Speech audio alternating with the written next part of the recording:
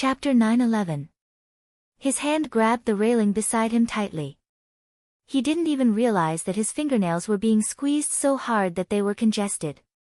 He watched the two of them leave with bloodshot eyes. Qin Chuan even opened the car door for his sister. The two of them got into the car and left. Actually, you don't have to be so polite. I can ask the driver to pick me up, Gu Xingyin said. Qin Chuan shook his head. If Miao Miao finds out that I left you behind and went home alone, she will definitely nag me for an hour. Not to mention Miao Miao, even he himself was worried about letting Gu Xingyin go home alone. When Gu Xingyin returned home, she was told that Shen Yan had not returned home yet. She called Shen Yan. At this moment, Shen Yan was wandering aimlessly on the road. He didn't want to go home at all. He didn't know what he was trying to escape from. When he received Gu Xingyin's call, his eyes lit up. However, when he thought that she might have just gotten out of Qin Chuan's car, his mood darkened again. Xiao Nian, why aren't you home yet? The voice on the phone was still as gentle as ever. Shen Yan thought that not long ago, she had also been so gentle with another man. He tried his best to make his voice sound normal. I'm out with a few classmates today. I'll be back a little late. Gu Xingyin didn't suspect anything. It was normal for boys to go out and play. She was worried that Shen Yan was too homesick. She asked if he was going home for dinner. After getting a negative answer, Gu Xingyin was very considerate to let him have fun. Shen Yan walked slowly on the street until he was blocked by a few people with dyed yellow hair. We've been a little tight on money recently. Little brother, do you think you can help us out a little? The leader of the hooligans sized up Shen Yan. His long time on the streets had created a pair of good eyesight. One look at the boy's clothes and he knew that he would be a fat sheep. Help? Shen Yan's lips curled into a strange smile. What a coincidence. I've been in a bad mood recently. Let me relax a little. I'll help you out a little, okay? He carefully placed his school bag on the ground. Motherfucker, this brat is crazy. Blondie spat out the cigarette but in his mouth onto the ground. Brothers, let's teach this rude little brother some manners. 15 minutes later. Shen Yan bent down and picked up the bag on the ground. He even carefully patted the dust off it. His sister had bought it for him. It would be a pity if it got dirty. In front of him, little yellow feather was lying messily on the ground. He slowly walked up to Blondie and stepped on his wrist. The blonde's face instantly turned pale, and he almost cried out, Brother, brother. I was wrong. Please be gentle with your feet.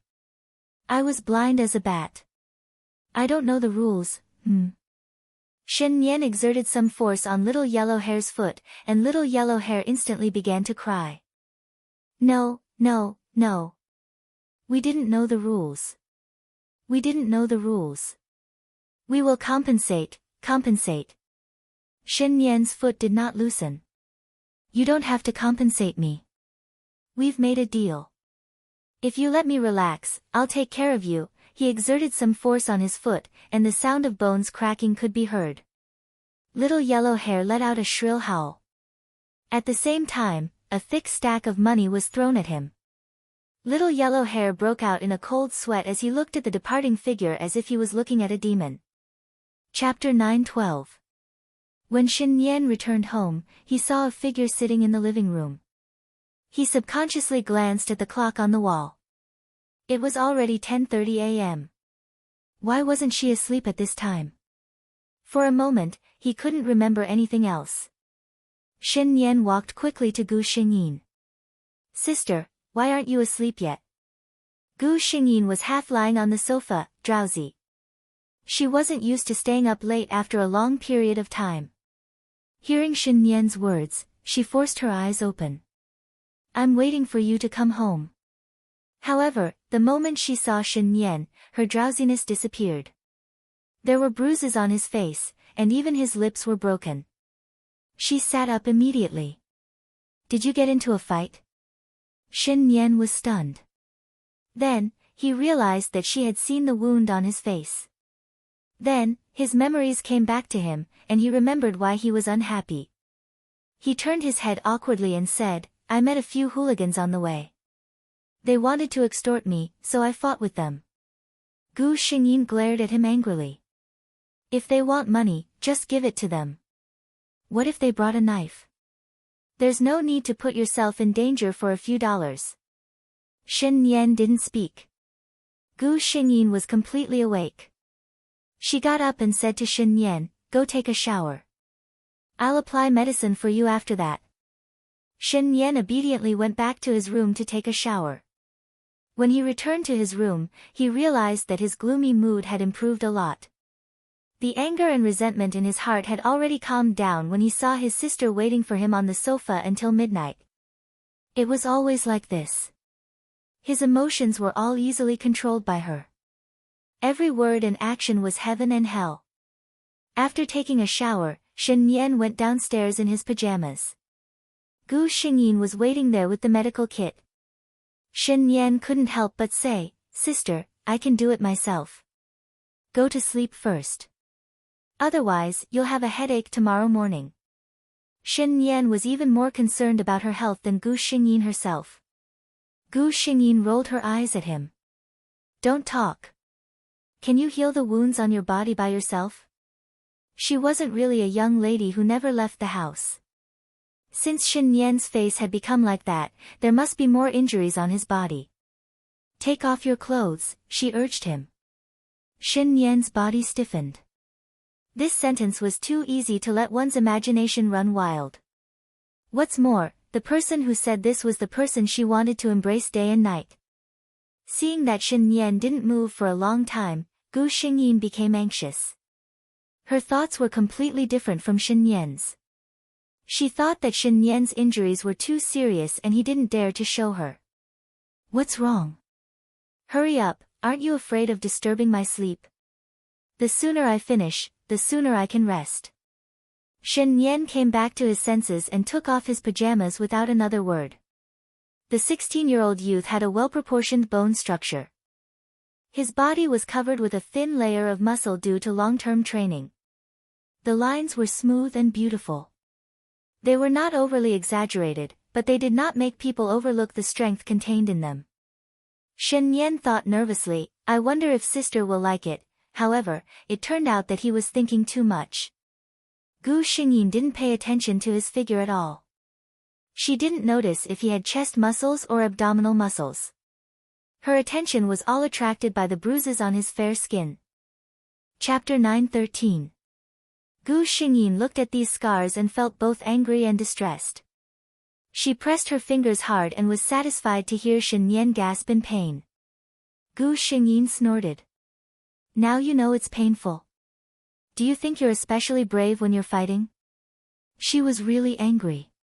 From the day she adopted Shen Yan, she had secretly sworn in her heart that she would never let him suffer again in this life. Now that she had finally raised him to be fair, fat, and healthy, he didn't cherish himself and went to fight with hooligans. Gu Xingyin did not hold back at all as he applied the ointment. When he came across the bruises, he deliberately rubbed them hard. "It's good that you know it's painful. Let's see if you'll still be a hero next time."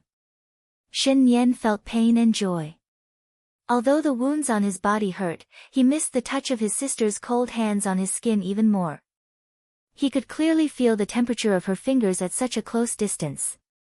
This kind of feeling was really fascinating. Shen Yan thought to himself that it would be better if she applied the medicine a little slower. Unfortunately, although Gu Xingyin was angry, her movements were not slow. Soon, she stopped and let Shen Yan put on his clothes. Then, she applied the medicine on his face. The two of them were very close. As long as Shen Yan lowered his eyes, he could clearly see all the expressions on Gu Xingyin's face. Her long eyelashes trembled slightly, and a small shadow fell on her lower eyelids like a butterfly flapping its wings. Her lips, which were usually pale, were slightly pouted, as if waiting for someone to taste them. Shen Yan originally enjoyed this feeling, but soon, he felt that this might not be a good thing. The other party was too close. Even her breathing was close. The other party's aura surrounded him. Shen Yan only felt a small flame rising from the inside of his body. The small flame burned brighter and brighter, causing his face to turn red, his breathing to become heavy, and his eyes to darken. At this distance, Shen Yan only needed to raise his hand to easily pull Gu Xingyin into his arms. He stared at her without blinking, as if he wanted to engrave this familiar face deep in his heart. Gu Xingyin was completely unaware of this. She was wholeheartedly applying medicine for the other party. Done. Gu Xingyin breathed a sigh of relief. She was finally done. At the same time, she felt a strong force on her waist and she fell into Shen Yan's arms. Shen Yan heaved a sigh of relief. It felt so good to hug her. He really couldn't hold back just now. Gu Xingyin felt that there was something wrong with this development. Nian. She called out hesitantly. Shen Yan really wanted to take this opportunity to confess to her directly. He told her of his desire for her, told her that he wanted to hold her, kiss her, possess her, and even do more intimate things. But he didn't dare. Thus, Shen Yan only rubbed her neck and said sullenly, "Sister, when you get married in the future, what will I do?"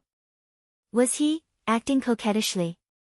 Gu Xingyin came back to her senses and accepted the fact that this boy, who was a head taller than her, was acting coquettishly. How could she get married? No, it should be said, how could she marry someone else? Gu Xingyin deliberated over her words and replied, "What are you thinking about? Sister and Nian will always be together." Although he knew that she was comforting him, Shen Yan still jumped for joy. He smiled happily like a child who didn't know anything about the world. "Yes, sister and I will always be together." Chapter 9:14. From that day onwards, Gu Xingyin inexplicably felt that her little brother had become even more clingy to her. Not to mention school time, after school or on rest days, he would definitely follow her closely. He did not relax at all. What's going on? Gu Xingyin tried to flip through some books. With the college entrance examination approaching, the examinees were nervous and might often do things that were very different from usual. Gu Xingyin rubbed her chin. Is Xiao Nian too nervous? That day, she specially pulled Shen Yan aside for a heart-to-heart talk. "Xiao Nian, I realize that something's wrong with you recently. Are you relying on me too much?" Shen Yan was originally a little nervous. He thought that his crush had been discovered. In the end, he didn't know whether to laugh or cry when he realized that his sister had thought of something completely unrelated. Why would she think that he was nervous because of the college entrance examination? However, it was good for her to misunderstand. This way, he would have enough reason to stay by her side, right? Thus, the two of them had a harmonious conversation with different moods. Both of them felt that they had gained a lot. Shen Yan's mood improved for almost half a month, until that day. The college entrance examination was in half a month. Coincidentally, his sister's birthday was not long after the college entrance examination. He was shopping at the mall, wanting to prepare a birthday present for his sister. Then, he saw, his sister was shopping at a jewelry store with Qin Chuan.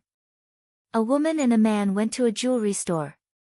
What kind of relationship did they have to be in order to do this? Shen Yan felt that he couldn't even breathe properly. These beautiful days were like a perfect and fragile dream. Everything was just him deceiving himself. They would always be together. One day, she would have someone else she liked. She would get married and have another man to spend the rest of her life with. At the thought of this possibility, Shen Yan felt a beast stirring in his heart. It was tempting him and mocking him. "Look, you're standing still. In the end, she has someone else by her side. In her heart, you will always be a younger brother who won't grow up. You'll never have a chance." His eyes reddened bit by bit. At the same time, in another environment. "You must not tell Miao Miao." Qin Chuan was a little nervous.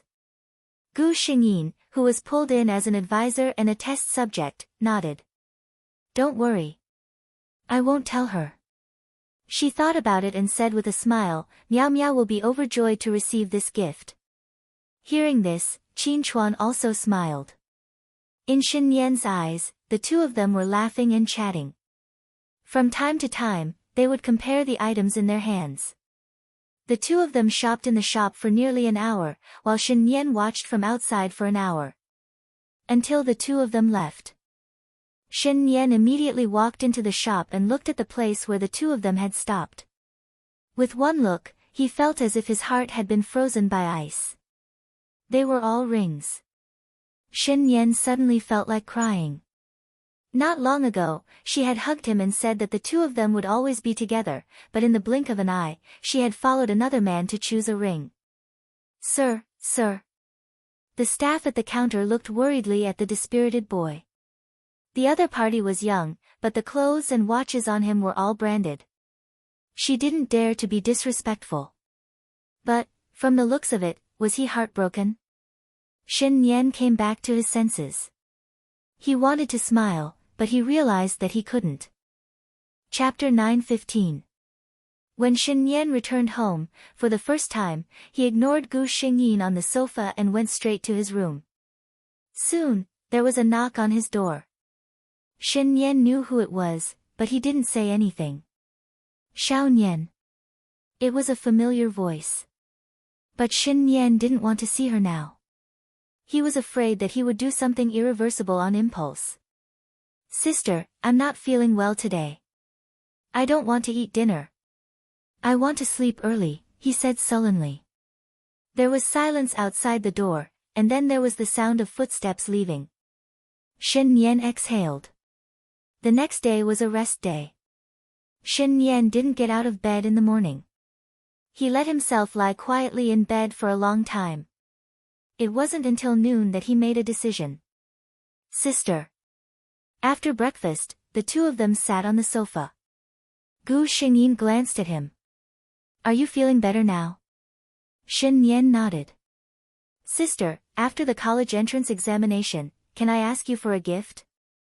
When he said this, he deliberately glanced at Gu Xingyin's hand. Fortunately, he didn't see a ring.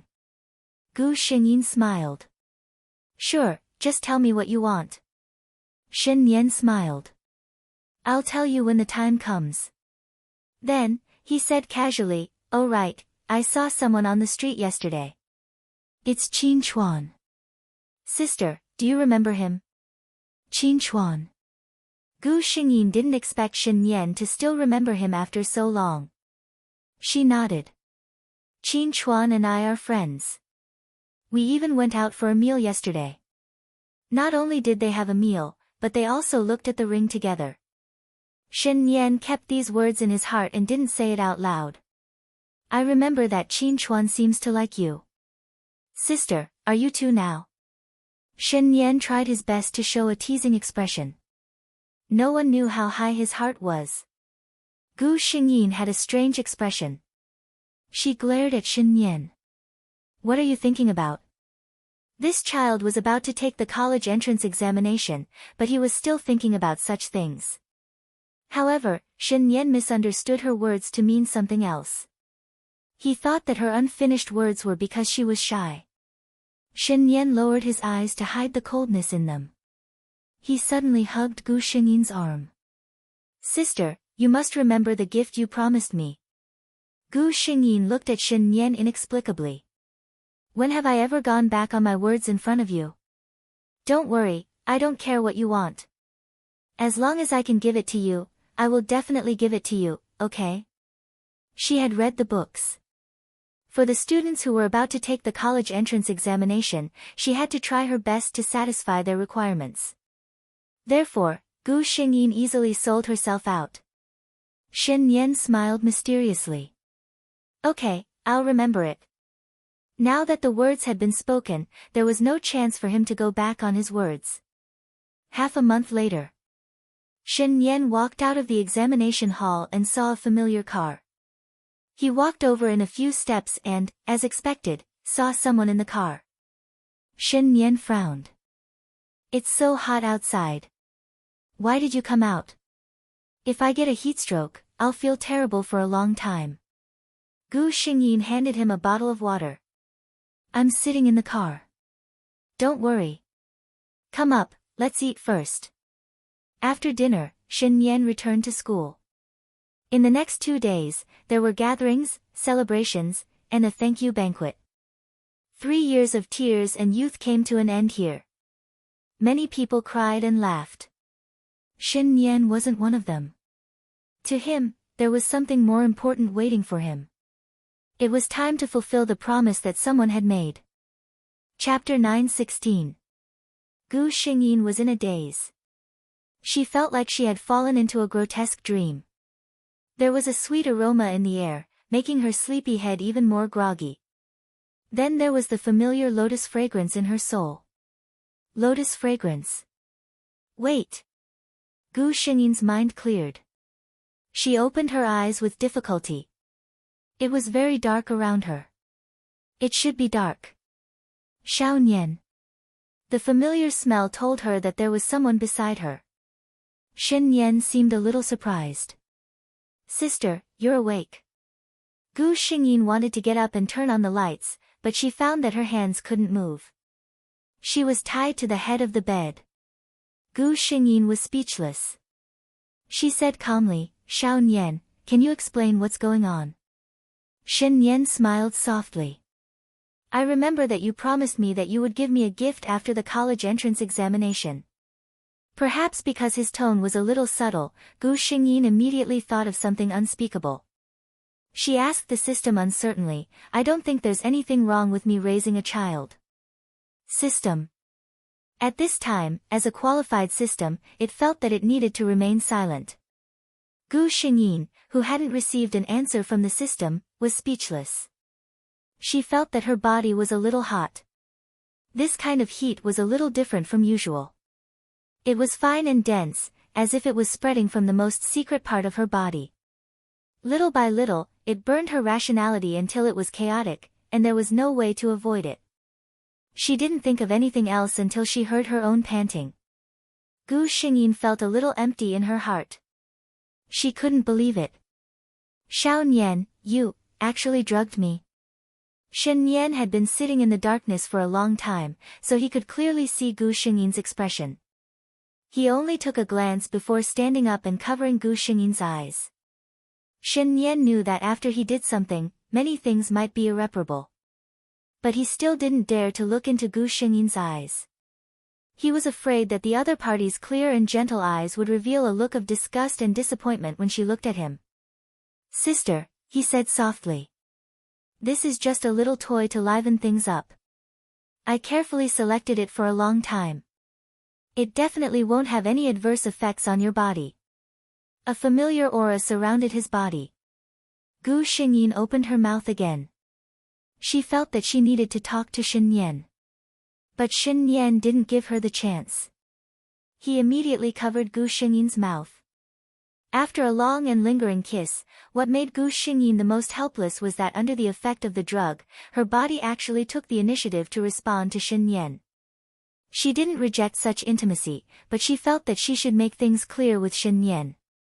If Shen Yan did this, it was very easy for something to happen. If it were anyone else, they would be angry or even feel humiliated by such inexplicable treatment. However, Shen Yan seemed to know what she was thinking and didn't give her a chance to speak at all. Sister, I know that you must hate me to the core now. Don't speak. At least, don't speak now. Let me deceive myself, okay? Gu Xingyin's mouth was blocked by something. She couldn't speak, but she didn't feel uncomfortable. She felt Shen Yan's face buried in her neck, and something warm slid down her skin. It was tears. Chapter 9:17. Gu Xingyin was so angry that she was amused. What do you mean by this? She asked coldly. Shen Yan looked up at her. I know what I did is unforgivable. Sister, you can punish me however you want. Gu Xingyin sneered. If I punish you, will what you did offset it? Shen Yan stared at her without blinking. If I could go back in time, I would still do the same. There was no hesitation in his words. I can't stand sister being with another man. If that's the case, I can't guarantee that I won't do something irreparable. Gu Xingyin really wanted to imitate those unreasonable girls on TV and casually throw the things in his hands at this abominable guy. However, neither her personality nor her upbringing allowed her to do such a thing. Gu Xingyin felt that Shen Yan's actions were simply stupid. If it were anyone else, even if they had him in their heart would probably turn cold after encountering such a thing. She wanted to properly teach him how to conduct himself in the right way. Hence, she laughed, but there was no warmth in her laughter. Shen Yan. Shen Yan heard her sister call him by his full name. She rarely acted like this, which meant that she was really angry this time. However, this wasn't what made Shen Yan panic the most. Instead, it was Gu Xingyin's tone that was too calm. Shen Yan would rather her sister scold her or slap her twice like just now. It would be better than talking to her in such calm words. It was as if he was just an insignificant person to her. Gu Xingyin's tone was very calm, and even her thoughts were very clear. Qin Chuan and I are just ordinary friends. He has a girlfriend, Su Miao Miao. You've met her before. Shen Yan suddenly raised his head. Gu Xingyin ignored him and continued, he asked me to look at the ring because he plans to propose to Su Miao Miao on her birthday. He wants me to give him a reference. Shen Yan's heart seemed to be experiencing endless suffering. Her sister had nothing to do with Qin Chuan. She didn't like anyone else, and she wouldn't be with him. But because of that groundless jealousy, he did a stupid thing. This was nothing. What he said next shocked Shen Yan the most. Gu Xingyin looked at him quietly. Do you really like me? If you really like me, then have you ever truly felt my heart? Have you noticed that it is also beating for you? Shen Yan. What? Shen Yan felt that he must be hallucinating. Her words just now meant that his elder sister liked him too, right? Gu Xingyin seemed to have let go of something. She blurted out everything in her heart. Shen Yan listened to those words that could be considered a confession, but he didn't feel happy at all. If he had known all of this a day ago, he would probably have gone crazy with joy. But it just had to be after he had done such an unforgivable thing out of jealousy. At this time, what was his elder sister trying to do by telling him all this? Shen Yan had a bad feeling about this. His premonition was not wrong. Gu Xingyin smiled coldly. Shen Yan, you're very good. You're already an adult. I don't want to see you again. Chapter 9:18. Now, get the hell out of here. Gu Xingyin turned around after saying that. She didn't want to see her at all. Unexpectedly, the next moment, her body sank. Her entire body was hugged by someone. Shen Yan, who had been kneeling by the bed just now, had already climbed onto the bed. Gu Xingyin struggled but couldn't break free. Let go, she said angrily. Shen Yan said innocently, I won't let go. Gu Xingyin was speechless. Shen Yan, don't make me hate you. Shen Yan thought that whoever let go at this time would be a fool. Ever since he heard Gu Xingyin admit that she liked him, Shen Yan had been kneeling there thinking of a solution. He had already guessed all the possible reactions Gu Xingyin might have. After thinking about it, the best solution was to be shameless. No matter how his sister reacted, he just needed to pester her to the end. He wouldn't fight back or scold her, but it was impossible for him to leave. His sister was really angry now. There was already such a conflict between the two of them. If he really listened to her and left, he was afraid that there would really be a gap between the two of them. He might as well pester her and say, I did make a mistake, but I admit it.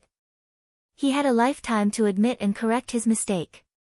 Shen Yan hugged Gu Xingyin tightly and said, I know I'm a jerk and did something wrong. Sister, don't chase me away. I'm willing to be your slave. Let me atone for my sins, okay? Gu Xingyin didn't expect that she had really misjudged him this time.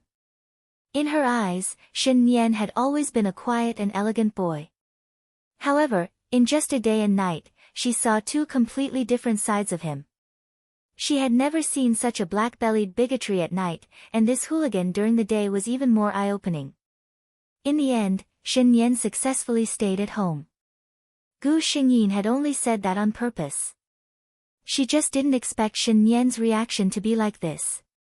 After Mrs. Chang came back, she noticed that something was wrong between the two of them. Gu Xingyin used to care so much about Shen Yan. She would call him every time she saw him.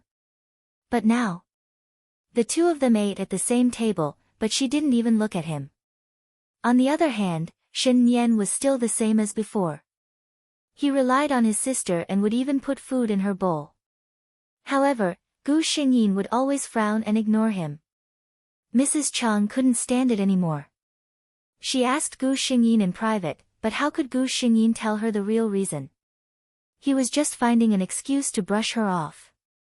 On the other hand, Shen Yan specially went to tell Mrs. Chang that she had done something wrong. Her sister was still angry. As for what he had done wrong, he naturally couldn't say it out loud. For the entire summer vacation, for a few months, Shen Yan stayed by Gu Xingyin's side. Even if she rolled her eyes and gave him the cold shoulder every day, he didn't care at all. Compared to the torment after seeing her and Qin Chuan choose a ring, being close to his sweetheart every day was simply heaven. Gu Xingyin originally wanted to give him the cold shoulder and watch him suffer for a period of time, so that he could suffer a little. She didn't expect this kid to be unaffected at all. Every day, he only cared about looking at her affectionately. When the two of them were together, he couldn't wait to confess to her every day. He looked like he was infinitely satisfied as long as he was by her side. Not only did she not see him sad, but he also looked refreshed and energetic every day. Gu Xingyin was worn out. Counting the days, she felt that it was about time. If this continued, it would be meaningless for the two of them to waste time. Chapter 9:19. That morning, the two of them sat on the sofa and watched TV as usual. The living room was very quiet. Only the voices of the actors on the TV could be heard clearly. Around 10 o'clock, Shen Yan got up. After that, he came out with a plate of washed and cut fruits. Shen Yan's treatment these days told him that she wouldn't respond if he handed it over. Although Gu Xingyin no longer asked him to leave, she also ignored him. It was more like she ignored his existence. Shen Yan was already prepared. He knew that she was angry. It didn't matter. He had an entire life to wait for her to forgive him. Shen Yan habitually handed the fruit plate in his hand to Gu Xingyin on the coffee table. Then, he saw Gu Xingyin pick one up and put it into his mouth with a calm expression. Shen Yan. He was stunned for a moment. Then, Gu Xingyin turned around and complained to him, "I don't like this. I want to eat mangosteen tomorrow." Shen Yan stared blankly at this familiar sister of his. In a trance, he felt as if a lifetime had passed. Gu Xingyin raised her eyebrows. "Did you hear me?" Shen Yan came back to his senses and stood up, scaring Gu Xingyin. He quickly said, "Sister, you want to eat mangosteen? There's no need to wait until tomorrow. I'll buy it now." With that, he immediately left. Gu Xingyin's eyes were still fixed on the TV, but a smile appeared on her face. "Silly." Shen Yan left the room. He leaned against the door and looked up at the sky. His eyes were red. When he heard his sister's words just now, he resisted the urge to cry. Everything was better than he had imagined. Shen Yan felt that since that summer 4 years ago, his life had been rewritten by a girl named Ling Su. He used to think that he had a lifetime to get her forgiveness. But now, he had a lifetime to love her and dote on her. Thus, on this morning, half a month before the new semester started, Gu Xingyin ate mangosteen, which she didn't particularly like, and gained a loyal dog boyfriend who was 187 meters tall. When Mrs. Chang came back with some daily necessities, she found that the two masters who had been in a cold war had reconciled. He really couldn't understand the world of young people. She was old. One day, Gu Xingyin specially invited Qin Chuan and Su Miao Miao out for a meal. Shen Yan didn't know her intentions at first. It wasn't until he saw the two of them flaunting their affection that he realized what she wanted him to see.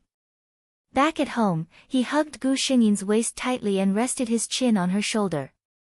Sister, I'm sorry. Gu Xingyin patted his arm in disgust. You used so much strength. My waist hurts.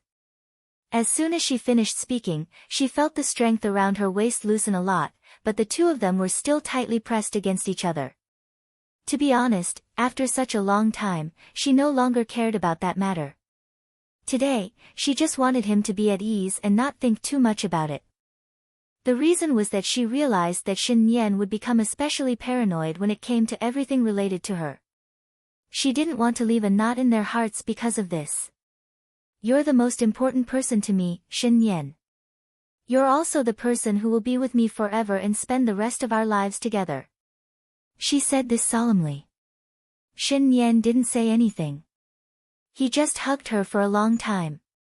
It was so long that Gu Xingyin thought he had fallen asleep. Only then did she hear his voice softly ring in her ear. Me too. Chapter 920. Without any surprise, he watched the little kingfisher's body disappear from his palm. Gu Xingyin calmly said to the system, begin the next world. The daughter of the Great Lai dynasty's right minister, Su Chaohua, when she was born, there was a vision from the heavens. The world saw the image of a phoenix descend on the right minister's residence and circle the residence 3 times. The emperor of the Great Lai dynasty thought this was the will of the heavens. He immediately sent down an imperial edict and set Su Chaohua as the official consort for the young crown prince Yunqi. Su Chaohua lived up to her name as the reincarnation of a phoenix. She was young and smart, and was familiar with poetry. When she grew up, she had a beauty that could topple cities. Su Chaohua was taught from a young age by the future mother of the nation. Her words and actions were a role model for women in the world. When she was 16, she married into the Eastern Palace and was deeply in love with the crown prince. When she was 26, she entered the Middle Palace. 10 years, she was pampered, but had no children. She used to think that she was the happiest woman in the world. She had the most honorable status and a husband who was respected and loved by the emperor. Until the imperial edict came to her palace. Empress Su has had no children for many years. She could not be the empress and was demoted to a concubine and moved to the Serene Cloud Palace. End of the imperial edict. The Serene Cloud Palace had always been a place where no favored concubines lived. It did not have the name of a cold palace, but it was a cold palace in reality. Su Chaohua had never thought that the man would treat him so heartlessly. She rushed into Yunqi's palace and saw a scene that made her face pale. The most honorable man in the world was carefully holding a bowl of soup and gently coaxing a woman, as if he wanted her to drink more. When the woman saw her come over, she did not know what she was thinking. She raised her hand and knocked the bowl in the emperor's hand to the ground. How dare you? Su Chaohua said this sentence out of habit. However, the woman did not pay attention to her. The emperor did not seem to care that his robe was dirty. His gaze swept over and he looked at her as if he was looking at a stranger. Scram! She heard him say to her. 16 years of childhood sweethearts, 10 years of love as husband and wife. Now, there was only an emotionless scram. Su Chaohua straightened her back, yes. Even if she was in a sorry state after losing, Su Chaohua's pride did not allow her to show it. That afternoon, she moved out of the central palace that symbolized the empress, and was rushed to Serene Cloud Palace in a few steps. And the next day, guests came to Serene Cloud Palace. Su Chaohua looked at the imperial concubine who had thrown a tantrum at the emperor the day before. She knew who she was. She was the daughter of the prime minister, Lu Shi. The two of them had entered the palace at about the same time, but one was the noble crown princess, and the other was an unfavored side consort. In these 10 years, Yunqi had never shown any affection for Lu Shi. Everyone knew that His Highness the Crown Prince loved the Crown Princess, who was born with the fate of the Phoenix Emperor, the most.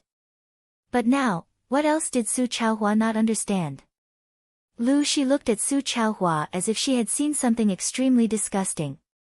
Do you know, Su Chaohua, the person I hate the most in my life is you.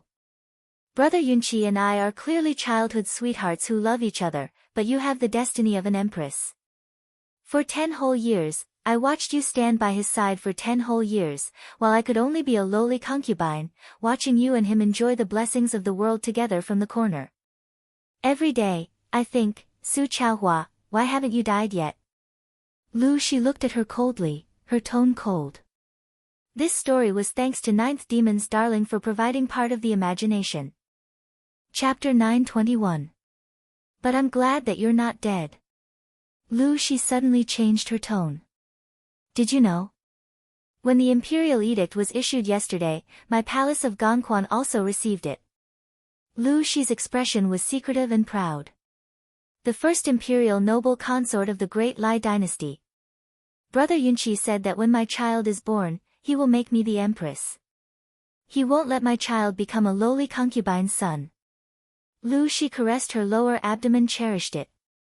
For 10 years, she had not been pregnant because of this. Now, she finally had a child that belonged to her and Brother Yunqi. When she heard the word child, Su Chaohua's expression finally changed. Child. Everyone knew that she had not had a child for 10 years, but no one knew that she had once been pregnant. But that child was too unlucky and did not come to this world peacefully. Lu Shi's expression suddenly became strange. Su Chaohua, you haven't had a child. Have you always been sad and guilty? Do you feel that you have let Brother Yunqi down? You don't have to feel guilty at all because Brother Yunqi doesn't want your child at all. Do you know that for your first child, it was Brother Yunqi who personally ordered that a strange poison from the western regions be added to the medicine that he gave you to prevent miscarriage? Su Chaohua's calm expression suddenly cracked. She looked at Lu Shi in shock. This was the effect that Lu Shi wanted. Brother Yunqi doesn't like you. How could he let you, the empress, give birth to a legitimate son? Su Chaohua, you have to remember that your glory these 10 years was just a smokescreen that Brother Yunqi used to protect me. From the beginning to the end, you were just a laughable failure. Oh right, I forgot to tell you one last thing. Lu Shi lowered her head and whispered in Su Chaohua's ear, who seemed to have lost all expression and anger. I asked Brother Yunqi to do all of this. I hate you, Su Chaohua. So I want to see you live a life worse than death. She looked at Su Chaohua happily as if she was a puppet that had lost all life. Her heart was incomparably carefree. But she did not see the cold light that flashed in Su Chaohua's eyes. In the next moment, a huge force fiercely hit her.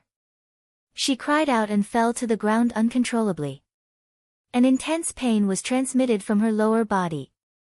Lu Shi was horrified to find that her light green skirt was stained with blood. Her visit to Su Chaohua this time was too secretive, so all the palace servants were standing guard outside. Who would have thought that he would dig a hole for himself? The last thing Lu Shi saw was the crazed Su Chaohua. She fainted at that moment. Therefore, she did not know that Su Chaohua had poured all the oil on the ground and ignited the entire serene cloud palace. By the time the palace servants outside realized that something was wrong, the fire in the main hall was already out of control. The deposed Madame Su had died in that accidental fire. At the same time, Lady Lu, who had just been promoted to imperial noble consort, was also surprised. Madame Lu was rescued, but her face and body were all burned. The fetus in her belly was miscarried, and her body was seriously damaged. It was impossible for her to conceive again in the future. Not to mention this, even if she could still get pregnant, with Madame Lu's current appearance, it was still uncertain whether she could be favored. Su Chaohua deliberately didn't take her life because he wanted to return it to her. Lu Shi wanted her to live a life worse than death. She returned her a life worse than death. Chapter 922. Gu Xingyin regained her senses and found that the top of her head was heavy. Her body was swaying as if she was sitting in a sedan. When she opened her eyes, she saw a sea of red in front of her. She reached out and lifted a corner of the red veil. Indeed, she was 16 years old and had just married Crown Prince Yunqi. At this time, Su Chaohua was still a person who held boundless expectations for the future and was both sweet and worried about his marriage. Everything had not started yet. No, it should be said that everything had just started. At this time, Lu Shi was still the left Prime Minister's residence's young miss.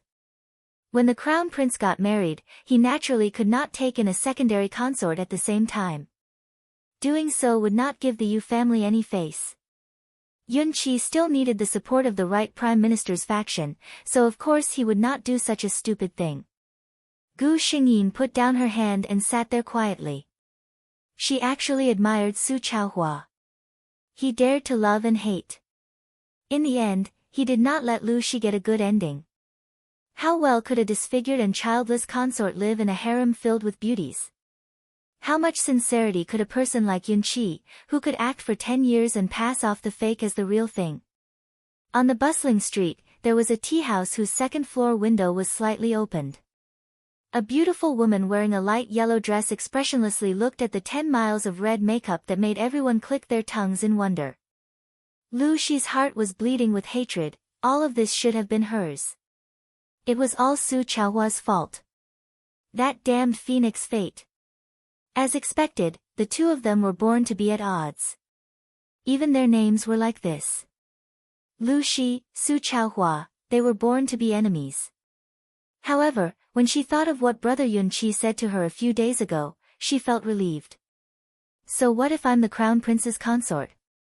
Brother Yun Qi's heart only belongs to me. Soon, I will become the Crown Prince's secondary consort and rightfully accompany him by his side.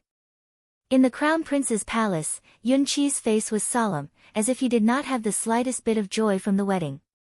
The eunuch serving beside him felt strange.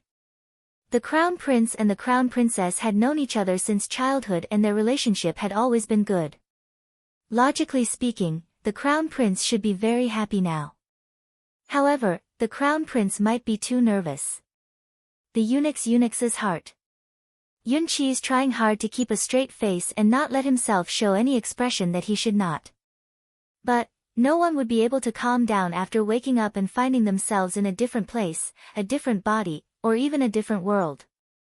Yun Qi's original name was also Yun Qi, but he was clearly from a grassroots background. He had relied on himself for more than 30 years and finally became a tall, rich, and handsome winner in life. His company had just been listed, and he had drunk too much at the company's celebration party last night, so he had fallen into a deep sleep. However, when he woke up, he found himself lying on a luxurious gold bed that was several times bigger than his own huge king-sized bed. Around him, there was a delicate and pretty boy who looked like he was still underage. The boy was calling him, "Your Highness Crown Prince." Yun Qi. I wonder if I can go back after sleeping for a while more. However, reality told him that he couldn't go back after sleeping. Before Yun Qi could get used to his new identity, he was informed that he was about to get married. This body was still alright, it was already 20 years old. However, his crown princess was said to be only 16 years old. Yun Qi was speechless. If you do something like this, you will be sentenced in our society. The expressionless great President Yun had a straight face as his eunuchs helped him change into his wedding clothes. Then, he expressionlessly waited for the arrival of his little bride. Ha ha ha, the biggest fantasy in this world was, the crown prince had transmigrated. This story was also called, Great President Yun's Transmigration. Chapter 923. According to the rules of the Great Lai dynasty, the crown prince was the heir to the throne, so he did not need to personally go to the bride's home like other bridegrooms. Yun Qi had enough time to wait in the Fu in a daze, to accept the truth. As a man who had received positive education in a socialist and harmonious society, Yun Qi admitted that although he wasn't a very kind person, he definitely hadn't done anything that offended the heavens and reason. Then why did he have to encounter this kind of transmigration? He could not understand. But at this time, it was not important whether he understood or not, because it had already become the truth. Fortunately, this body seemed to show respect to the crown prince consort and didn't set up a bed warmer before the wedding. Even the palace maids sent by the palace to teach others were sent away by the original crown prince with a reason. Yunqi breathed a sigh of relief. Although he had begun to convince himself to accept the identity of Crown Prince Yunqi, it did not mean that he could accept a large number of women with whom he had no feelings. This was fine. He did not know what kind of person the original Crown Prince was. Would he be exposed? Just as he was thinking this, he suddenly felt dizzy. The sudden dizziness caused him to stagger and almost fall to the ground. Your Highness. The personal head eunuch Ying Fu was scared out of his wits. He hurriedly supported him and was about to call the imperial physician. Yunqi hurriedly stopped him. I am fine, I just stood there for a long time and felt a little dizzy. Ying Fu was still a little worried, but Yunqi glanced at him indifferently and Ying Fu immediately shut his mouth. Yunqi was accepting the memories that originally belonged to Crown Prince Yunqi in his mind. He did not know which of his words had turned on the switch, but suddenly the memories flooded him like a tide. Yunqi picked up the teacup on the table and lightly took a sip to ease the complicated feelings in his heart. Just from these memories, this Yunqi was really a bit of a scum. Originally, from the reactions of the people around him, Yunqi was very fond of and looked forward to his wife. After all, the two had been engaged since young and could be called childhood sweethearts. But now he knew that Yunqi did have a childhood sweetheart with deep feelings, but it was not his future wife. Instead, it was the daughter of the left prime minister, Lu Shi, who was also a young lady with a good reputation in the capital. The two of them had almost reached the stage of privately pledging their lives to each other. They had even agreed to wait until 3 months after the crown prince's wedding to take Lu Shi as his concubine. If Yunqi really liked Lu Shi, he should not let her be his concubine. But the crown prince needed the right minister's faction to back him up, and he also needed Su Chaohua's prophecy. She was born with the fate of the phoenix, so Yunqi did not dare to let her marry anyone else. Therefore, he had wronged his true love, Lu Shi. But to Yunqi, the one who felt the most wronged was Su Chaohua, who was about to become the crown princess. Her husband liked another woman, and all the love and doting he had shown her in the past was all an act. She was just a 16-year-old girl, and she had no idea that the wedding she had been looking forward to was just a perfect lie. Inexplicably, Yunqi felt a faint sense of pity for his future wife. Your Highness the Crown Prince, Her Highness the Crown Prince Consort's wedding sedan has already arrived at the palace. An eunuch hurriedly came over to report. Chapter 924. Yunqi glanced at Ying Fu. Ying Fu chuckled as he took out 2 silver ingots with a red thread tied to it from his sleeve and threw them to the young eunuch. His Highness bestowed this to you, to give you some luck. The little eunuch happily took it and retreated. Yunqi, followed by a group of people, walked to the entrance of the palace. Gu Xingyin only felt the sedan shake slightly before it stabilized. She knew that she had arrived at the palace. Next, the groom led the bride out. Yunqi reached out his hand, and someone beside him handed over a longbow that was already prepared. To be honest, Yunqi was not good at archery, but fortunately, the original crown prince was not weak in this aspect, and this body's instincts were still there. Swoosh, swoosh, swoosh. 3 arrows were shot at the sedan door, and a burst of applause came from beside him. The surroundings were filled with festive red, and countless people gathered around to look at him. In such an environment, Yunqi actually felt a rare sense of nervousness. After all, he was someone who would not even blink when giving a speech in front of thousands of people. The curtain of the sedan was lifted by the bridesmaid, revealing a figure with a red veil on her head. Yunqi exhaled, revealing a faint smile as he extended his hand to her.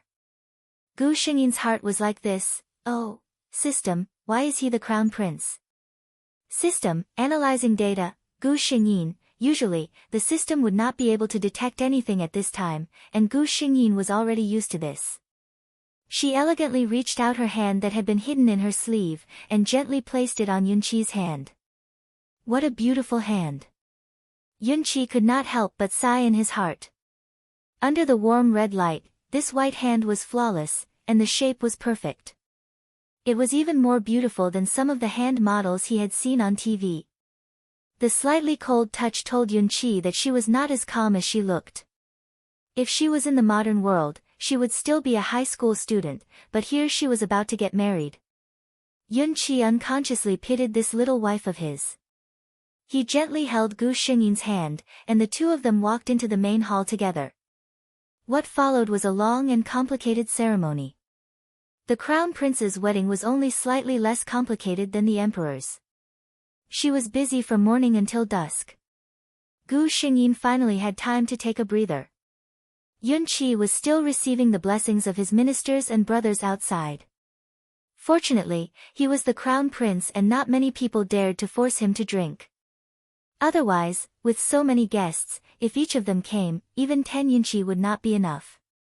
Gu Xingyin ate 2 glutinous rice balls with the help of her personal maidservant. Then she shook her head, indicating that she did not need any more. When Yunqi walked to the door, he felt a little hot. He loosened his collar and paused for a moment before entering the room. He looked at the bride sitting quietly on the wedding bed and took a deep breath without batting an eyelid. Finally, he took the wedding certificate from the matron of honor and removed the veil on Gu Xingyin's head. The room was filled with light. Whether it was Yunqi or the other women who stayed in the room to serve, all of them let out a gasp. This bride's appearance was really too dazzling. Before seeing his little bride, Yunqi had never thought that he was a good-looking person. With his status in the modern world, he had seen countless beauties. There were also many beauties who were willing to throw themselves at him because of his status. Yunqi had never had any different thoughts because of anyone's appearance. Until he saw her. Chapter 925. Even though he had seen Su Chaohua's appearance in Crown Prince Yunqi's memories, when Yunqi saw her in person, he still felt a kind of shock that directly struck his heart. Perhaps it was because Crown Prince Yunqi did not have a good impression of Su Chaohua, causing the Su Chaohua in his memories to lose some of her color. Only after seeing her in person could he feel her soul-stirring beauty. Yunqi held her hand and drank the wine from the wedding cup. After that, the outsiders in the wedding room all dispersed, leaving only the 2 newlyweds. Yunqi once again looked at his little wife under the burning red candles. Looking at a beauty under the candlelight, the more beautiful it was, the more intoxicating it was. He once again sighed with emotion. How did the original Crown Prince Yunqi manage to be so cold-hearted in front of such a great beauty? If it was him, facing such a delicate and timid little wife, he would definitely take care of her in the palm of his hand and not let her suffer the slightest bit of harm. Wait a minute. Yunqi was shocked by his own thoughts. It was clearly the first time the two of them met. Why would he suddenly have such thoughts? He looked at Gu Xingyin again. That's right, it was like that. When he saw her, he wanted to take her under his wings and properly cherish her. Was he really a superficial person who looked at people's faces? Great Chairman Yun fell into deep thought. The two of them fell into a kind of mysterious and awkward atmosphere. In the end, it was Gu Xingyin who felt that if this continued, the two of them would sit facing each other until dawn. She lightly coughed and called out, "Your Highness the Crown Prince." Her voice was gentle and soft, causing Yunqi to tremble from head to toe. He subconsciously said, "Just call me Yunqi." After saying that, he realized that he was no longer the Yunqi of the past. As the Crown Prince of a country, saying such words, wasn't it a bit too ambiguous? Sure enough, when he turned his head, he saw his little wife slightly lower her head with a bashful expression. A beauty's rosy cheeks, for any man, was a silent temptation. After realizing what kind of reaction his body had, Yunqi inwardly scolded himself as a beast. How could he be in heat towards such a small girl? Then she heard her young wife say in a low voice, "Then Your Highness." "Yunqi, just call me Ruru. That's my nickname." Yunqi's ears went numb from her extremely shy tone. Then, Gu Xingyin saw that the people around her had no reaction. She was very sensitive to human auras. At this time, she could feel the nervousness of the people around her. A more vivid description would be, at this moment, all the muscles in Yunqi's body were in a tense state, and his heartbeat was unusually fast. This is not normal. Gu Xingyin, who knew the plot, understood that Crown Prince Yunqi did not have any romantic thoughts towards her. How could he be so nervous just because he was about to marry her? When she thought about how Crown Prince Yunqi had mysteriously become her lover, she had a bold guess. The current Crown Prince Yunqi was no longer the same Yunqi. Gu Xingyin's eyes lit up. It was actually very easy to find out. Your Highness, she called out softly. It's getting late, we should rest. After saying this, she shyly lowered her head. Gu Xingyin was waiting for Yunqi's reaction. No matter how slow Yunqi was, he still understood what she meant by rest.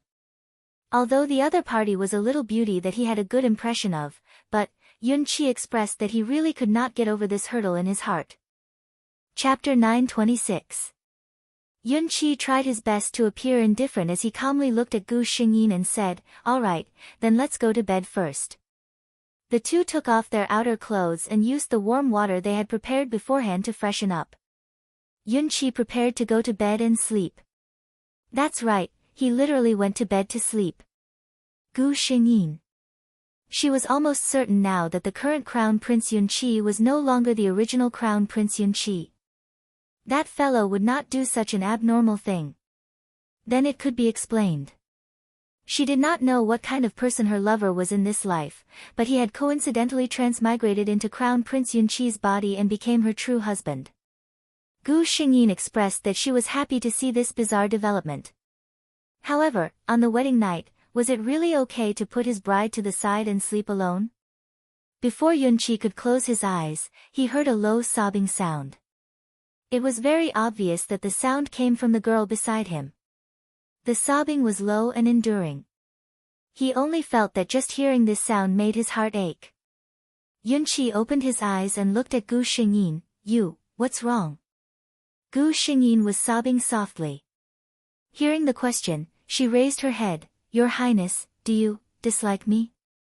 Dislike? How could that be? I clearly like you so much. Yunqi really wanted to say this. He did not understand why Gu Xingyin was crying until he realized his current identity. Yes, he was already Crown Prince Yunqi and she was his crown princess. On the wedding night, the crown prince and the crown princess did not sleep together. If this spread out, everyone would probably laugh at the crown princess for not being able to win the crown prince's heart. She would have to bear such a great humiliation.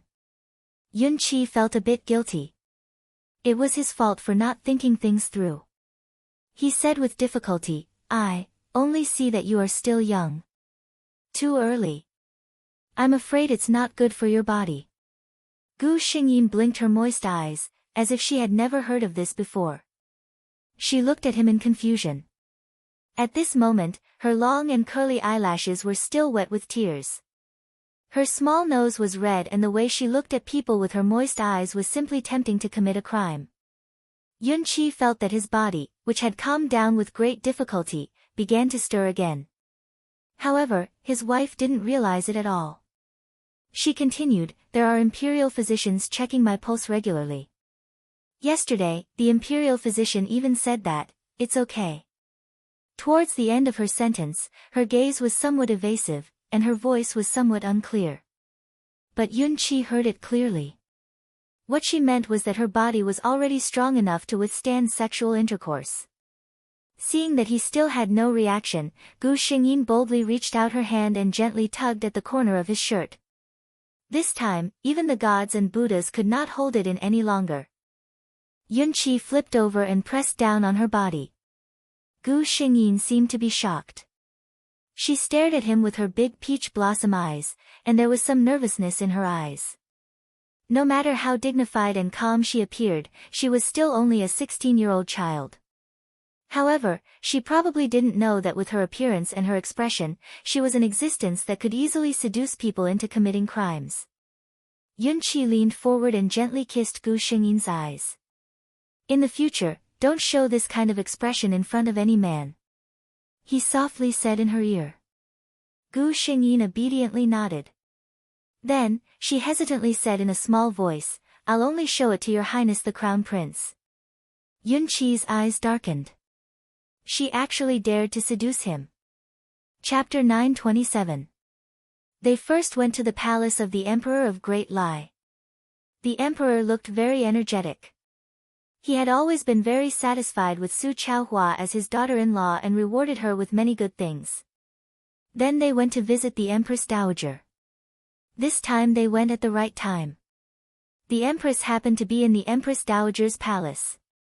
Gu Xingyin bowed respectfully and offered a cup of tea. Seeing Gu Xingyin get up, Yunqi quickly helped her. The Empress picked up the teacup and hid the smile in her eyes. They were indeed young couples. She began to feel sorry for them. Similarly, the Empress Dowager with a loving face and the Empress with a smiling face both took out valuable greeting gifts. They chatted for a while. Seeing that the Empress Dowager was tired, the two sensibly asked to leave. "Do you want to rest for a while?" Yunqi saw that Gu Xingyin's face was not very good and asked considerately. He made a fuss late last night and she did not have a good rest. She had to wake up early in the morning to pay respects to the various palaces. Yunqi felt distressed when he thought about it. Gu Xingyin did feel that her waist and back were sore at this moment, especially a certain indescribable place that was even more uncomfortable. She glanced around. This was the Imperial Garden. The environment was beautiful. There was a pavilion not far away. It was good to rest for a while here. Seeing her nod, Yunqi directly held her hand and let her lean on his body for support. What was this like? Gu Xingyin wanted to break free. Your Highness, this is not appropriate, Yunqi raised his eyebrows. You are my crown princess. No matter what I do with you, it is appropriate. He didn't lower his voice when he said this, so the palace servants serving behind him naturally heard it. They all covered their mouths and smiled. The crown prince and the crown princess were really close. Gu Xingyin blushed and no longer struggled. The two walked into the pavilion together. Soon, the palace servants served tea and exquisite snacks. Looking at the thoughtful service and the beautiful and gentle little wife beside him, Yunqi suddenly felt that this time travel was not a bad thing. At the very least, he got a little wife that he really liked, didn't he?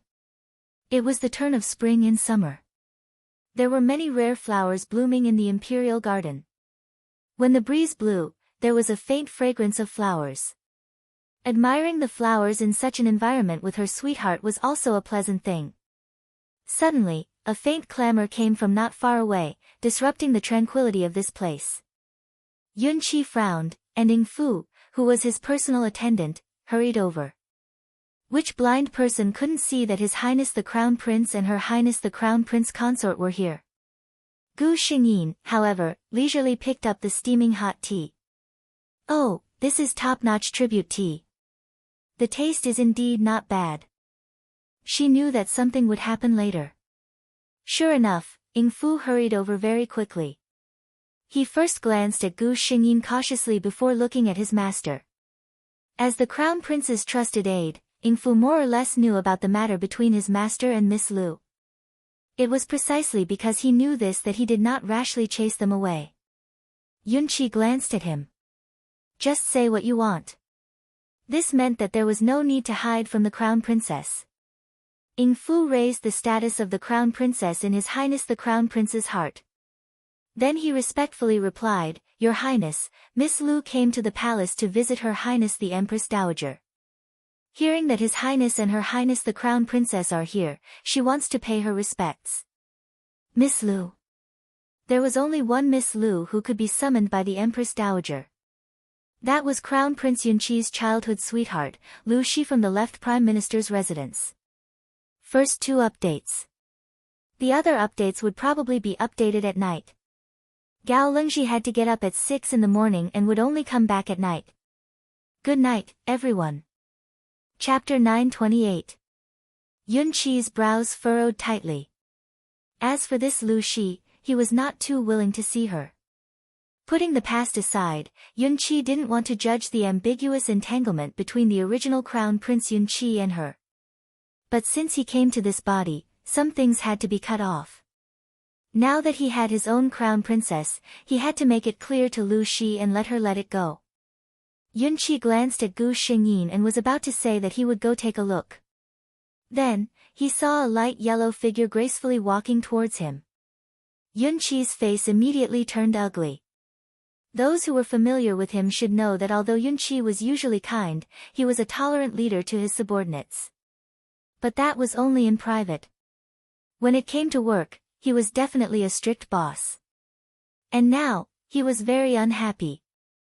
In his eyes, these guards were the Crown Prince's guards. Knowing that the Crown Prince and Crown Princess were enjoying the scenery and had ordered that no one was allowed to come near, these guards still let Lu Shi in. They were completely unqualified in terms of professionalism. While Yunqi was angry, Lu Shi had already walked over. She was followed by 2 servant girls. There were no servant girls from the palace, so she must have come out of the Empress Dowager's palace. This subject greets Your Highness the Crown Prince. She gracefully bowed to Yunqi and looked at him with a pair of beautiful eyes that seemed to be able to speak. There seemed to be thousands of words hidden in them. She didn't seem to notice Gu Xingyin beside Yunqi at all. Gu Xingyin slowly took a sip of tea again. Was this a blatant demonstration to her? When Lu Shi came in, she saw Yunqi's ugly expression. She didn't know that Yunqi was angry because of her. She thought that he was unhappy because of his marriage with Su Chaohua like her. She was happy and couldn't help but look at Gu Xingyin. With just one look, she was hurt by the red wedding dress that the other party was wearing. She was now Brother Yunqi's crown princess. Su Chaohua lowered her head and thought resentfully, so what if she was the crown princess? The person that Brother Yunqi liked was not her at all. As she was thinking about this, she didn't realize that Yunqi hadn't asked her to get up. Until Yunqi's cold voice came from above, according to the rules of the left Prime Minister's residence, is there a need to salute the Crown Princess? Lu Shi looked at Yunqi in shock, as if she could not believe that he had just said such heartless words. However, she was met with Yunqi's cold eyes. In that gaze, there was no trace of the warmth and gentleness she was familiar with. Lu Shi suddenly realized that something seemed to be different. Was it because of Su Chaohua? She subconsciously looked at Gu Xingyin, who had been sitting quietly by the side. Gu Xingyin sat calmly and looked at her with raised eyebrows. What's wrong? Does Miss Lu have a problem with this consort? I don't dare. Lu Shi lowered her head and bowed to Gu Xingyin. This time, Yunqi finally relented and allowed her to stand up. Gu Xingyin looked at Lu Shi with a faint smile. Miss Lu, why did you come here in such a hurry?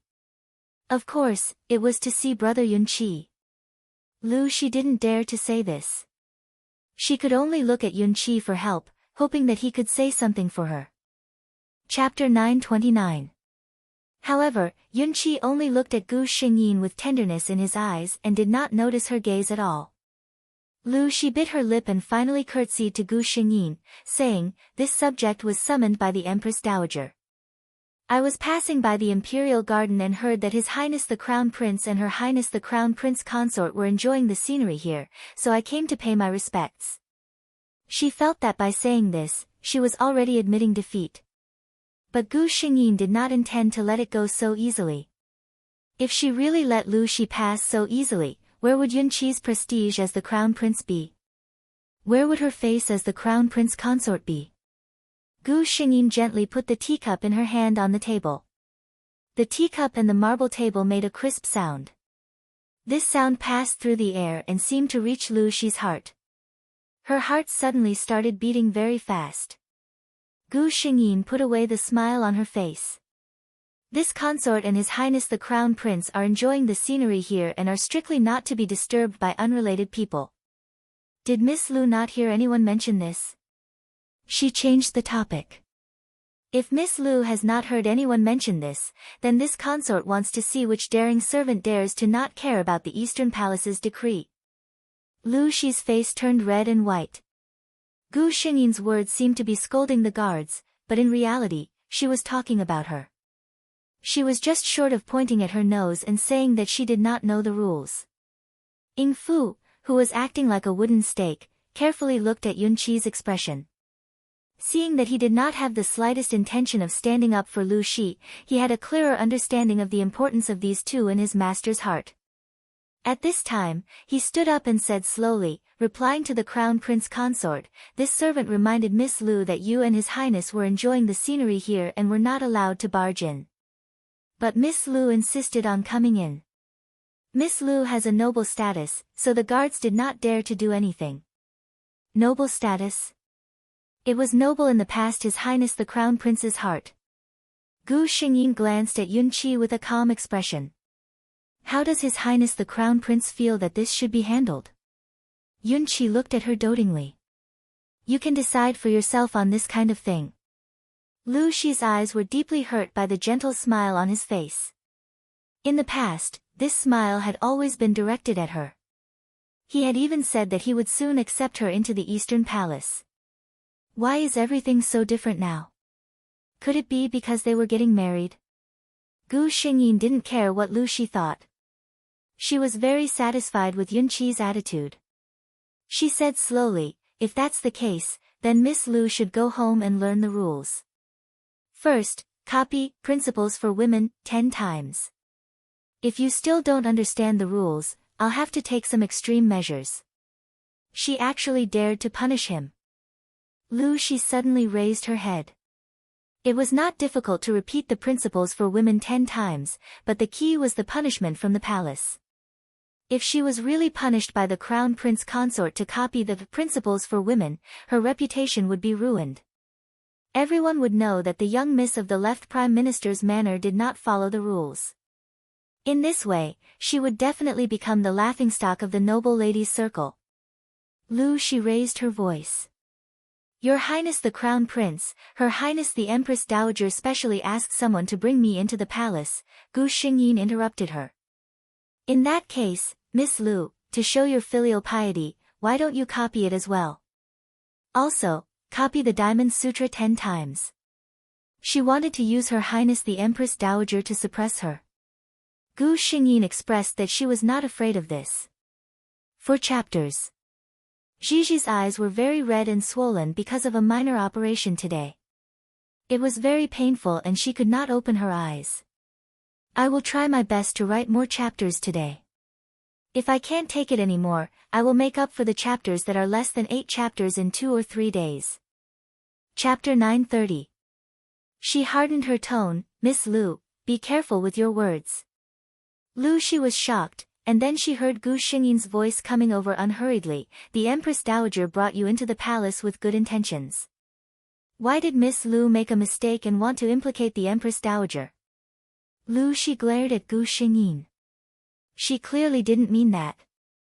Why did it have a completely different meaning in Su Chaohua's mouth? She just wanted to use the Empress Dowager to make Su Chaohua afraid and not punish her easily. Sure enough, Su Chaohua, this woman, not only was she scheming, she was also very eloquent. The more Lu Xi thought about it, the more she felt wronged. That's right. There was also Brother Yunqi. He would definitely be able to see Su Chaohua's true colors. Thinking of this, Lu Xi looked at Yunqi expectantly with a pitiful look. Yunqi didn't like girls with this kind of character. In the society he lived in, women were not worse than men. He even had many strong female business competitors. Therefore, Yunqi had always admired those kind of generous, confident, and capable women. Yunqi felt that he couldn't appreciate this kind of soft and weak girl who seemed like she would be blown away by the wind.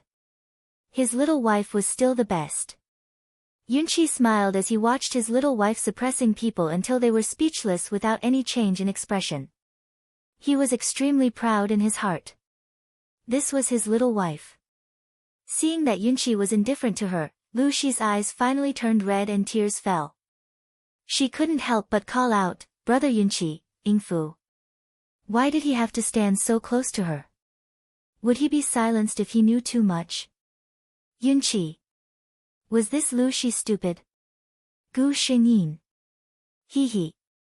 Lu Xi only called out to Yunqi affectionately and stopped talking.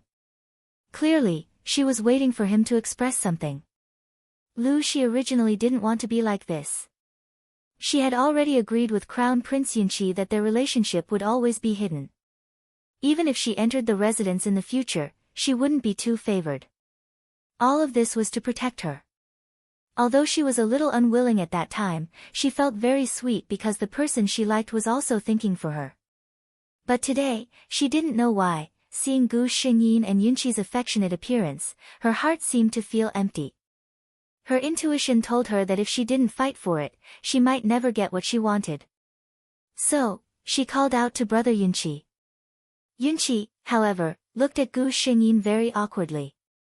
In his heart, he originally intended to keep this matter a secret from Gu Xingyin forever. After all, this was not something he had caused. He still planned to find a time to meet Lu Xi in private and explain that everyone would go their separate ways from this bridge. He already had a concubine, he should find a suitable. Who knew that before he could start all his preparations, Lu Xi would reveal it herself. Such an intimate address, such an intimate way. Even Yunqi himself wouldn't believe that there was nothing fishy between the two of them. Gu Xingyin, who should have been the most shocked, was the calmest among the three of them at this moment. She stood up and said, "It seems that your highness has some private matters to deal with. I'll take my leave first." She finished speaking and was about to leave. Yunqi subconsciously grabbed her hand and said, "Don't go." Gu Xingyin struggled slightly and said, "Your highness, it's not that I'm pretentious, but at this moment, I'm not in a position to stand here. There are only 5 chapters today. Gigi will make up for the 3 chapters later. Also, thank you for your concern." Gigi read the comments. Ahem. Ni Meng might have misunderstood. I'm not sick. I did it myself. I just wanted to look better, but it hurts. I regret it so much. Chapter 931. Judging from his appearance, he was clearly angry. Yunqi was not a hothead. He knew that he would be a fool if he really let his wife leave at this time. He looked at Gu Xingyin and said seriously, "The one who should leave is not you. If it was not her, then it would be someone else." Lu Xi's face instantly turned pale. Yunqi's words were equivalent to making a choice between the two of them. And she was the one who was abandoned. Lu Xi's eyes reddened and finally, she could not hold back her tears. Her sweet memories and dreams of glory and wealth seemed to have all turned into bubbles at this moment. No, it shouldn't be like this. Clearly, everything was not like this a few days ago. Gu Xingyin did not seem to care much about the dispute between the two of them. She did not even look at Lu Xi, as if she did not care about this woman at all. Instead, she looked at Yunqi. "Your Highness, this is your Highness' private matter. It is better for your Highness to solve it yourself."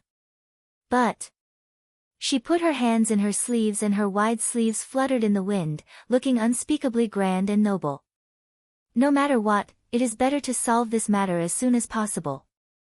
Otherwise, if this matter is spread out, I am afraid that it will not be good for your Highness' reputation." Yunqi was speechless.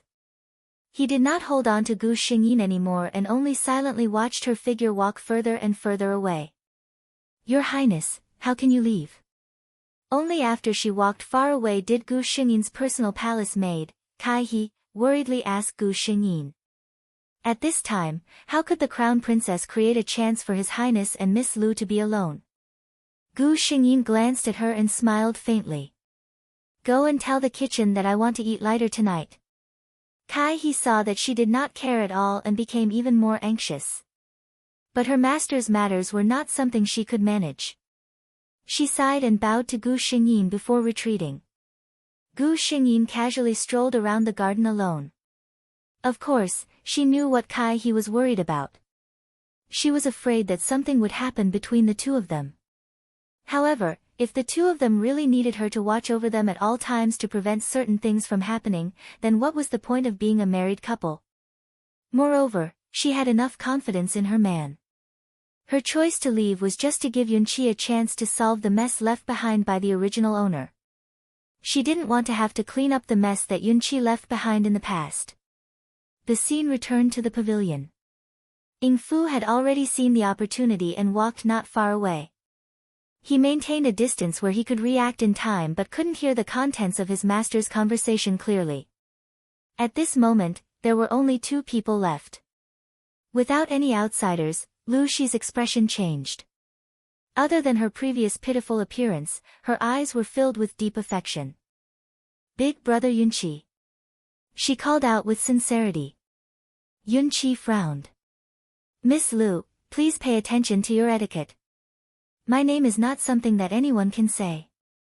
Lu Shi looked at him with a pale face. Yunqi.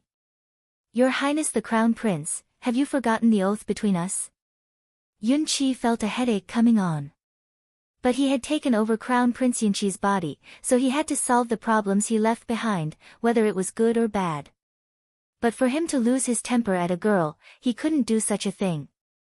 Moreover, with Lu Shi like this, the former Crown Prince Yunqi was not innocent. He thought about his words and said as tactfully as possible. Miss Lu, you should forget about the past. Chapter 932. Yunqi thought that he had already said it quite straightforwardly. Now that I am married, Ro Chaohua is a good wife. I will respect and love her well in the future. I was young and frivolous in the past. I have let you down. Yunqi hesitated for a moment, but still took the blame for the former Crown Prince Yunqi. He said seriously to Lu Shi, you are also a noble young lady. You should find a husband who will dote on you, love you, and protect you. He said this from the bottom of his heart. To Yunqi, he really could not understand those girls who were rushing to be concubines. Dolly emphasized the difference between the legitimate wife and the concubine. The status of a concubine was only slightly higher than that of a servant. Even if she married into the royal family and had a status, so what if she had a noble status? If she was not the legal wife, no matter how dignified she was, in the eyes of the real aristocrats, she was still just a concubine. Lu Shi widened her eyes and looked at Yunqi, as if trying hard to find a trace of him joking on his face. But there was none. The other party's expression was very serious, and there was no trace of him faking it. He really wanted to distance himself from her. Lu Shi finally cried out. This time, it was different from her previous pitiful appearance. It was a completely broken cry. No, it's not like that. Brother Yunqi, you obviously like me so much. You even said that you would marry me as a concubine. You don't love that bitch Su Chaohua. You said that you were just acting with her and that you would destroy her in the future. I don't believe it. Yunqi's face was gloomy. When he saw Lu Shi like this, he felt some pity in his heart. It seemed that this Miss Lu was indeed sincere to Yunqi. But when he heard the latter part, the pity in his heart was completely replaced by anger. Who gave this woman the guts to make up stories about his Ruru? That's right. President Yun had a bad habit, and that was to protect his own. Anyone who was acknowledged by him would be taken under his wings. Not to mention his own wife. In Yunqi's heart, his little wife was absolutely good in every way. He could not tolerate anyone saying anything wrong. This Lu Shi kept calling her a bitch. She was simply challenging his bottom line. Yunqi immediately said without any trace of politeness, Miss Lu, offending the royal family is a serious crime.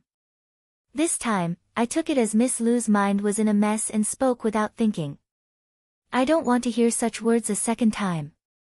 Otherwise, the consequences are definitely not what Miss Lu wants to see. He felt that he had already said what he needed to say, so he stood up with a flick of his sleeve. Oh right, Miss Lu, don't forget the words that the Crown Prince Consort left behind. Ying Fu didn't know what happened between the two of them in the pavilion. He only saw that the two of them kept a safe distance from each other and didn't have any intimate behavior. He already had a guess in his heart.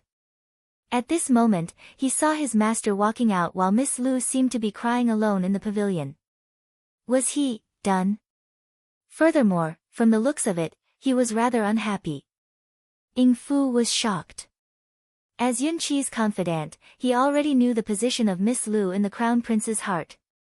It could be said that if it wasn't for the prophecy about the fate of the phoenix on the Crown Prince Consort, the Crown Prince Consort would have been someone else. However, the Crown Prince Consort hadn't even married into the Eastern Palace for a day before His Highness the Crown Prince cut off all contact with Miss Lu. This method was truly admirable. Chapter 933. As the crown princess, there were some things that Gu Xingyin didn't need to be instructed. Someone would report it to her. For example, the crown prince and Miss Lu of the left prime minister's mansion didn't talk for long in the pavilion.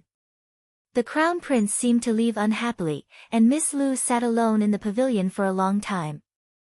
In fact, she didn't sit for a long time, but cried for a long time. Gu Xingyin was very satisfied. What happened in the imperial garden didn't escape the ears of those in power in the imperial palace. When the emperor heard the report, he seemed very happy. The crown prince is quite decisive this time. In my opinion, after the wedding, he should live a good life with the crown princess and let me hold the little imperial grandson as soon as possible. Although the previous crown prince Yunqi and Lu Shi thought that they did it secretly, what in the world could be hidden from the most powerful people in the world? The emperor didn't interfere because this matter was just a trivial matter to him. As long as the crown prince could handle it well, he wouldn't interfere. But now he was very satisfied with the result of the crown prince's handling. After all, Su Chaohua was the crown princess he had personally appointed since birth. After so many years of attention, he had developed a lot of feelings for this daughter-in-law. Naturally, he still hoped that the crown prince and the crown princess could be together and the harem would be stable. Only then could the man have enough energy to manage his own affairs. Just like himself, he had a good empress and never needed to worry about the harem. When the empress heard the report, she was full of smiles. The crown prince was her only child. Since Su Chaohua was the crown princess from a young age, she often brought her to the imperial palace to play. She didn't have a daughter and had long regarded this future daughter-in-law as half a daughter. Naturally, she didn't want to see her wronged. Moreover, as the empress, no matter how generous she was still the legal wife and naturally disliked those concubines. Seeing that someone jumped out to make trouble just after the crown prince's wedding, the empress was displeased with Miss Lu of the left prime minister's mansion. Mu Jin, take out my pair of eastern pearl head ornaments and send it to the crown princess in the eastern palace. Such a dazzling thing is perfect for the bride. She ordered her chief palace maid. Eastern pearl head noodles. Mu Jin was shocked. The eastern pearl was a tribute from a small country in the south a few years ago. It was the only one of its kind. It just so happened that it was not far from the Empress's Thousand Autumns festival, so the emperor ordered the manufacturing department to specially create such a unique head ornament for the empress. At that time, all the concubines behind her were envious. Her Majesty the Empress is purposely giving face to the crown princess. Mu Jin lowered her head and agreed. However, the atmosphere in the Empress Dowager's palace was not so good. The Empress Dowager was from the Lu family. In terms of seniority, she was the aunt of the left prime minister and Lu Shi's great-aunt. As the most outstanding girl in this generation of the Lu family, the Empress Dowager had spent a lot of effort on her. All these years, the Empress Dowager would occasionally invite Lu Shi into the palace to accompany her in the name of missing the younger generation. She was more or less trying to cultivate a relationship with the crown prince. He was already old and couldn't protect the Lu family for long. The emperor was not his biological son, so he would not have much affection for the Lu family. And the crown prince was the future monarch. If the future monarch's heart was with the Lu family, it would naturally be best. However, with the crown prince consort Su Chaohua around, no matter what, Lu Shi was naturally a head shorter than her. Chapter 934. The Empress Dowager had heard Lu Shi say that she had a special relationship with the crown prince. This made the Empress Dowager very happy. As for whether the Lu family's legitimate daughter was the Empress Dowager, the Empress Dowager herself was not the Empress Dowager. She was promoted to the Empress after the death of the late Empress Yuan. She did not care much about this. As long as the Emperor's concubines could capture the Emperor's heart, anyone could ascend to the supreme position, wasn't it? She had spent too much effort on this grandniece. Unfortunately, what happened in the Imperial Garden today clearly told everyone that this miss of the left Prime Minister's residence did not have much status in the Crown Prince's heart. Everyone saw the crown prince personally supporting the crown princess and had a deep friendship with the newly married crown princess. Moreover, the crown princess was deeply loved by the emperor and the empress. No one could shake her status. As for Miss Lu, no one in the palace was not a smart person. Since the crown prince did not want to have anything to do with her, then she had nothing to do with the crown prince. It was said that the Empress Dowager's show and palace had a new tea set that day. Gu Xingyin had just returned to the East Palace when she heard that the crown prince had returned and had been waiting for her. Gu Xingyin entered his bedroom and saw Yun Qi sitting upright on a chair. His expression was calm and one could not tell if he was happy or angry. As soon as she entered, she waved her hand and the palace servants who were serving her tactfully retreated. The door was silently closed. As soon as the palace servants left, Yun Qi's pretense of being aloof instantly disappeared. He quickly stood up and opened his arms to embrace Gu Xingyin, who was about to bow to him. "I'm sorry." Holding his little wife, his nose was filled with the unique fragrance of her hair. Yun Qi whispered these words. Gu Xingyin's heart softened. This matter actually had nothing to do with the current Yun Qi, but he apologized to her because of this. "Your Highness." Gu Xingyin wanted to say that she did not mind, but suddenly stopped. No wife would not mind this kind of thing. Su Chaohua did not know that this was not the real Yun Qi. In the end, she only raised her hand and gently patted Yun Qi's hand. Yun Qi maintained the same word count and said, "Ruru, listen to me." He sat here and thought for a long time, and finally decided to tell her everything. The matter between Yun Qi and Lu Shi had really happened. Instead of letting others use this as a tool to drive a wedge between husband and wife, it was better for him, the person involved, to explain it clearly. In the past, Crown Prince Yun Qi and Lu Shi were only at the initial stage of understanding and did not do anything excessive. Yun Qi slowly talked about Crown Prince Yun Qi and Lu Shi. After all, he had been a leader for many years and was well versed in the art of language. The originally sentimental love story, under his narration, turned into a slightly ambiguous love story between a young man. However, he really wasn't lying. Gu Xingyin, if I didn't know the original plot, I would have thought that Crown Prince Yun Qi and Lu Shi were purely admiring each other. However, she was already very satisfied. This man was willing to tell her everything, which was already the greatest sincerity and frankness. The two kept hugging each other like this until Yun Qi saw Gu Xingyin's tired face. He was secretly annoyed at his carelessness and sat down with Gu Xingyin. He did not let go of her, so in this way, Gu Xingyin was hugged by him and directly sat on his lap. Chapter 935. From the perspective of a modern person, this posture was nothing special for a couple who had a good relationship, let alone a legal couple. But this was a conservative and feudal ancient time. Yun Qi's action could be said to be quite bold and unrestrained. Gu Xingyin blushed very cooperatively and struggled to get up and leave. However, Yun Qi's hand was like iron around her waist, and she couldn't break free at all. Yun Qi chuckled and looked at his little wife's pink and shy appearance, only thinking that she was very cute. He couldn't help but tighten his arms a little, and felt satisfied to feel that their bodies were tightly pressed together. "Sorry, I forgot that you weren't feeling well and made you stand for so long." As soon as these words reached Gu Xingyin's ears, it successfully caused another wave of blush. This man knew best why she was feeling unwell. Realizing that if he continued to tease, his little wife in his arms would smoke, Yun Qi finally straightened his expression. "Ruru, I said so much to you just now because I wanted to tell you." Yun Qi gently lifted Gu Xingyin's lowered head with his hand, making her look at him. "I am your husband, you are my wife. We are one, and we will be together forever, all the way until the end of our lives. I won't hide anything from you, and I also hope that if you have any dissatisfaction or doubts in your heart, you can tell me directly. I will tell you everything. I like you, Ruru." This confession was simply unexpected. Even if Gu Xingyin was an experienced driver who had experienced many worlds, she had to admit that at this moment, she was suddenly captivated by Yun Qi's sincere confession. After saying these words, Yunqi waited for his wife's response. For him, whether he was the president of his previous life or the crown prince of this body, it was the first time that he said such words of love to someone else. He was still a little nervous. However, after waiting for a while, he only saw his little wife staring at him blankly, and her eyes were a little red. Was she so moved that she became silly?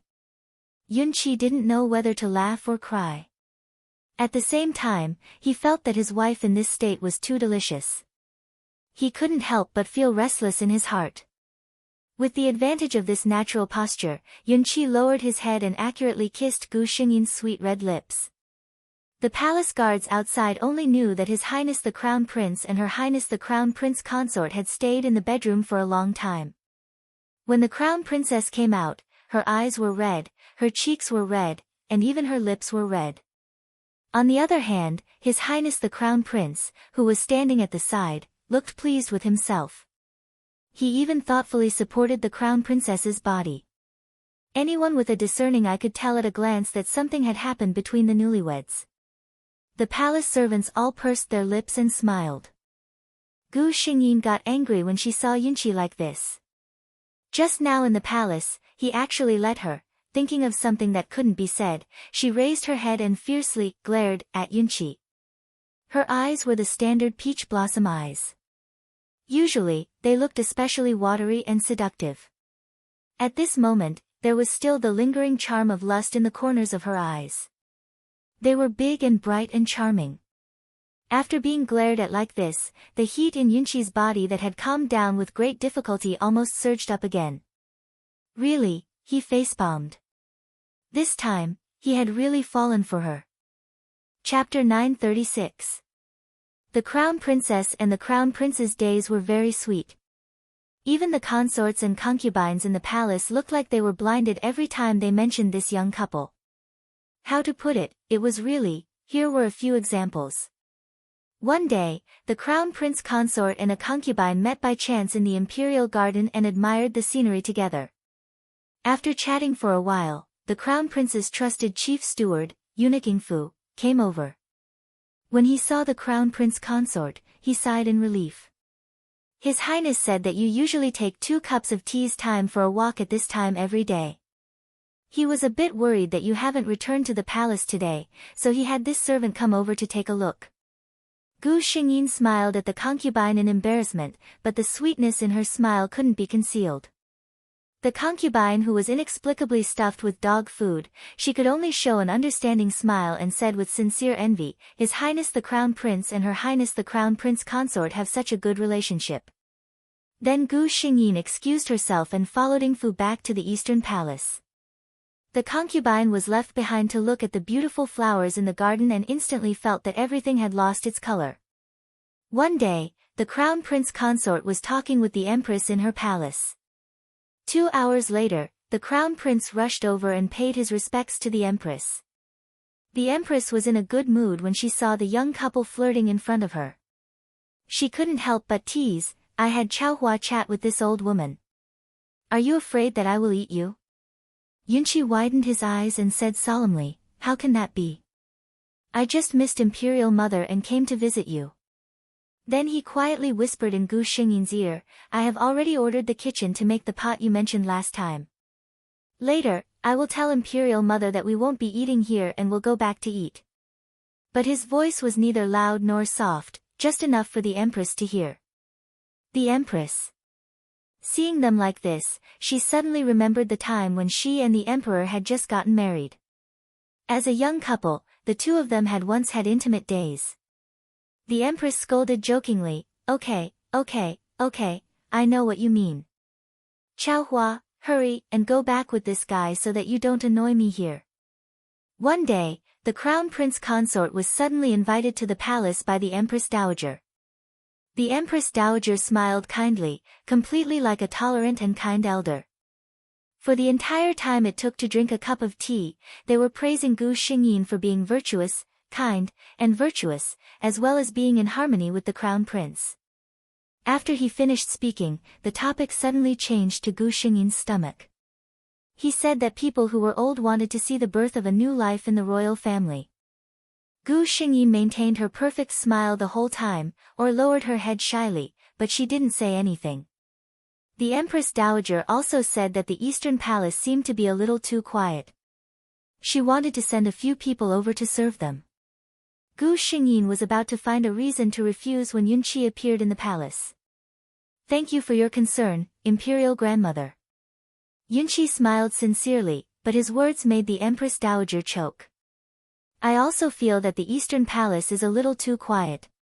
I'm trying my best to give you a grandson. He emphasized the word direct, as if he was reminding him of something. The Empress Dowager's expression changed slightly. She just smiled and changed the topic, no longer mentioning the matter of adding another person. And so on. 3 months after the wedding in the Eastern Palace, everyone in the palace knew that the relationship between the Crown Prince and the Crown Prince consort was really good. Many women from noble families often entered the palace. Naturally, this news had also spread outside the palace. Some people were gratified by this, but there were also people who crumpled their handkerchiefs when they heard the news. Chapter 937. Lu Shi was the one who crumpled the handkerchief. Yunqi's words that day were too heartless, and coupled with the punishment the Crown Princess gave her, she stayed in the left Prime Minister's residence for 3 whole months. However, this didn't mean that she gave up. Lu Shi didn't want to believe that Yunqi would have a change of heart in such a short time. She felt that Yunqi must need the Crown Princess's help now, so he had to pretend that he was deeply in love with the Crown Princess and cut off all ties with her. Regardless of whether this was true or not, Lu Shi believed that this was the truth. She didn't want to accept that Yunqi fell in love with the Crown Princess, Su Chaohua. She also didn't want to accept that Yunqi didn't like her for no reason. In Lu Shi's heart, she always felt that she would be the Crown Prince's woman, and because of her relationship with the Crown Prince, she would become the most noble woman in the world sooner or later. Therefore, she didn't want to accept any accidents. Even if the Crown Prince really had deep feelings for the Crown Princess, she didn't want to give up. Since she could make the Crown Prince like her once, then she was confident that she could make the Crown Prince like her a second time. In 2 days, it would be the Empress's birthday. As the legitimate daughter of the left Prime Minister's residence and the Empress Dowager's legitimate grandniece, Lu Shi naturally had the right to attend. Not only did she want to go, but she also wanted to dress up beautifully so that everyone would be shocked. She wanted to regain Brother Yunqi's heart. Your Highness, what do you think of this gown? Saihe took out a silver-red luxurious robe and showed it to Gu Xingyin. The Empress's birthday naturally couldn't be underestimated. Her Highness was a newlywed, so most of the robes she wore were of a more festive color. Gu Xingyin shook her head. I remember that the manufacturing company sent a purple robe over a few days ago. I'll take that one.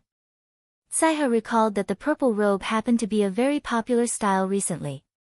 Both the color and style were grand and noble, suitable for more grand occasions. She nodded. At this time, Yunqi came in. Seeing the robe in Saihe's hands, he knew what was going on. He said with a smile, picking out tomorrow's clothes. Kai, he replied, replying to Your Highness, Her Highness has taken a liking to that heavy purple robe. She said this because the Crown Prince was also present when the manufacturing company sent it over a few days ago. Furthermore, he personally praised the robe for its beauty. Sure enough, Yunqi's eyes lit up and he nodded. That's right. Seeing that His Highness the Crown Prince and Her Highness the Crown Prince consort seemed to have something to say, Kai he sensibly retreated. What's the matter? Gu Xingyin turned her head and asked Yunqi. She just sat there lazily and didn't get up to bow. The two of them had been together for the past 3 months, and they had become more and more casual. Yunqi, on the other hand, was quite happy to see such a change. In other words, this was the effect he wanted. Gu Xingyin's behavior made him feel that his little wife was slowly treating him as her husband instead of the Crown Prince. He pulled Gu Xingyin into his arms and sighed in satisfaction. It's nothing. I just missed you. He had a few small habits. First, he wasn't used to having an extra third wheel waiting on him when he was alone with Gu Xingyin. Second, he especially liked to have physical contact with his wife, especially hugging. He felt that hugging his little wife felt very good. It was like hugging his entire world. Chapter 938. You. Gu Xingyin suddenly thought of something. She was about to say something when she suddenly stopped. Clearly, she was hesitant about what she was about to say. Yunqi gently kissed her hair and asked gently, "What's wrong?" Gu Xingyin thought of what he said before. They had to be honest with each other about everything. She still asked, "We have been married for so long, but there has been no news. Do you feel pressured?" Yunqi took a while to realize what Gu Xingyin meant by news. Children. However, this silly girl didn't know that a large part of the reason why she wasn't pregnant was because of him. Even though Yunqi didn't know much about this, he knew that giving birth was a big deal for a woman. Especially in this ancient era where medical technology was relatively backward, it was equivalent to taking a trip to the gates of hell. She was only 16 years old. Young girls would be in more danger during childbirth. He even secretly consulted the imperial physician about this. The imperial physician thought that the crown prince was in a hurry to have an heir and told him all the things he should pay attention to. This included some foods that were best avoided because eating those foods would affect fertility. Yunqi secretly had the small kitchen in the Eastern Palace make some dishes. The small kitchen in the Eastern Palace and the recipes of the Crown Prince and the Crown Princess were absolutely confidential. Naturally, they couldn't be leaked. Therefore, no one thought that the Crown Prince was using his own method to prevent the Crown Princess from giving birth to an heir too early. Yunqi's first reaction when he heard this was, did someone use this to make Ruru feel wronged? His expression turned cold as he asked, did someone gossip in front of you? Gu Xingyin shook her head. No, it's just my own guess. Yunqi relaxed and hugged her tighter. He said with a smile, it's nothing. How long has it been since we got married? No one would be stupid enough to talk about this. He was afraid that Gu Xingyin would think too much, so he continued, don't worry. On the contrary, I think it's good that we are like this now. With a child, you won't have any extra energy to accompany me. When he said this, he was like an ordinary husband hugging his wife and acting coquettishly. Where was the dignity of a crown prince of a country?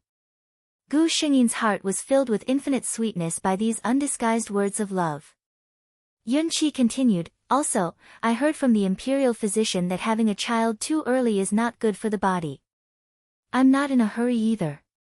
Let's take it slow. Murmurs could be faintly heard from the bedchamber. Occasionally, the crown prince consort's happy laughter could be heard. Obviously, the two masters were chatting happily. He raised her head to look at the sky. Yes, there were no clouds in the sky. It was a beautiful day. The Empress's Thousand Autumns Festival had arrived amidst the meticulous preparations of the manufacturing department. As her daughter-in-law, Gu Xingyin naturally came to the palace early. Chao Hua is here. The Empress was dressed splendidly today. She was wearing a luxurious golden robe embroidered with phoenixes, and the nine-tailed pearl phoenix hairpin on her head was shining brightly. The Empress today was so beautiful that no one dared to look at her directly. It's Muhu's Thousand Autumns Festival. Ekhen naturally has to be the first person to congratulate Muhu. Gu Xingyin smiled mischievously. Finishing, she looked at the Empress and said in a plaintive voice, Ekhen specially dressed up for today, but standing in front of Muhu, who can see Urchin's figure. The Empress couldn't help but laugh at this compliment. Finishing, Gu Xingyin solemnly bowed to the Empress. Ekhen wishes Muhu's magnificence to last forever. Chapter 939. When all the concubines and madams came to the Empress's palace, they saw the Empress and the Crown Princess talking and laughing. It was rumored that the Empress and the Crown Princess had a very good relationship, as if they were biological mother and daughter. Those madams thought that it was an exaggeration, but now it seemed that it was true. Today, Lu Shi entered the palace with her mother, the left Prime Minister's wife. She had put in a lot of effort to dress up. The Empress's birthday was naturally not a brainless dress-up. She was dressed in a festive manner, as if she was at a funeral. However, this celebration was also particular. There were only so many bright colors. How to make oneself stand out from a group of people was an extremely difficult task. The left Prime Minister's wife had originally chosen a red gown for her daughter. On such an occasion, red was the most appropriate color. Of course, it was also difficult to show off in the crowd. The left Prime Minister's wife was an intelligent woman. This could be seen from the fact that the left Prime Minister's residence had never had any problems and her excellent reputation in the capital. Today, the Empress was the main character, and there was also the Crown Princess who had just gotten married. She did not want her daughter to be the focus of everyone's attention on such an occasion. Unfortunately, Lu Shi did not appreciate her mother's kindness. When Madame Lu saw her daughter walking out of the courtyard, her gaze paused. She was wearing a light purple gown that perfectly displayed her slender figure. She had exquisite makeup on her face, and her hair was decorated with light tassels. It was gorgeous and did not lose the charm of a girl. It was beautiful, but it was too prickly. Madame Lu subconsciously frowned, but looking at the time, it was too late to go back and change. She could only bring her daughter into the carriage. Why didn't you listen to mother's advice? Madame Lu sighed. She had given birth to 2 sons before getting this daughter. She usually treated her like an eyeball and was very precious. This caused Lu Shi to have a domineering personality. Lu Shi smiled gently, but her tone was coquettish. Mother, I don't know how many people are wearing the red gown that you chose for me today. I don't want to bump into them. Seeing the pride and anticipation in Lu Shi's eyes, Madame Lu sighed. As a mother, she more or less understood her daughter's thoughts. The Crown Prince already had a Crown Princess, and it was rumored that the relationship between the couple was very good. She had advised her daughter many times to stop thinking about other things, but this daughter of hers always changed the subject. She was an experienced person, so how could she not know the thoughts hidden under her daughter's gentle appearance? However, the Crown Princess had just gotten married, and it was rumored that His Highness the Crown Prince had been staying overnight in the Crown Princess's bedroom every day. To be so powerful, he must not be a simple character. She hid the worry in her heart and only instructed Lu Shi to keep a low profile in the palace and not be in the limelight. Lu Shi agreed on the surface, but no one knew what she was thinking. Gu Xingyin sat next to the Empress, smiling as she accepted the compliments of the noble madams. Her Highness the Crown Prince Consort's outer robe is truly a work of art. A Marchioness praised with a smile. Purple was not a color that was easy to control.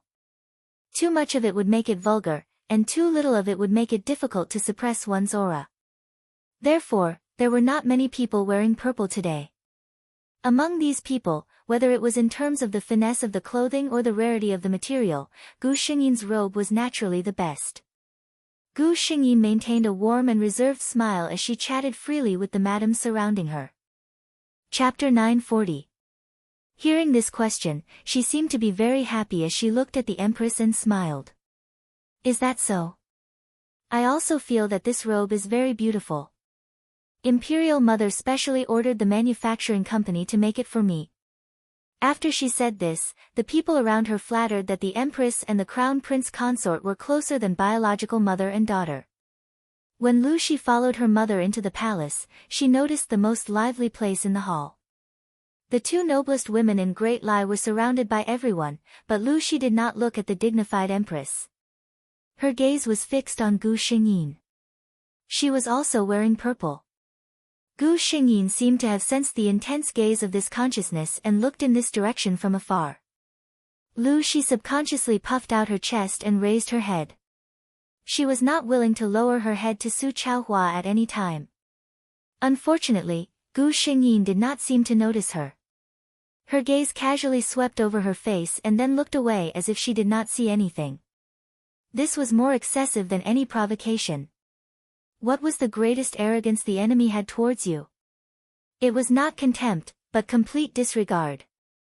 Lu Shi could not help but clench her hands tightly. No matter how she endured it on her face, there was still a trace of indignation. Lu Furen, who was walking beside her, sensitively sensed that her daughter's mood was not right. She reached out and patted her arm, saying in a low voice, "This is the Empress Palace. No matter what you think, you cannot make any mistakes." But there was a calm smile on her face. She returned to her senses and forced a smile. She walked to her seat with Lu Furen. Some of the Furens who were on good terms came over to talk. "The Fu's Miss Lu is becoming more and more beautiful. I don't know which family's son will be lucky enough to marry such a beautiful woman in the future." A familiar Furen joked. She lowered her head shyly. Another madam saw the clothes on Lu's body clearly. "The clothes on Miss Lu's body are quite unique." She looked at Lu with an uncontrollable shock in her eyes. She could not help but smile when she heard this. She did not waste an hour of her meticulous dressing up. But when she looked up, she saw Gu Xingyin in front of her. Unlike the slightly lighter purple on his body, the other party's robes were a dense deep purple. Such a solemn and imposing color would not be able to suppress the aura of an ordinary person, making them appear very old-fashioned. However, Gu Xingyin used her own aura to suppress the robe. This dark purple color fully displayed the advantages of her appearance. Her skin was whiter than snow, and her facial features were exquisite and beautiful. She was not overshadowed by the Empress, who was also dressed up and had a powerful aura. It was as if he was born to live in the eyes of others. A trace of unwillingness appeared in Lu's eyes. She knew. She knew from the moment she entered the hall. She knew from the moment she saw the crown princess attire that her 2 hours of meticulous dressing had been completely meaningless. Regardless of appearance, temperament, or dressing. Today, she was suppressed by that woman who was high up in the air. After Lu Furen finished chatting with a Furen, she looked up at her daughter. Taking in her dejected expression, she could not help but feel heartache. With your appearance, there are countless nobles in the capital. Mother will definitely find a top young talent for you, She faintly interrupted her mother's words. But in this world, there is no talent that can compare to Brother Yunqi. Chapter 941. Madame Lu was speechless. In terms of status, who could be more honorable than the crown prince in this world? But, Madame Lu raised her head and glanced at the crown prince consort, who was smiling gracefully as the empress held her hand. The crown prince consort who was so dazzling among so many madams and misses who were dressed up meticulously. She sighed. With such a crown prince consort who was a newlywed, how could the crown prince's thoughts fall on her daughter? Moreover, as a mother, she always hoped for the best for her daughter. No matter how honorable the title of the crown prince's secondary consort sounded, she was only a concubine. Which mother would be willing to let her pampered daughter grow up to be a lowly concubine? Moreover, if She married into another family, if she suffered any grievances, their family could still help her. But if she married into the imperial family, then her life and death would truly be up to fate. She had always believed that she would understand this reasoning and waited for her to figure it out herself. But now, she seemed to be even more bewitched. Madame Lu held her daughter's hand. It seemed that she had to have a good talk with her daughter after returning home today. At this time, an eunuch's shrill voice came from outside. His Highness the Crown Prince has arrived. The hall instantly quieted down, and the womenfolk all sat upright. Some who had never seen the Crown Prince stealthily glanced at the Crown Prince, who had just stepped into the hall. Yunqi did not care about the various obscure sizing-up gazes in the store. He personally presented the gift held by the eunuch behind him to the Empress, then gave a big bow and said a few words of blessing. Gu Xingyin's eyes widened the moment Yunqi entered the hall. This man, really was, her heart warmed, as if it was slowly washed by the warmest wine. There were too many womenfolk in the hall, so it was not convenient for Yunqi to stay for long. After personally presenting the gift, he glanced at Gu Xingyin behind the Empress, smiled at her, and prepared to leave. At this time, Ping Shi Wang Estate's old consort, who was sitting on the other side of the Empress, suddenly cried out. Everyone's attention was attracted by her actions. The old consort of Ping Shi Huang was more than 60 years old. Her silver hair was meticulously tied into a bun. Her eyes were not as turbid as the eyes of an ordinary old person. Instead, she was very spirited. She was of high seniority in the royal family and had a good reputation. Even the empress would affectionately address her as Imperial Aunt. The empress asked with great concern, "What's wrong, Imperial Aunt?" Ping Shi Huang's old consort narrowed her eyes and smiled. She pointed at Gu Xingyin and then pointed at Yun Qi. This old one took a look just now and found that the clothes on His Highness the Crown Prince and Her Highness the Crown Prince consort seemed to be made from the same material. Everyone took a closer look. Sure enough, the Crown Prince was wearing the same heavy purple robe. When he came in earlier, no one paid much attention to him. Now that he was standing with the Crown Princess, their clothes were not the same. Even the cloud patterns on their cuffs were exactly the same. A few of the newly married madams secretly blushed, but the older madams all laughed out loud. Her Highness the Empress took a closer look and then looked teasingly at Gu Xingyin, who was blushing and forcing herself to remain calm. "Aya, this is incredible. It's fine if you two go in and out together, but now, even your clothes have to be made from the same material?" Such a small matter. If it really happened to Gu Xingyin, she would not feel anything at all. But Su Chaohua had never experienced such a situation, so she could only feign shyness and smile while pinching her handkerchief. Chapter 942. Yun Qi admired his little wife's adorable blush and felt that she would be embarrassed if this continued. Thus, he coughed lightly and stood up. "This prince felt that this material looked good, so I had the manufacturing company use it to make an outer robe." The Crown Prince's words were clearly helping the Crown Prince consort out of her predicament.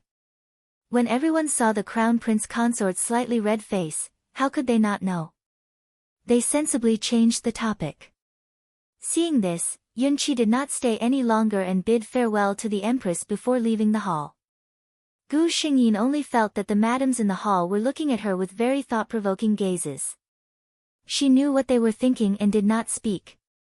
She just sat there demurely like the Crown Prince consort. Seeing her like this, the Empress nodded in satisfaction. The Crown Prince consort of the imperial family could be shy, but she still had to be able to control the situation at crucial moments. Those madams were all shrewd people. When they saw that the Crown Prince consort was so fond of the Crown Prince, their smiles became even more solicitous when they faced Gu Xingyin.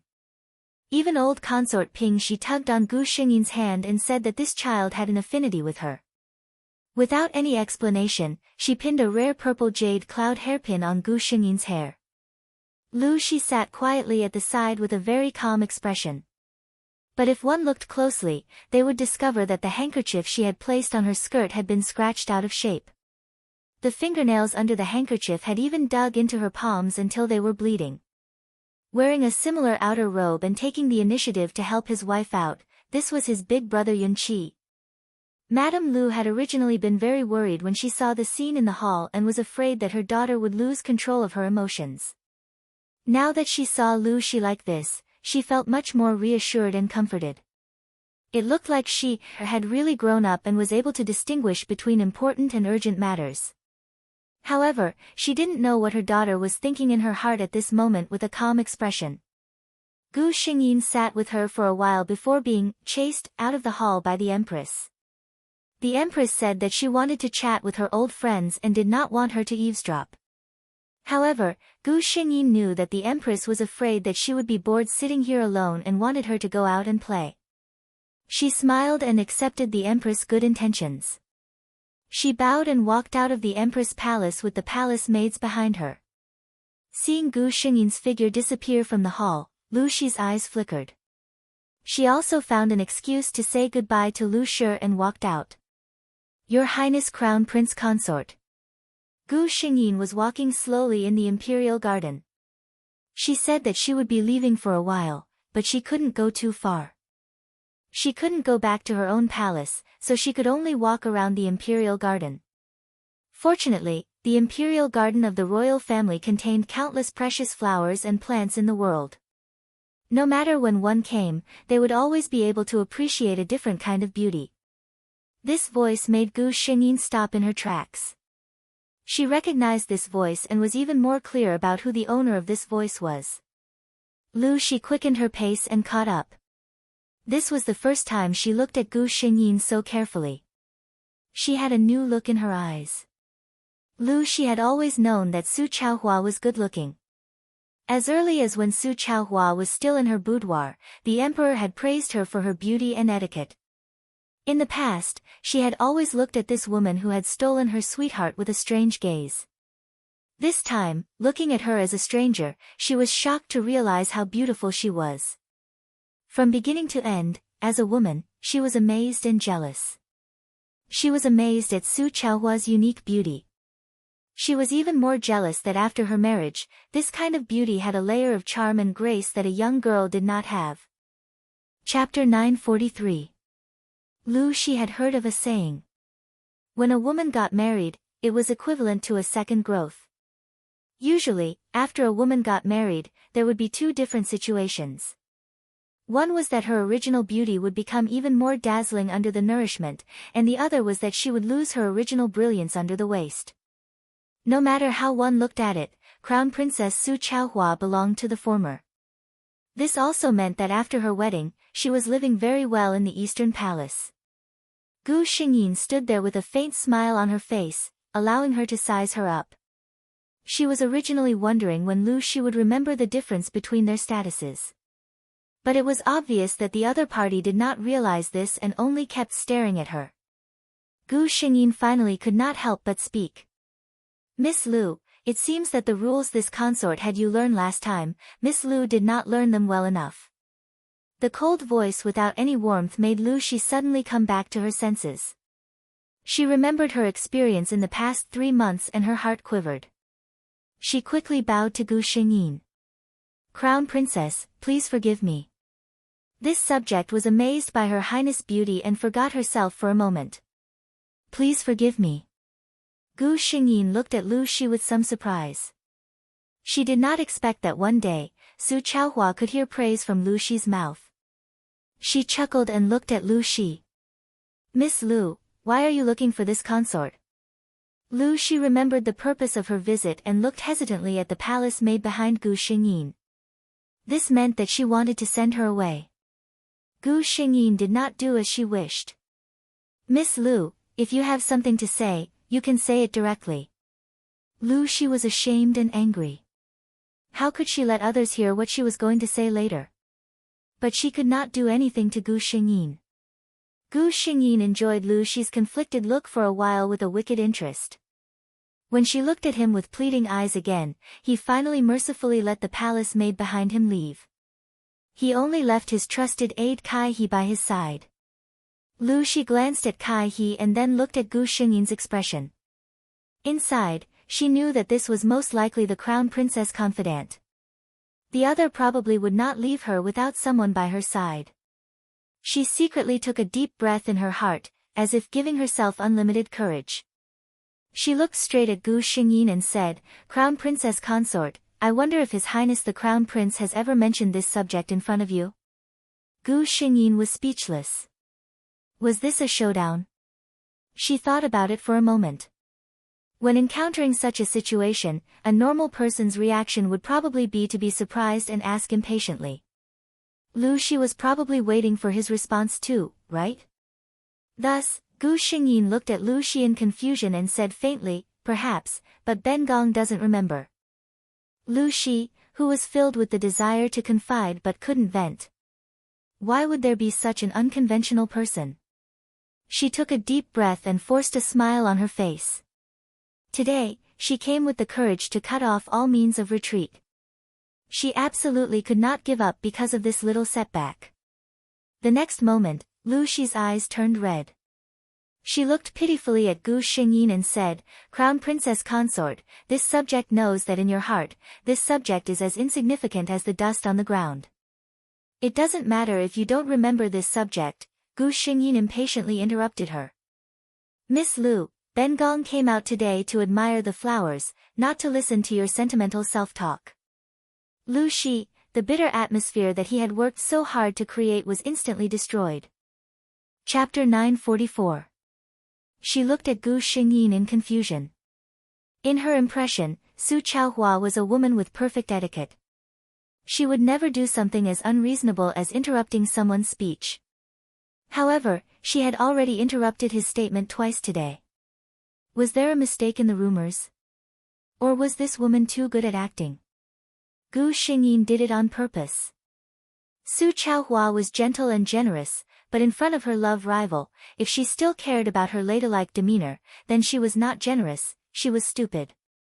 She wanted Lu Shi to hold it in. Hold it in. But Gu Xingyin clearly underestimated Lu Shi's tenacity. After being interrupted twice in a row, Lu Shi quickly organized her words and began her third statement. This time, she clearly learned her lesson. She did not use any flirting techniques and went straight to the point. Your Highness the Crown Prince Consort, this subject's daughter came this time to ask you to help me and His Highness the Crown Prince. Lu Shi looked earnestly at Gu Xingyin. Gu Xingyin, oh, ah. Was there something wrong with this woman's head? She purposely looked behind her and discovered that the usually calm Kai He was also looking at Lu Shi with a face full of shock. Clearly, she was quite frightened. She was not the only one who was shocked. This realization made her relax. It was clear that the problem was not her, but this Lu Shi who had been tricked for some reason. Probably because the Crown Prince Consort and her servants' expressions were too surprised, Lu Shi very considerately paused as if to give the two time to react. When Gu Xingyin frowned and came back to his senses, Lu Shi once again began her affectionate confession. Your Highness the Crown Prince Consort, His Highness the Crown Prince and I have known each other since we were young. We have more than 10 years of feelings. I know that you are the Crown Prince Consort, but I do not dare to ask for such a noble position like yours. I only hope that you can help me and His Highness on account of my sincerity to him. Gu Xingyin sighed in amazement. Listen, what is the art of language? Clearly, Yun Qi had already made it clear to her that from now on, the two of them had nothing to do with each other, but from Lu Shi's mouth, it became the two of them were in love with each other, but because she was in the middle, they could not be together. If at this moment, the person occupying Su Chaohua's body wasn't himself, he would have had the system cheat and knew that his lover would never betray him. Most likely, any woman who heard these words would have doubts in their hearts. After Lu Shi finished speaking, she almost lost all her strength. She anxiously waited for Gu Xingyin's response. She might get angry and fly into a rage. She might question the Crown Prince and make a scene. If that happened, there would definitely be cracks in the relationship between her and the Crown Prince.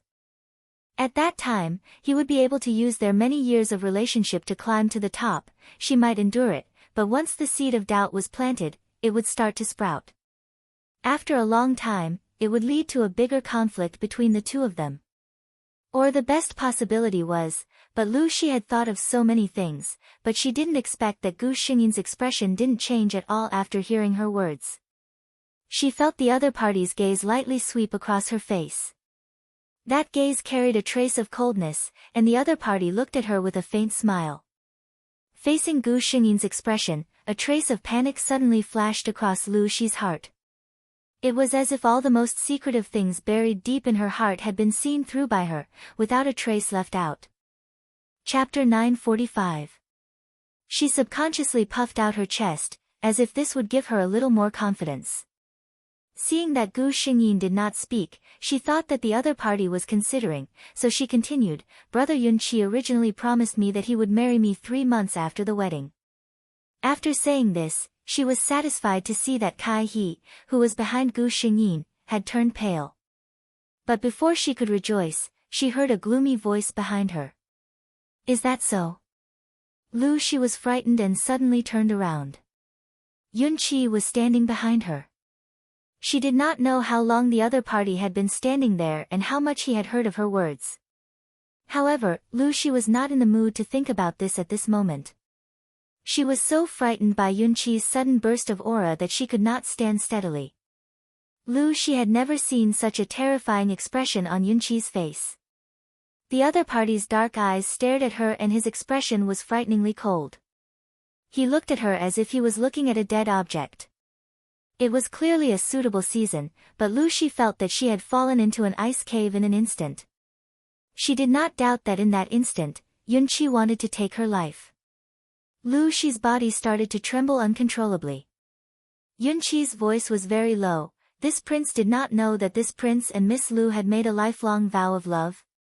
Lu Shi opened her mouth and wanted to explain, but she could not say anything. Yunqi stared at her coldly and continued, this prince thought that this prince had already made things clear to Miss Lu back at the pavilion. This prince does not want to be too rude to women, but that is also based on the other party's tactfulness. Lu Shi was so frightened by his sinister aura that she could not help but take a step back. However, Yunqi did not intend to let her go and stepped forward. His eyes were sinister as he stared at her coldly. This prince will say this one last time, the crown princess is this prince's life. If anyone dares to have any ideas about her, this prince will definitely make them regret it for the rest of their lives. Lu Shi finally could not bear it and knelt on the ground with a plop. This appearance, Yunqi disdainfully glanced at Lu Shi, who had lost her composure, and coldly shouted, "Scram!" Lu Shi hurriedly got up from the ground as if he had been pardoned and left unsteadily. When Yunqi turned around and looked at Gu Xingyin again, it was as if he had changed into another person. The gloominess on his face disappeared without a trace and was replaced by tenderness in his eyes. He had already tactfully retreated when Yunqi arrived. Yunqi looked at his calm wife and said with a hint of nervousness in his voice, "Ruru." He was a little scared. Ruru had just seen his violent side. What if she was afraid of him? Gu Xingyin turned around as if it was her first time meeting Yunqi. In the past, the other party had always been gentle and harmless in front of her. She had thought that her lover was really a gentle and occasionally lively little lamb. Only today did he realize that the other party was not harmless at all. He was clearly a sleeping lion. Yunqi noticed that his wife's eyes were wandering on his face, and he felt uneasy. Unexpectedly, the person opposite him suddenly laughed out loud. Yunqi was confused by her laughter, but at least he knew that she was not angry, so he was relieved. "Ruru. You're not angry. You're not afraid." He took a step forward and gently hugged his wife before softly asking. Chapter 946. Gu Xingyin struggled slightly and got out of his arms. This was the imperial garden and there were many guests coming and going today. It was not good to be seen hugging the crown prince and the crown princess in public. Obviously, Yunqi also knew this, so Gu Xingyin could leave his arms so easily. Angry? Gu Xingyin was not angry because of this. As for fear, Gu Xingyin was even more clueless about how to spell the word. Gu Xingyin looked up. Yunqi saw that her eyes were full of smiles. "I'm not angry or afraid. On the contrary, I'm very happy at this moment." Gu Xingyin looked at Yunqi and smiled. She suddenly leaned close and stood on tiptoe to ask Yunqi in his ear, "You just said that I'm your life. Is it true?" A smile suddenly appeared on Yunqi's face. He lowered his head and they could smell each other's breaths. Looking at his little wife's sparkling eyes that were filled with expectation, Yunqi felt that all his anger had turned into infinite tenderness. "It's true. My Ruru is my life." Gu Xingyin's face blushed at a speed visible to the naked eye. This man's skill of sweet-talking was getting more and more irresistible. Seeing Gu Xingyin like this, Yunqi finally couldn't help laughing. Saiha, who was standing nearby, sighed in her heart. She was indeed the crown princess. Just now, His Highness the Crown Prince looked like he would pull out his sword and kill someone in the next second. But the Crown Princess had the ability to coax His Highness into laughing out loud with just a few words. Thinking of this, Saiha became happy again. She was the one who served the Crown Princess. The Crown Princess was loved by His Highness. If they served her like this, wouldn't they feel proud? Gu Xingyin and Yunqi cuddled for a while before remembering to ask him, "Aren't you in the front? Why did you suddenly appear here?" The ministers would also come to congratulate the Empress, but they would not appear in the main hall of the imperial harem. Yunqi coughed. I just happened to pass by and saw you here, so I came to take a look. He would never admit that he was always paying attention to his wife's whereabouts. When he heard that the young miss of the left Prime Minister's Fu and the Crown Princess were in the Imperial Garden, he put down what he was doing and hurried over. He happened to hear Lu Shi's words that distorted the truth and made him burn with anger. Gu Xingyin was just asking casually. She didn't need a formal answer. She looked at their clothes and recalled the words she had kept in her heart. Your clothes. Yunqi lowered his head and looked at the clothes he was wearing that were obviously of the same style as Gu Xingyin's. He smiled. I've heard that couples who are very close to each other will wear clothes made of the same material and style. This is called a couple's outfit. Gu Xingyin tried to suppress the smile that welled up in her heart. Couple's outfit, this kind of name that would only appear in modern society several thousand years later, was it born just like this? But she still dutifully asked in confusion, couple's outfit? Yunqi finally reacted. The word couple had not appeared even now. He forced himself to explain, couples who are very close to each other are called lovers. Gu Xingyin nodded. Couples who are very close to each other. She repeated and secretly grabbed Yunqi's hand through her sleeve. The two smiled at each other. Chapter 947. Lu Shi entered the main hall in a daze and was naturally seen by many people. But due to their face, most of the madams were only shocked in their hearts and pretended not to see it. Madame Lu looked at her daughter worriedly and hurriedly pulled her hand to ask, "What's wrong with she?" Lu Shi only shook her head and lowered her head without saying a word. For the rest of the time, Lu Shi sat obediently beside Madame Lu without saying a word. When the palace banquet was over, she followed Madame Lu back to her own carriage. Now that there were no outsiders, Madame Lu, who had been worried for a long time, pulled her daughter's hand and asked, what's wrong with you?" Lu Shi's emotions that she had endured for an entire day finally collapsed at this moment. She threw herself into Madame Lu's arms and cried. This frightened Madame Lu. How many years had it been since Her's incident? She had never cried so unscrupulously. Madame Lu only felt that her heart was about to break. After a long time, Lu Shi, who had cried to her heart's content, finally told Madame Lu about what happened during the day. Even Madame Lu took a while to recover from her shock after hearing such words. She looked at her daughter with a complicated expression. To be honest, if Lu Shi wasn't her daughter, she would definitely scold her for being an idiot. Asking the Crown Prince consort to let you and the Crown Prince be together in front of her. Mother. Seeing that Madame Lu didn't speak, Lu Shi dragged her voice and called her. Madame Lu was already thinking about how to apologize to the Crown Prince consort. The Crown Prince consort was the future mother of the nation and the Crown Prince loved her so much. If she didn't like the Lu family, Madame Lu simply didn't want to think about the consequences. And the Crown Prince, his impression of the Lu family now was probably not good. Madame Lu looked at her daughter with a headache. Her eyes were still filled with tears and she seemed to be very wronged. How did she raise such a daughter?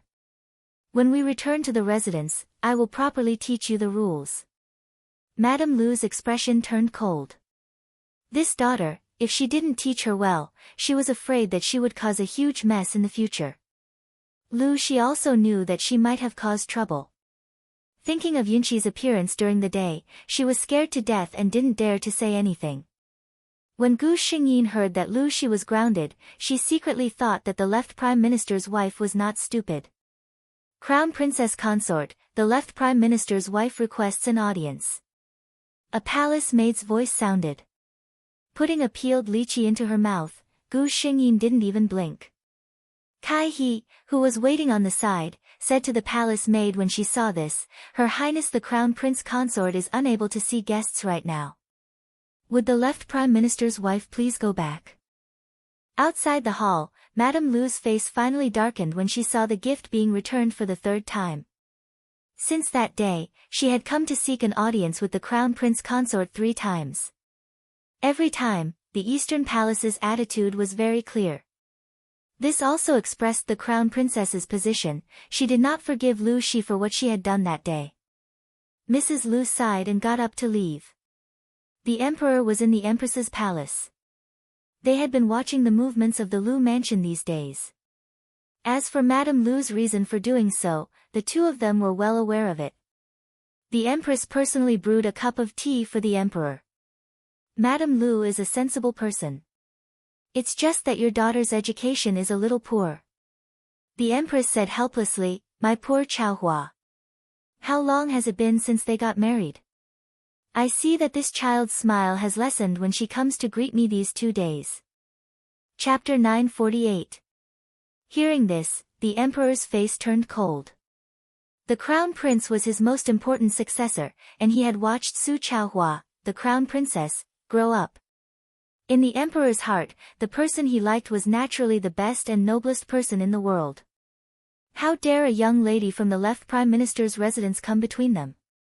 The emperor said, the left prime minister is a good official, but in terms of disciplining his children, he is really bad. I want to teach him a lesson. The empress just smiled faintly. After the emperor left, the empress finally smiled. She had purposely brought up this matter in front of the emperor. Otherwise, in this man's heart, such a small matter would not attract his attention. But her son, her daughter-in-law, had suffered so much for no reason, why should she let the instigator off? Another 2 months passed. The harem selection. It had been more than half a year since the crown prince's wedding. The crown princess was childless, and there were court officials who suggested that the crown prince take in a secondary concubine. Just 2 days ago, the crown prince and the empress had both come to find the emperor. Their meaning was that they were not in a hurry to take in a secondary concubine. Your Majesty, it has always been a taboo for the eldest son of a concubine to be weak. The empress only said this one sentence. But it was also this sentence that made the emperor remember how he had endured the humiliation under the pressure of his concubine brother and imperial father's favorite concubine. The dignified son of the empress, in front of imperial father, was not as good as a concubine's son.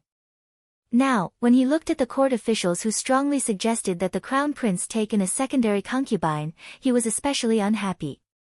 He looked carefully and found that most of the court officials were from the left prime minister's side.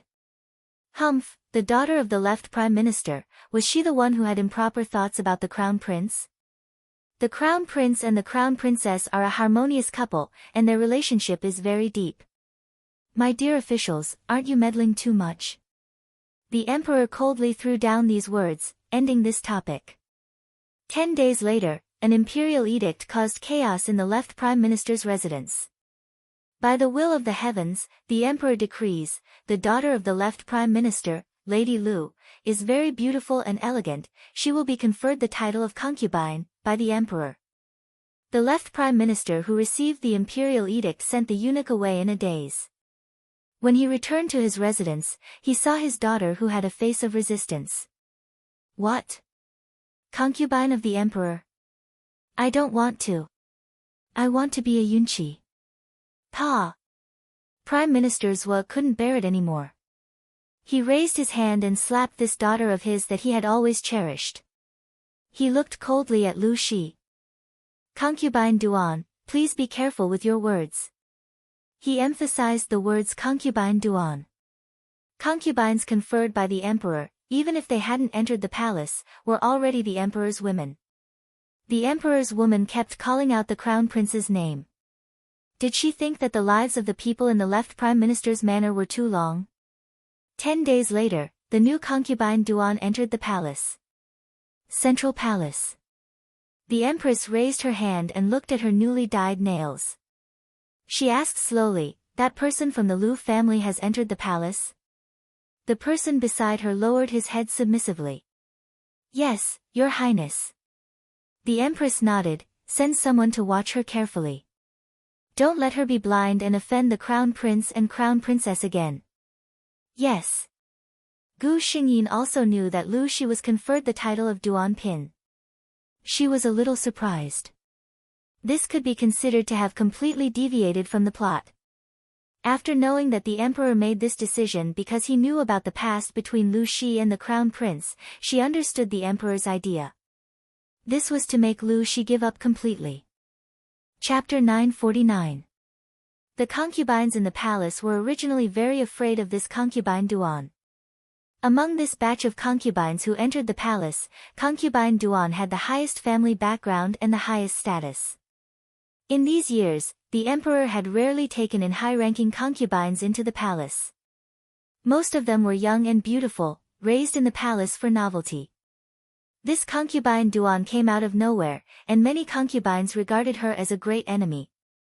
"Your Highness, look, which one of us didn't slowly climb up from the lowest talent?" This one from the left Prime Minister's manner. The Empress took a sip of tea unhurriedly and gently put the teacup on the short table beside her, interrupting the words on the other side. This was a concubine who had been favored in the past 2 months. Obviously, she was worried that Lu Shi would affect her favor after entering the palace. The Empress said slowly, "Thunder and rain are all the grace of the Emperor. It's better not to guess the Emperor's thoughts." The concubine's face turned pale. She knew that the Empress was knocking on her head. She didn't dare to speak anymore and left after sitting for a while. The Empress closed her eyes quietly as if nothing had happened. After half a month, everyone in the harem understood that the Emperor definitely didn't confer this concubine Duan because he liked her. If he really liked her, how could he enter the palace for half a month without flipping the plate once? Since he didn't like her, why did he take her into the palace? No one could guess the Emperor's thoughts on this question. "Miss Lu," she looked at her personal maid's embarrassed face and understood. Sure enough, looking at the half-dead dishes on the table, Lu Shi lowered her eyes. In the past half a month, she had almost tasted the coldness and warmth of human nature that she had not faced in more than 10 years.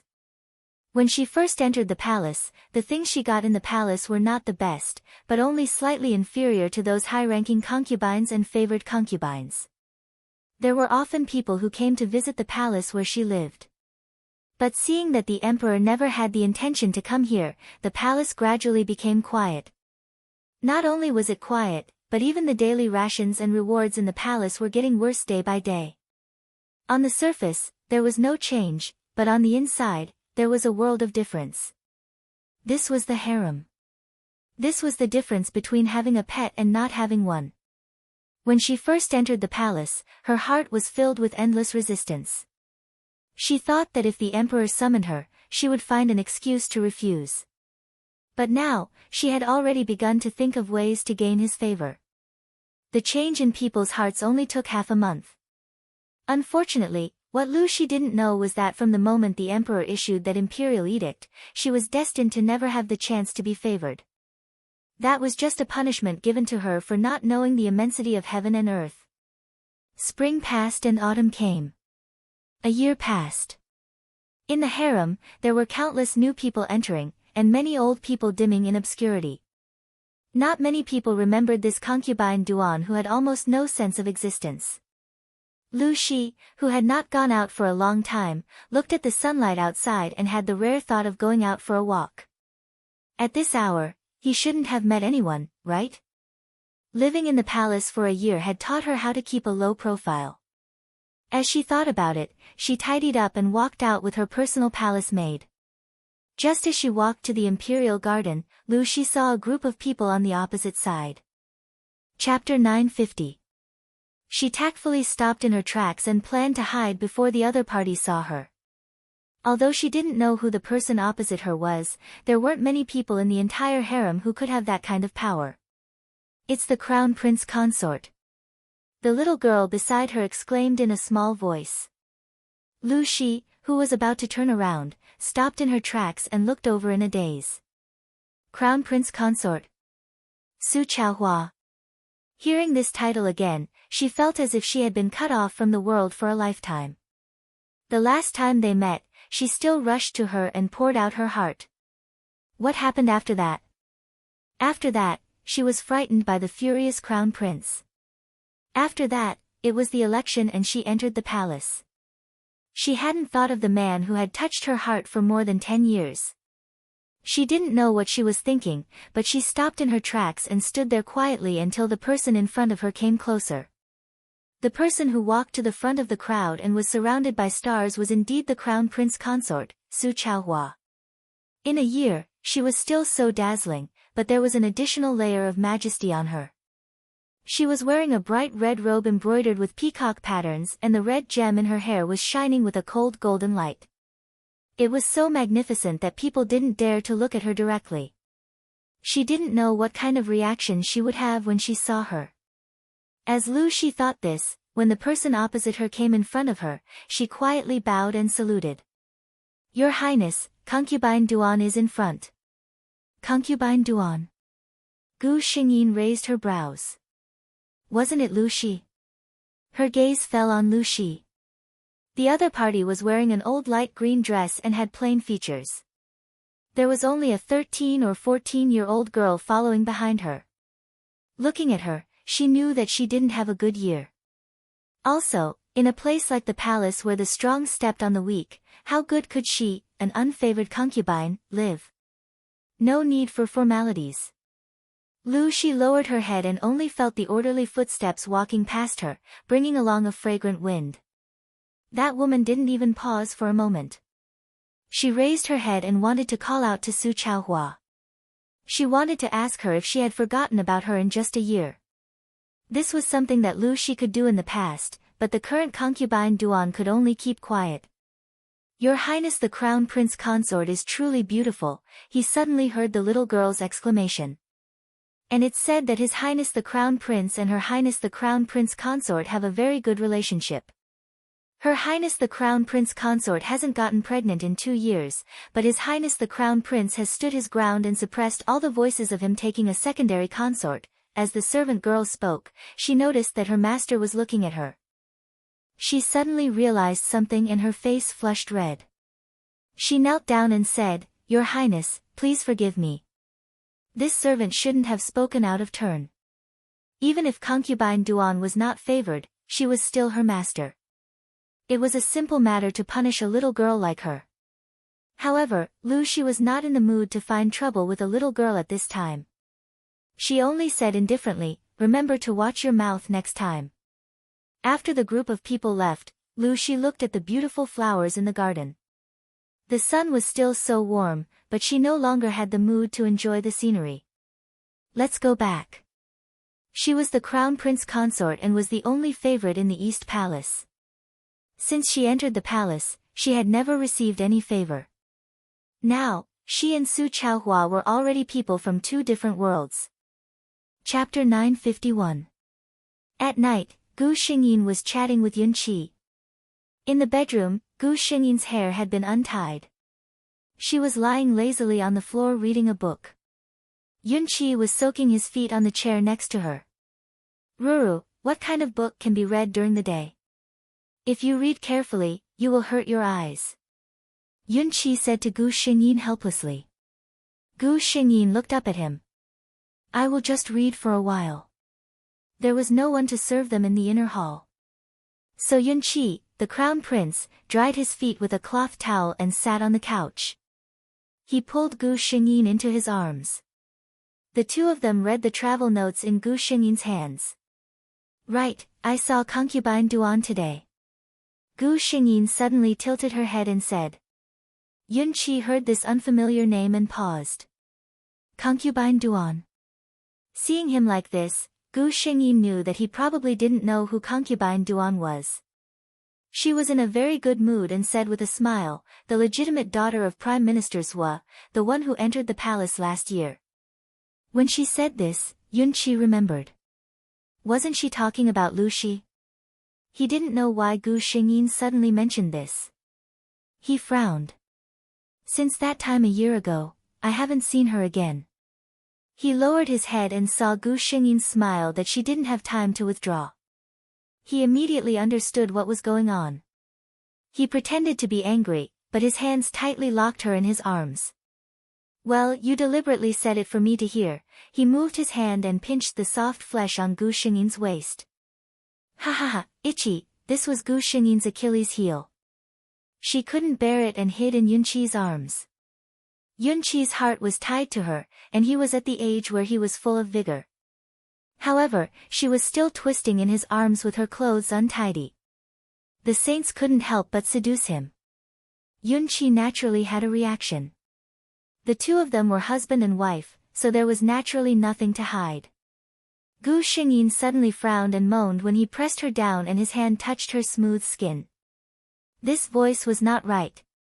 Yun Qi immediately stopped and asked, "What's wrong?" Gu Xingyin frowned as he felt a throbbing pain in his lower abdomen. She wasn't someone who didn't know anything about this. She already had a guess in her heart. However, he couldn't say it out loud. It wouldn't be good if he made her happy for nothing. She only said, "Maybe I ate something bad last night, so I feel a little uncomfortable." How could this be?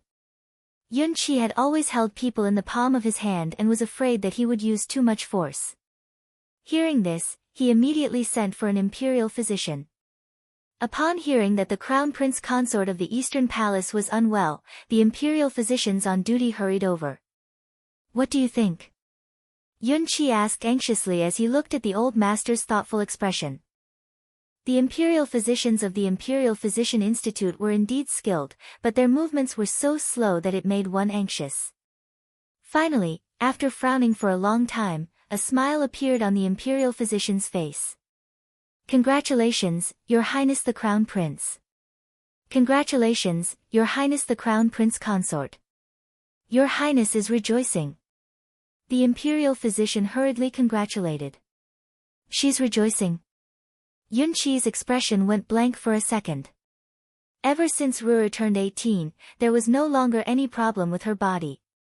He no longer ate those dishes. However, he didn't expect the good news to come so quickly. "Reward," Yun Qi said with an excited smile when he came back to his senses. The news that the Eastern Palace was rejoicing spread throughout the harem in less than 15 minutes. Chapter 952. Are you serious? The Empress had just finished washing up and hadn't rested yet. She was surprised and delighted when she heard the news. "Replying to Your Majesty the Empress, many imperial physicians have confirmed that the Crown Princess is already a month pregnant." The eunuch who came to report the news respectfully replied. The Empress couldn't help but smile. She said, "Reward her well," she said to the people around her. The Empress stood up again. She didn't look as dignified as she usually did. She just murmured, "I have to see if there are any suitable things in the storeroom to nourish Chaohua's body. She is so young. She has to be careful with her first child. Why don't I go see her now?" Her aunt, who had served her for many years, didn't know whether to laugh or cry. "Your Highness, you should rest now. I will go see for myself. If there is anything suitable, I will find it. As for you, the Crown Princess should be resting now. If you go, she will have to get up to welcome you." The Empress came back to her senses and said with a smile, "Look at me. I am so happy." She said with a smile, "Go and take a good look. Choose the best ones and send them to the East Palace." "Yes, I understand." The Empress sat down at the side and waited for her racing heartbeat to calm down. There was no news about the Crown Prince and Crown Princess's marriage for 2 years. She clapped her hands and told the Crown Princess not to be anxious every time this was mentioned. But how could she not be anxious? Seeing that the other princes' wives and concubines were all pregnant one after another, only the Eastern Palace did not have any news. Although the emperor didn't want the eldest concubine's son to be born before the legitimate one, it was better than nothing. If there was no news, she didn't know how long it could be delayed. Thank goodness, there was finally news from Chaohua. The Empress was overjoyed. The emperor also got the news at about the same time. His reaction wasn't much worse than the Empress. He immediately ordered people to send countless precious herbs to the East Palace. The Empress Dowager's longevity palace didn't fall behind. Everyone paid enough attention to the Crown Prince's first child. In the Eastern Palace, Gu Xingyin had already been carefully helped onto a bed to rest. Yun Qi sat on the edge of the bed with a silly smile on his face. He looked straight at Gu Xingyin and smiled. Gu Xingyin couldn't bear to look at the man's smile. If an outsider were to see this, who would dare to believe that this was the decisive Crown Prince? Yun Qi was really happy. This was the first time he had become a father in 2 lifetimes. Moreover, it was a child that the woman he loved the most had given birth to for him. How could he not be happy? He held Gu Xingyin's hand. Ruru, I'm so happy. Gu Xingyin was affected by his emotions and smiled unconsciously. Well, I'm also very happy. Yun Qi bent down. He was afraid that he would crush Gu Xingyin, so he purposely left a gap between the two of them. He gently planted a kiss on Gu Xingyin's forehead and gently tucked her hair behind her ear. His heart was at peace. Here was his beloved wife. He reached out and gently stroked Gu Xingyin's flat belly. Here was a child connected to his blood. Yun Qi had never been so grateful to God. He was grateful to God for letting him come to this world. He was grateful to God for letting him meet her. Chapter 953. By the time Lu Shi received the news, it was already the next day.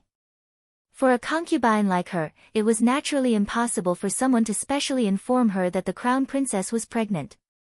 The only reason she knew about this was because her servant girl had overheard the other servant girls in the palace discussing this matter when her servant girl had gone out.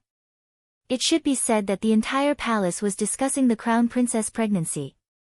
Lu Shi did not know how she felt when she heard this news. Perhaps she was a little disappointed. When someone was living a better life than you, it was easy to make you jealous. However, if that person was living a much better life than you, the difference between the two was like the difference between heaven and earth. That kind of unwillingness and jealousy would instead fade away. Su Chaohua felt this way for Lu Shi. But she never wanted Su Chaohua to live well. Even though she had already accepted her fate, Lu Shi always felt that if there was no Su Chaohua, then everything she had now would be hers. The Eastern Palace's exclusive favor, the noble status that all women in the world envied, could be hers. She used to have a reason to comfort herself. So what if Su Chaohua was favored? She was not pregnant for 2 years. No matter how much the crown prince loved her, he could not always guard her. One day, the crown prince would marry a concubine and have a child with another woman. But now, Su Chaohua was pregnant. She had all the glory and longing that a woman could think of. Her existence seemed to be born to make people jealous. Lu Shi thought blankly. If Su Chaohua was like this, then what about her? She looked up at the cold, empty, and damp palace. No one cared about it for many years. It was always dull and quiet. It was so dim that even the sunlight could not shine in. Whether it was the old furnishings or the numb expressions of the palace servants, it made people feel that this was a place to quietly wait for death. People here would feel that time was passing very slowly, but he himself was aging very quickly. It was only a year, but Lu Shi felt as if she had lived a lifetime. The Eastern Palace was completely different from this. The entire Eastern Palace was jubilant. Early in the morning, the Empress personally came to the Eastern Palace. She pulled Gu Xingyin, who stood up and bowed, and said angrily, "Why are you still talking about these empty formalities at this time? Take good care of the fetus and give birth to a healthy heir for the crown prince." Gu Xingyin could only smile and agree. When it was almost noon, the emperor and the crown prince came together. The Eastern Palace suddenly became very lively.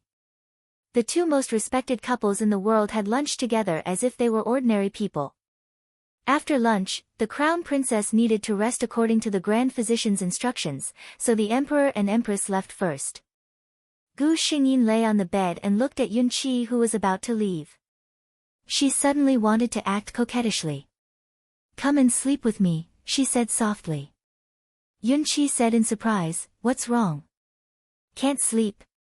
Gu Xingyin nodded seriously. "I want to sleep in your arms." The child also wants to sleep in his father's arms. Yun Qi couldn't help but laugh. His footsteps, which were originally about to return to the study, also turned back. He took off his shirt and got onto the bed quietly. Then, he pulled Gu Xingyin into his arms. The familiar lotus fragrance wafted into Gu Xingyin's nose, and a satisfied smile appeared on his face. Yun Qi lowered his head and kissed her forehead. Crown princess who loves to act coquettishly, quickly rest. Chapter 954. Gu Xingyin squeezed into Yunqi's arms and closed her eyes in satisfaction. But after a while, she opened her eyes again. Imperial father and imperial mother both hope that the child in my stomach is a boy. What if it's a girl? Her large eyes blinked. From Yunqi's angle, he could clearly see her long and curly eyelashes. She was thinking too much. Yunqi couldn't help but laugh. But when he thought about it carefully, if there was a little girl who looked like Ruru and blinked her large eyes and looked at him, Yunqi couldn't take it anymore. Just thinking about that scene made his heart melt into a puddle of water. I like girls. Our daughter will definitely be like Ruru, the most beautiful little princess. I want to spoil her and make her the happiest princess in the world. Yunqi's eyes revealed a trace of longing. Gu Xingyin stared at him for a while. After confirming that he was telling the truth, she nodded in satisfaction. Very good, he didn't have any preference for boys over girls. But, after thinking for a while, she was conflicted again. It would be best if this child was a boy. That way, no one would use the reason that the Eastern Palace had no heir to force Yunqi to take a secondary consort. What's more, those bastard brothers of his from another mother were eyeing him covetously. Although Yunqi never said anything in front of her, Gu Xingyin didn't need to think to know what kind of pressure he would have to face. Gu Xingyin didn't want him to work so hard. If this child was a boy, wouldn't Yunqi's pressure be much less? Pregnant people like to let their imaginations run wild. After thinking about it for a while, Gu Xingyin fell asleep in a daze. In her dream, there was a clear voice calling for her mother. Yunqi felt the breathing of the person in his arms gradually become longer. It was obvious that she had fallen asleep. He gently put her hand down from his waist and adjusted her sleeping position so that she could sleep more comfortably. Only then did he reluctantly let go of her. After putting on his clothes, Yunqi got out of bed. The tenderness that only belonged to that person on his face disappeared, and he became the awe-inspiring and unapproachable crown prince once again. Serve the crown prince consort well. Wake her up in an hour. She can't sleep for too long. Yunqi gave a few orders to his personal servants in a low voice before going to the study to deal with the unfinished business. Gu Xingyin was woken up by Caihe. There was no familiar embrace by her side. It was obvious that the man had left after she fell asleep. She sat up and allowed the palace maids to dress her up. She was supported by someone as she strolled slowly in the small garden of the Eastern Palace. The days passed peacefully and warmly. In the blink of an eye, several months had passed. During this time, concubine Duan asked to see Gu Xingyin several times. Gu Xingyin refused without hesitation every time. She was now pregnant with a child, and that Lu Shi, although Gu Xingyin was sure that she would not dare to have any ill intentions towards her. But that woman most likely did not have any good intentions towards her. Of course, she would not let anything that could threaten her get close. Her stomach was very big, and she would find it difficult to walk normally. The imperial physicians were even more careful in their care. They checked her pulse 3 times a day and did not dare to relax at all. When it snowed for the first time in winter, Gu Xingyin's stomach finally started to move. Yunqi stood outside the hall for an entire night. The first light of dawn shone on the glazed eaves of the Eastern Palace. It reflected a dazzling light on the thin layer of snow, causing his vision to blur. Clear cries came from inside the hall. Chapter 955. Yunqi's eyes widened a little. His numb body, which had stood for an entire night, moved a little and almost stumbled. A midwife happily walked out from the inner hall and gave him a joyful smile. "Congratulations, Your Highness the Crown Prince, it's a little imperial grandson. Both mother and child are safe." Yunqi's expression was a little dazed. He heard the midwife's words, but those words seemed to have no meaning in his ears. The only thing he was sure of was that the midwife's face lit up, which made him feel relieved. He lifted his leg and walked into the inner hall. However, before he entered, he heard a weak cry. There was clearly some commotion in the inner hall, and then someone walked out. Seeing him, they quickly bowed and couldn't hide the joy on their faces. "Congratulations, Your Highness the Crown Prince. Her Highness is pregnant with twins, a dragon and a phoenix." Yunqi reached out to push the midwife away and walked into the inner hall with a nervous expression. At this time, Gu Xingyin had just been helped to change her clothes. The palace servants were still tidying up, and the entire hall was filled with a strong smell of blood. Seeing Yunqi, the palace servants all bowed. Yunqi waved his hand and walked straight to Gu Xingyin's bed. She hadn't lost consciousness and was just lying on the bed. The hair in front of her forehead was wet with sweat. It was enough to imagine the pain she had just experienced. Yunqi murmured, "Ruru." Gu Xingyin slightly raised her head to look at him. She was really tired now. This kind of movement made her feel very exhausted. Yunqi didn't say anything. He just reached his hand under the blanket and gently held her weak hand, calling out "Ruru" over and over again. The wet nurse who was taking care of the children looked at His Highness the Crown Prince with some emotion, her heart shocked. It wasn't the first time she saw a rich family's madam give birth. But this kind of situation was the first. She had given birth to twins, but the male master only had his mind on his wife. Those two children hadn't been looked at by their father even until now. As she watched, she felt a bit envious. She had seen a lot of things that happened in rich families. Among those couples, how many of them had true feelings for each other? This crown princess not only had a noble status, but even rarer was that she held His Highness the Crown Prince's unreserved sincerity. Indeed, there was no way to compare people to each other. The Eastern Palace gave birth to twins of a boy and a girl. The Empress was overjoyed. The Emperor personally bestowed names to his grandson and granddaughter. The boy was named Xiao and the girl was named Shi. In the royal court, no courtier dared to bring up the fact that the crown prince consort was childless. The birth of a dragon and phoenix was an extremely rare occasion of great joy. His Highness the Crown Prince had always loved the crown princess like a treasure. Now that the crown princess had just given birth to a child, who would dare to be so blind as to cause trouble? It was very lively outside. She was lying on the bed. She was a little hot. A few days ago, during the heavy snow, the nobles in the palace were all praising the beauty of the snow scene and praising the emperor for his wisdom. The next year would definitely be a bumper harvest. Only her place was cold and damp because of the sudden drop in temperature and the lack of enough charcoal. In such weather, she unexpectedly caught a cold. But now, the entire palace was celebrating the joyous occasion in the Eastern Palace. All the imperial physicians in the Imperial Academy of Medicine were focused on the three noble masters. Who would pay attention to her, this little consort who wasn't favored and didn't have any sense of existence? The little girl went to beg for some, but unfortunately, it was like a cup of water on a burning cart of firewood. After a month, she couldn't even get out of bed. Chapter 956. Your Highness. The little girl raised the brazier in an attempt to warm up the cold hall. However, the poor quality of the charcoal fire made people want to cry. She even felt that her breathing was a little irregular. The faint sound of music came from outside. Why is it so lively today? She gasped and asked. The little girl wiped her eyes and replied, today is the 1-month celebration of the 2 little imperial grandsons in the Eastern Palace. The Emperor and the Empress are holding a banquet for the officials. The little imperial grandson's 1-month celebration, She thought absent-mindedly. In the past few months, she had not paid attention to the movements in the Eastern Palace for a long time.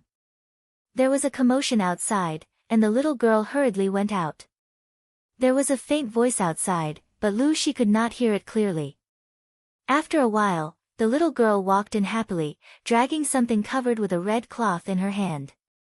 She said happily, the imperial grandson's 1-month celebration, the Empress ordered the harem to give a big reward. This was just given. She looked at the food and jewelry inside. It was not a very good thing, but it was rare for her now. After entering the palace for several years, she had not been favored. Her family seemed to be getting colder and colder to her. Her mother was thinking of her, but she was a woman with an external title. Unless they could find time to see each other, how could mother and daughter meet normally? Take it and use it. Lu, she said. This little girl was the only one who was by his side now. The little girl was a little puzzled. Your Highness, these are all good things. This servant is not qualified to use them. Lu, she smiled. I also have no use for them. Here, she did not see a single outsider all year round. What could she do with them? In the Eastern Palace, there were lanterns and colored banners everywhere. It was a joyous atmosphere. Gu Xingyin stood in the middle of the guests. She was holding the 1-month-old Yun Shi in her arms. Yun Zhao was being held by the wet nurse. The two little guys looked around with their identical big eyes. They were not afraid of strangers at all. Give him to me. Yun Qi had just walked over and took his son, who was blowing bubbles, from the wet nurse's hands. When the madams at the side saw this scene, they were all astonished. People in the world paid particular attention to holding grandchildren and not children. Very few men would personally hold a child for fear of losing their dignity. But looking at the crown prince's practiced movements, it was obvious that he had hugged her many times. For a moment, many envious gazes flew towards the crown prince consort. Gu Xingyin did not have the time to pay attention to these gazes. She held her soft and fragrant daughter in her arms, and beside her were her beloved husband and son. This small area seemed to be isolated from the surroundings. The hustle and bustle around her had nothing to do with her. Only this corner, only her and the people around her were real. She raised her head and looked at Yun Qi with a smile. Yun Qi happened to lower his head and look at her. Their gazes locked in midair. Yun Qi suddenly lowered his head and whispered in her ear, let's raise Zhao, and Shi, well. We won't have other children in the future, okay? After saying this, he realized that these words could easily cause misunderstandings. He hurriedly added, I heard from the imperial physician that it is harmful for women to give birth. I only hope that you will be well. We will grow old together. A smile bloomed on Gu Xingyin's face. Okay. With a husband like this, what more could she ask for? Chapter 957. Lu, she felt that she might not be able to survive this winter. The weather was too cold. The cold and damp wind came from the empty hall, from the windows that could not be tightly closed, from the slippery ground, from every corner, and surrounded her. Counting the days, it should be spring soon, right? It was a pity that she probably could not see the new branches of the willow tree outside. Lu, she coughed, which was especially conspicuous in the empty hall. There was no one guarding at night, so the little girl was chased out by her to rest. Most people, at the last moment, would always feel a trace of kindness from the bottom of their hearts. The little girl was the last person by her side. With her current state, why should she torture her? In a daze, Lu, she fell asleep in the stiff and cold quilt. She had a dream. In the dream, Lu, she had a gentle and reserved smile on her face. She was wearing exquisite clothes that were not gorgeous, and she lived in a clean and warm hall. She also saw that man in her dream. When he looked at her, his eyes were filled with a gentle and warm smile. On countless nights, he held her hand and said, bear with it, bear with it. When I ascend the throne, I will definitely give you the most honorable position. She also saw Su Chaohua. She was a little different from what she saw. Although she was also the honorable crown princess, had the same appearance and role, and had a noble aura, it was still different from now. Without a child, there were countless concubines and concubines in the Eastern Palace. Although the crown prince respected them, he did not favor them alone. Behind Su Chaohua's pride and nobility during the day, she cried at the quilt every night and secretly asked the imperial physicians to take medicine to get pregnant. It was like she was watching a play. She watched Yunqi and herself put on a show in front of outsiders. She watched Su Chaohua being kept in the dark and only wanting to give birth to a child for her husband. Then, Finally, the emperor passed away and a new emperor ascended the throne. After the new emperor ascended the throne and everything stabilized, the first thing he did was to disregard everyone's opposition and remove Su Chaohua from the position of empress. He also conferred himself the most honorable imperial noble consort after the empress. He also promised that once he had a child, he would immediately confer the title of empress. After that, she did not know what happened after that because she woke up from the dream. When she woke up, she was still in the dark and damp hall. The cold wind drilled into her quilt. Her entire body, from head to toe, even her heart, was cold. The more beautiful the dream was, the more cruel it would be after waking up. She could not help but cough twice, speechless for a long time.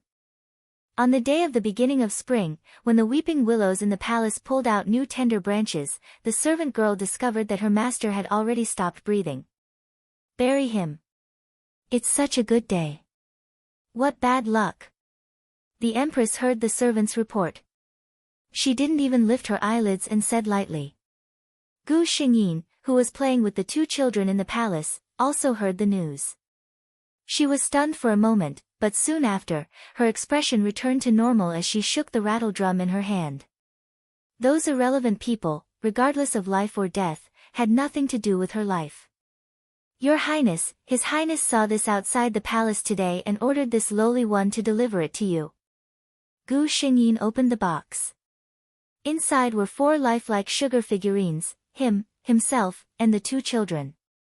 She held the box in her hand and turned back to look at her son and daughter who were hugging each other. Her heart was at peace. The years were peaceful and good. Chapter 958. Noble and happy for a lifetime. This was the best description of Empress Wen Su Chaohua's life. Emperor Zhao Yunqi was the only emperor in the 500 years of history of the Great Lai dynasty who never had a concubine. According to historical records, Emperor Zhao reigned for 20 years and passed the throne to his only son, Emperor Xian Yuan Zhao. After that, he and Empress Wen retired to the Nanshan Palace and lived happily. This pair of husband and wife also became the favorite subject of novels and television dramas in the future. When Gu Xingyin died, she was surrounded by the descendants of the royal family. Yuan Zhao, who was already the emperor, cried like a child in front of her. Don't cry, Zhao. I'm going to find your father. The retired emperor passed away a month ago. How could she let him wait for too long? Amidst the crying, she closed her eyes peacefully. When she opened her eyes again, she was on the big bed in the space. Ever since she mastered creation, Gu Xingyin made this space very comfortable. She would not let herself suffer. It was the same little kingfisher as before. This time, Gu Xingyin saw her stand up. She spread her little wings, but no matter how hard she tried, she could not bear the weight of her body. I'm still lacking a lot. In fact, Gu Xingyin already had a rough idea of her own ability. The stronger the soul, the stronger the perception of certain things. She already knew that she did not have the power to create a complete living thing, but she could not help but want to try. It was an expected failure. With a calm face, Gu Xingyin said, "System, let's go to the next world." The system silently activated the soul transfer. It was oppressive, cramped, and suffocating. Gu Xingyin did not open her eyes. She could clearly see where she was. This used to be a magnificent temple. Why was it once? Because those dazzling reliefs had already lost their luster, the white jade flooring had even started to crack. Everything had lost its color. And she was the only person sitting on that high and mighty divine throne. No, it should be said that she was a god. He felt the power in his body. That weak but persistent flow was indeed genuine divine power. How could a god be in such a pitiful state? System, accept the plot. Memories flooded into her mind like a tidal wave. Gu Xingyin finally understood why this god had become like this. This was a Western fantasy world. Tens of thousands of years ago, it was the era when the gods flourished. At that time, people wholeheartedly believed in their gods. The gods also used their enormous power to protect their believers. The stronger the believer's faith, the stronger the god's power. The body that Gu Xingyin had transmigrated into was the goddess of nature, Katrina. The goddess of nature was one of the 5 main gods of the divine court. She was also one of the most powerful gods. Her believers were all over the continent, and her temples stood in every corner of the continent. But everything was changing. Humans are developing, and they are beginning to be dissatisfied with the status quo. As a result, more and more forests were cut down to build houses, and more rivers were filled up to make fertile fields. The goddess of nature's domain was reduced again and again, and her power was gradually weakening. The most frightening thing was faith. Humans no longer believed in gods. They felt that they could live well on their own. And because the gods were weak, they rarely appeared in front of people. Some people even began to question the existence of the gods. To the gods, this was simply a huge disaster. Chapter 959. Some of the weaker gods fell into a deep slumber as a result. Some could not even maintain their true spirits and directly dissipated between heaven and earth. Only the more powerful gods could still maintain their consciousness and true spirits. They persevered in the gods' court, waiting for the humans to wake up. As a powerful Lord God, although Katrina's power had been greatly weakened, she would not be fatally injured as a result. She would slowly guide her believers and shine the light of the goddess of nature on the continent again. She would rebuild the majestic and glorious God's palace on the continent. Unfortunately, before she could wait for her inheritor, she met someone. Among the humans, the group of people who were closest to gods were called oracles. They could listen to God's will and were responsible for spreading God's light to every inch of land. For tens of thousands of years, oracles had been the most honorable group of people on the continent. Even the emperor of the most powerful empire was a believer of God and dared not disrespect oracles. However, that glory was in the past. With the gradual collapse of faith, even the gods had lost their dignity, not to mention the oracles who relied on the gods to exist. The era where oracles of any god could be treated with respect by all the nobles and where oracles of lord gods could even change the dynasty was over. Now, some oracles would even be questioned and ridiculed when they went out to reveal their identity. They did not even believe in gods, let alone oracles. The young oracles could only listen to the elders reminiscing about their former honor with yearning expressions in the dark night. After dawn, they would continue to face the cold reality. He was such an oracle. In other words, she was not considered an oracle. However, her physique was tested to have the potential to become an oracle. She was taken to the god's palace of a water god. That water god had long fallen due to the exhaustion of power. He agreed to become an oracle not because of her firm faith, but simply because her family was poor and the god's palace promised to provide her with food. Of course, it was impossible for He to listen to the teachings of any god. Every time, she would only put on an act and say some specious words to the only faithful believers in deep water. Seeing those believers respectfully believing her words without any hesitation, He laughed inwardly at their stupidity while disapproving of the so-called god. How could there be a god?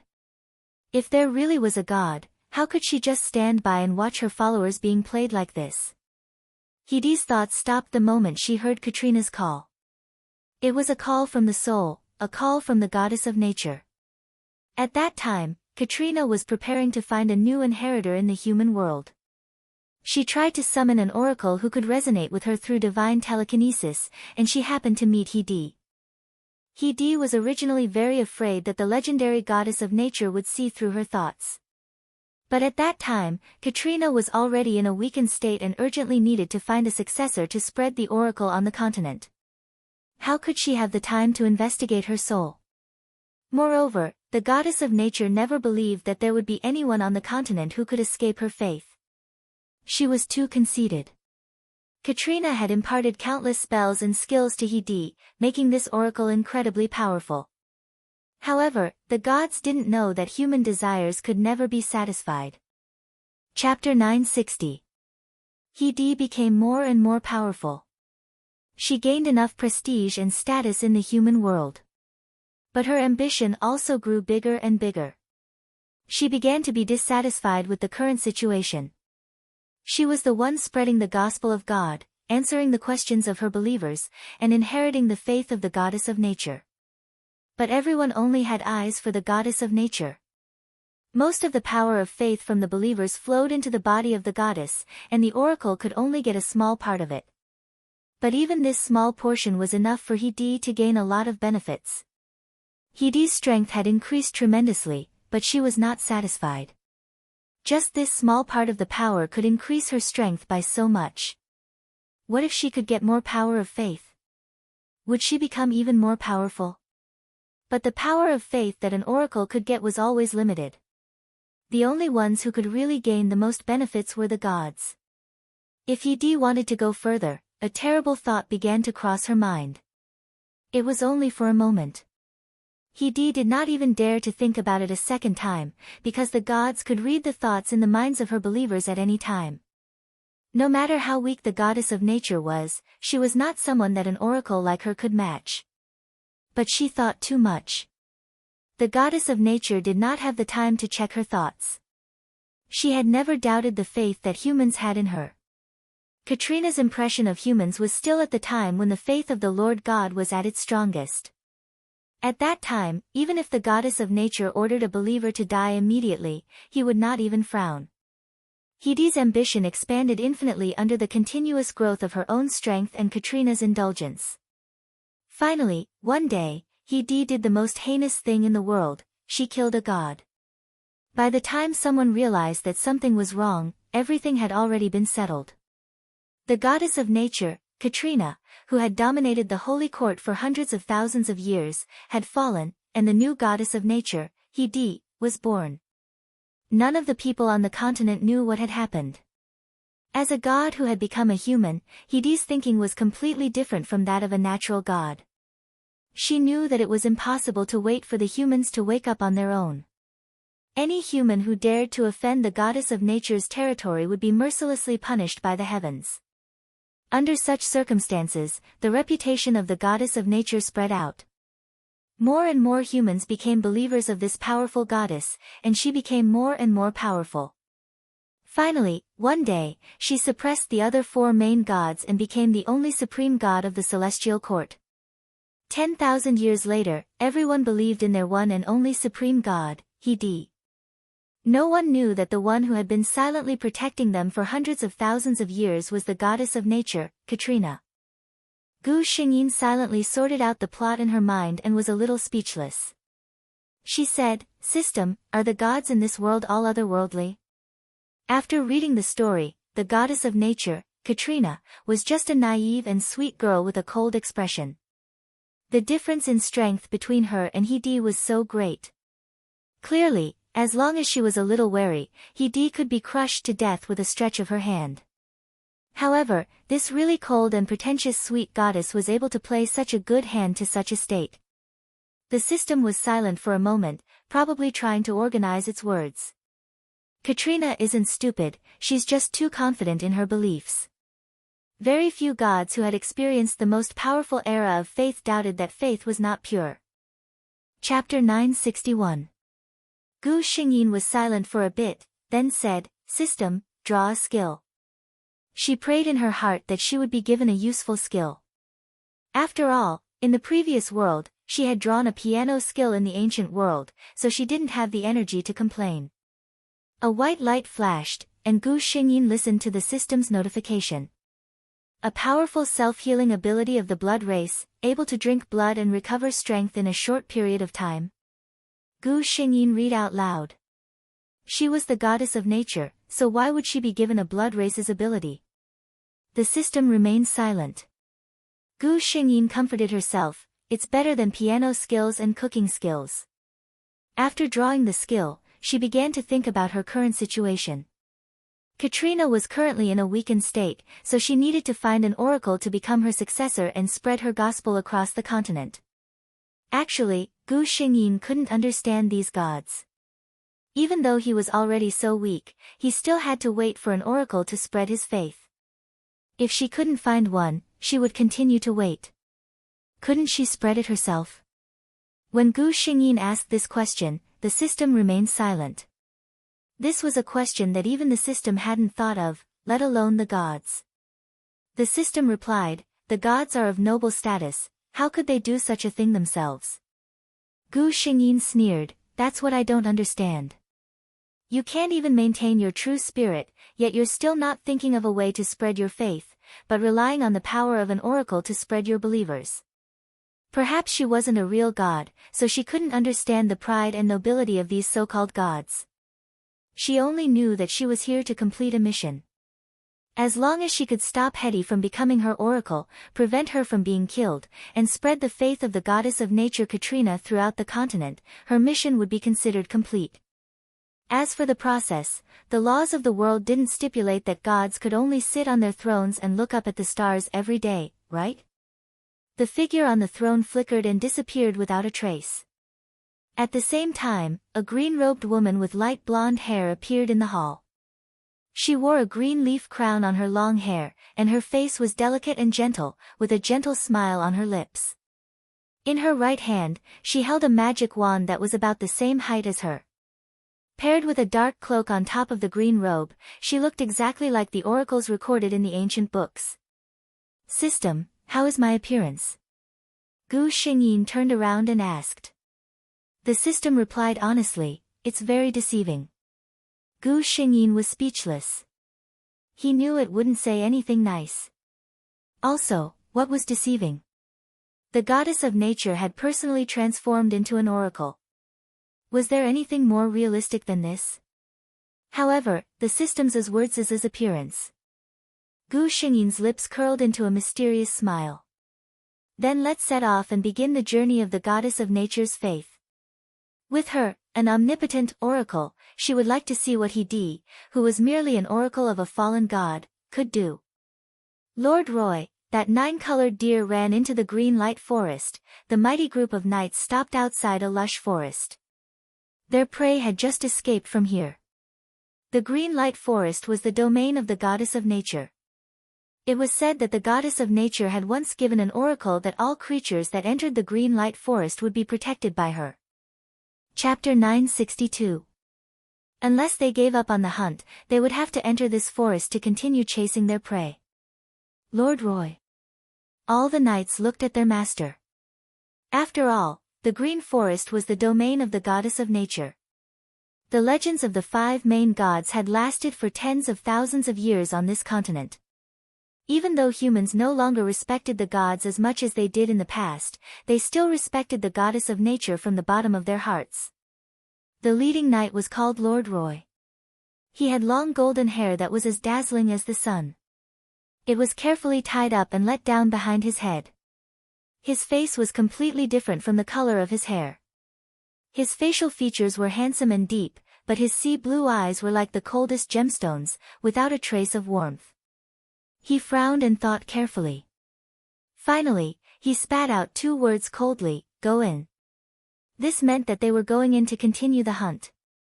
One of the knights in the team hesitated, "But Lord, this is the domain of the goddess of nature." Roy coldly raised the corner of his lips, "The goddess of nature." Now, who has seen the descent of a god? Regardless of whether it existed or not, this was no longer their era. "I have." A soft voice was heard. This voice seemed to come from a very far place because it sounded faintly discernible in the eyes of the knights. However, she was clearly very close to them, so close that it was as if she was whispering in their ears. Roy's gaze swept in a certain direction like a sharp sword. Over there, where there was originally no one, a green figure slowly appeared. The 9-colored deer that they had not been able to catch after paying a huge price was lying docilely under her body. "Oracle," Roy said with certainty as he looked at her attire. Gu Xingyin raised her head and looked at them. Her delicate facial features were fully displayed under the sunlight. She smiled and spread out her hands. "Yes. The oracle of the goddess of nature, Bess, welcome to the green forest." The moment she spread out her hands, a breeze suddenly blew through the entire forest. Countless trees rustled and branches swayed, as if they were welcoming these uninvited guests with her words. Everything seemed very peaceful and beautiful. The knights in the team all grasped the weapons in their hands tightly. The sudden appearance of this person who claimed to be the oracle of the goddess of nature was too strange. Gu Xingyin didn't mind the silence. She knew that she was not the one who was anxious. They would speak eventually. Sure enough, after a short silence, Roy said, "Oracle of the goddess of nature, we need the 9-colored deer beside you." Gu Xingyin lowered her head and seemed to say something. Then she raised her head and said helplessly, "I just asked little 9. He is not willing to leave with you." Roy frowned and said coldly, "Whether it's willing or not, I'm taking it away today." The rest of the knights gripped their weapons tightly. According to their experience, once the negotiations between the two sides broke down, it would be time for conflict. He didn't know what this strange and beautiful woman would do. To everyone's surprise, Gu Xingyin only smiled helplessly at their reaction. The goddess of nature treats all living beings equally. You want little 9, is there a reason? Maybe I can help you. Chapter 963. Roy did not speak. He narrowed his eyes and looked at the woman in front of him with an inquisitive expression. Gu Xingyin still had her gentle smile as she waited for their next words. What broke the silence was a knight behind Roy. The knight was the one who had hesitated and said that this was the domain of the goddess of nature. Gu Xingyin could see traces of white faith power from him. Clearly, this knight was a person of faith. Your Excellency Roy, perhaps we can let this oracle give it a try. The knight looked at Roy with pleading eyes. His family had been believers of God since he was young. Although he did not believe in the goddess of nature, he still respected this powerful goddess very much in his heart. He did not want to see his group clash with the oracle of the goddess of nature. Roy frowned and looked at the green-robed oracle in front of him again. This woman always had a calm smile on her face, as though everything was under her control. He nodded imperceptibly. The knight understood what he meant, and a hint of joy appeared on his face. He walked toward Gu Xingyin and slowly explained the whole story to her. They were from the Roth Empire. This time, a plague suddenly broke out on a large scale in the Blue Sea province on the border of the Roth Empire, and many people died. The person in charge of the South Sea province tried everything but to no avail. In the end, he had no choice but to seek help from the Empire's headquarters. Unfortunately, the envoys sent by the Empire's capital were still unable to solve this problem. It was not until someone suggested that the legendary 9-colored deer of nature had the ability to expel all misfortune and plagues that they specially came to the vicinity of the Green Light Forest to try their luck. After the knight finished speaking, he looked at Gu Xingyin sincerely. Your Excellency, we want this 9-colored deer not because of greed, and we won't harm it. His words disappeared under Gu Xingyin's knowing gaze. Gu Xingyin's gaze was still gentle, but her words left the knight speechless. The 9-colored deer is a symbol of auspiciousness and luck. Her blood is the most precious tonic. Little 9 went to a human city, can she really come back? Knight lowered his head in embarrassment. Indeed, a precious divine beast like the 9-colored deer was definitely a treasure in the human world. In particular, a drop of the 9-colored deer's blood could extend the lifespan of an ordinary person, and warriors and magicians could use it to reach a higher level. At that time, even if they wanted to protect the 9-colored deer, would they really be able to? Gu Xingyin spoke again, it's just a few small plagues. I can go with you to take a look. The knight was overjoyed, but before he could say anything, Roy, who had been sitting on the horse, said in a cold tone, can you guarantee to solve the problem of the Ocean Blue Province? Gu Xingyin didn't get angry when she heard this obvious question. Instead, she smiled and said, whether or not I can solve it, you will see the effect later. But I can be sure that little 9 has no way to solve the problem you are talking about. The 9-colored deer was only an auspicious beast. It was true that it could purify misfortune and plagues, but if it was man-made dark magic, the 9-colored deer could not do anything. Chapter 964. As if responding to Gu Xingyin's words, as soon as she finished speaking, the 9-colored deer that had been docile beside her raised its head and cried out. Gu Xingyin was certain that what happened in the Aquamarine province was definitely not as simple as a natural plague. Because she felt a familiar power. Roy stared at Gu Xingyin and finally said, I hope you can do what you said. Gu Xingyin answered him with a smile. The knights prepared a horse for her, but Gu Xingyin did not move. She stood in place and said with a calm expression, as the messenger of the goddess of nature, I promise to help you solve your predicament. Don't you need to do something? Roy paused and immediately said, as long as you can successfully solve the problem of the Aquamarine province, I will naturally report your achievements to His Majesty the Emperor. At that time, I can fight for whatever reward you want. He didn't know why, but a wave of disappointment suddenly welled up in his heart. He felt that this person should not be so unscrupulous. Gu Xingyin shook her head. The eyes of the goddess of nature looked to every corner of the continent. If you need her help, you should pray. The eyes of the knight who had been standing beside her lit up. He suddenly clasped his hands in front of his forehead and chanted in a low voice. This was the oldest prayer chant that had been passed down from 10,000 years ago. Everyone would be taught this prayer after they were born, but now, except for the truly devout believers, very few people would really use it. This knight was obviously a loyal believer. Gu Xingyin could feel a trace of almost imperceptible energy being transmitted from the knight's body and pouring into her body. Although she only felt her body warm up slightly, it was not even comparable to the bright sunlight. But at least it proved that the power of faith was effective for her. Gu Xingyin looked at him with satisfaction and then looked at the others. Roy said in a deep voice, we are not believers of the goddess of nature. Gu Xingyin interrupted him. I don't need your faith, but there's no problem in asking for the help of the goddess of nature.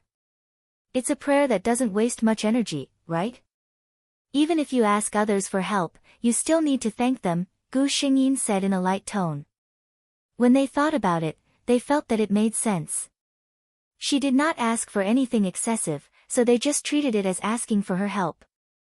Gu Xingyin was in a good mood as she watched the knights finish their prayers one by one. She rejected the horses they offered to her and sat lightly on the back of the 9-colored deer.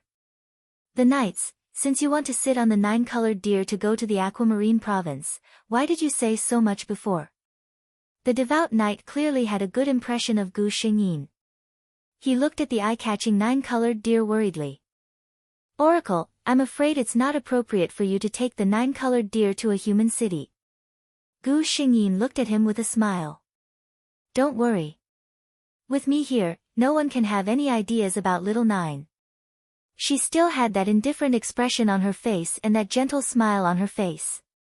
But the moment she said this, the knight clearly felt an indescribable arrogance from her.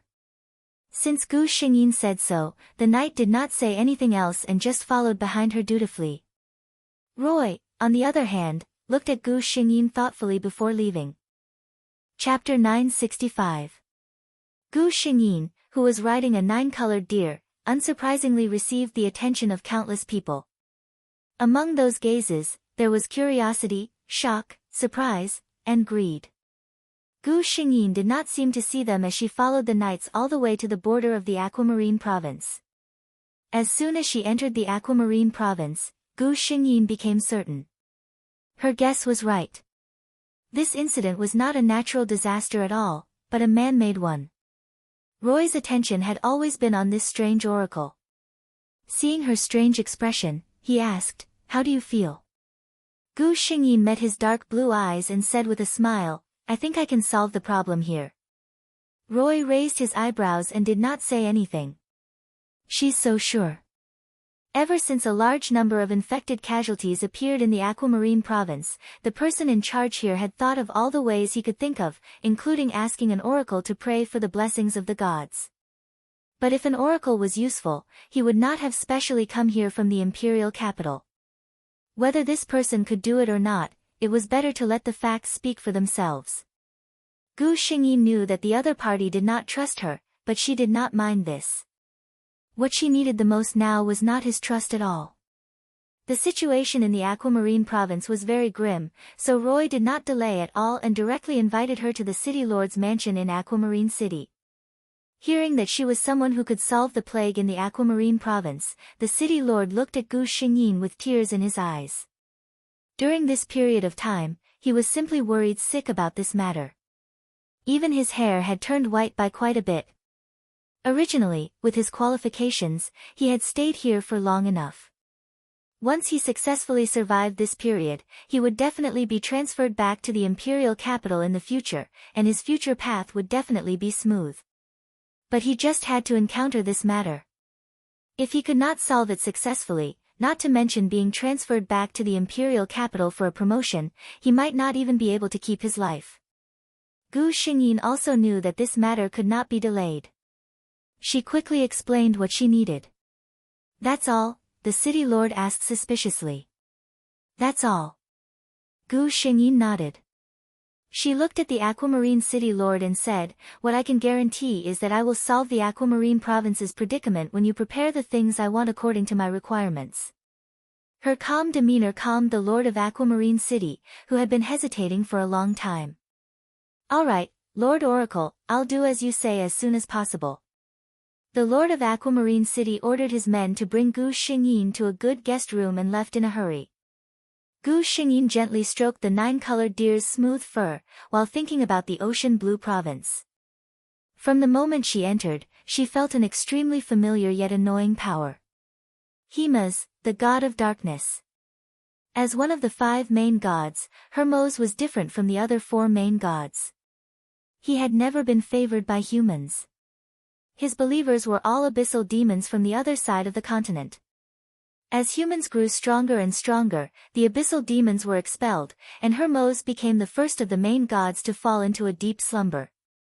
She was certain that this matter had nothing to do with Hermos. It must have been some humans who had obtained the inheritance of the god of darkness, but were unable to control such a large amount of dark power, resulting in such serious consequences. Gu Xingyin could have quietly expelled the power of darkness from his body. But how could she give up such a good opportunity to develop her faith? Chapter 966. Gu Xingyin's mind was going through a series of steps to develop faith, when a maid from the city lord's mansion knocked on the door. "Lord Oracle, someone is looking for you." That maid's attitude towards Gu Xingyin was very respectful. "Let her in." Gu Xingyin already knew who it was. She never thought that her first meeting with He Di would be under such circumstances. He Di originally planned to leave the city lord's mansion today.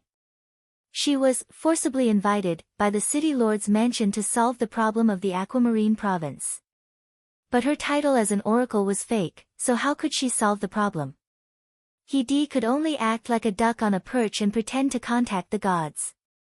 The consequences could be imagined. Fortunately, the city lord of the Aquamarine province was not a murderous person, and he had invited many people, but no one could do anything about it, so he did not blame He Di. Today, when He Di was about to leave, she heard the 2 maids quietly talking, saying that those powerful Sir Knights had invited a Sir Oracle over, saying that she could solve the current predicament of the Aquamarine province. Sir Knight? He Di knew who they were talking about as soon as she heard it. Speaking of which, she was invited here after all, so she enjoyed the treatment of a VIP in the city lord's mansion. Everyone in the city lord's mansion, from the maids to the city lord himself, treated her politely. Only that group of knights, who were said to have come from the imperial capital, were not polite to her at all. Especially the leader, although He Di admitted that he was very handsome, his temper was as cold as his handsomeness. Someone like him would invite people. He Di was very curious about that mysterious oracle, so before leaving the city lord's mansion, she specially prepared to come and see for herself. She was brought in by the maid. At first glance, she was attracted by the 9-colored deer standing quietly on the side. This mythical beast that existed in legends had a smooth and elegant posture, and the flower-like antlers on the top of its head were gorgeous. Standing there, it seemed to be glowing. The legendary 9-colored deer. A 9-colored deer that could extend one's life by 10 years just by drinking a mouthful of blood. He Di's gaze unconsciously became hot. She almost couldn't help but want to go closer. Fortunately, her rationality told her that there was another person here.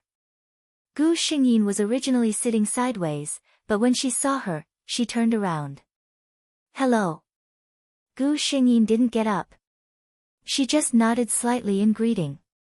No one thought that her action was impolite. Even Hedi felt that this woman was born to sit elegantly like this. There was nothing in the world that was worthy of her bending over. Hello. For some reason, Hedi was inexplicably nervous when she was looked at by that pair of penetrating and gentle eyes. She even began to stutter when she spoke. Gu Xingyin's enormous divine spirit power swept past Hedi in an instant, but no one noticed it. As expected, this woman only had the name of an oracle. She didn't have any faith on her at all, nor was there any mark left by the gods. Gu Xingyin looked over with a questioning look in his eyes. For some reason, Hedi's ability to speak eloquently didn't work at all in front of Gu Xingyin. Her face flushed red, and she finally found an excuse. I heard that a new oracle came to the city lord's mansion, so I wanted to come over and pay my respects. What was wrong with her today? Why was she so abnormal? A smile flashed across Gu Xingyin's eyes. Hedi's abnormal behavior was of course because she secretly used a trace of divine power when she looked at her. It wasn't easy to lie in front of the gods. Chapter 967. Hedi finally left the city lord's mansion in a sorry state. The person in front of her did not do anything, but she felt that she had no reservations in front of her. Even the deepest secret in her heart was seen through at a glance. This should be an illusion. But this illusion was so real that it made her feel uneasy. Her vision told her that she should stay away from that woman. Gu Xingyin watched Hedi leave with a smile on her face. The most important thing for her now was to recover her divine power and gather faith as soon as possible. As for Hedi, she was just an ordinary human. Without Katrina's unconditional indulgence, she could not make any waves at all. The city lord's mansion acted quickly.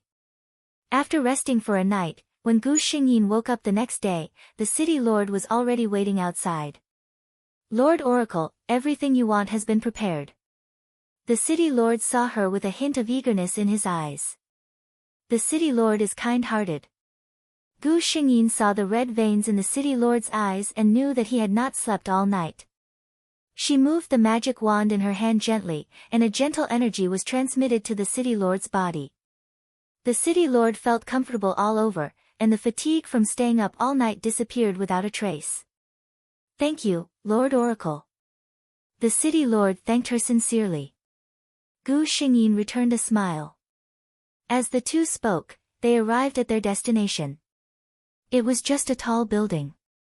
Because they were in a hurry, the materials used were the easiest to collect wood. There were 999 steps leading up, and at the top was a high platform. Gu Xingyin's destination. I'll have to trouble the city lord to wait for me here. Gu Xingyin finished speaking and slowly walked up the steps. Her steps were very leisurely, but not slow at all. In the blink of an eye, she reached the highest point. This place was completely empty. There was nothing here. The city lord stood below nervously. He did not know what the other party was up to, nor did he know if she could really solve the current predicament of Aquamarine City as she said. Footsteps came from behind. It was Roy, who had heard the news.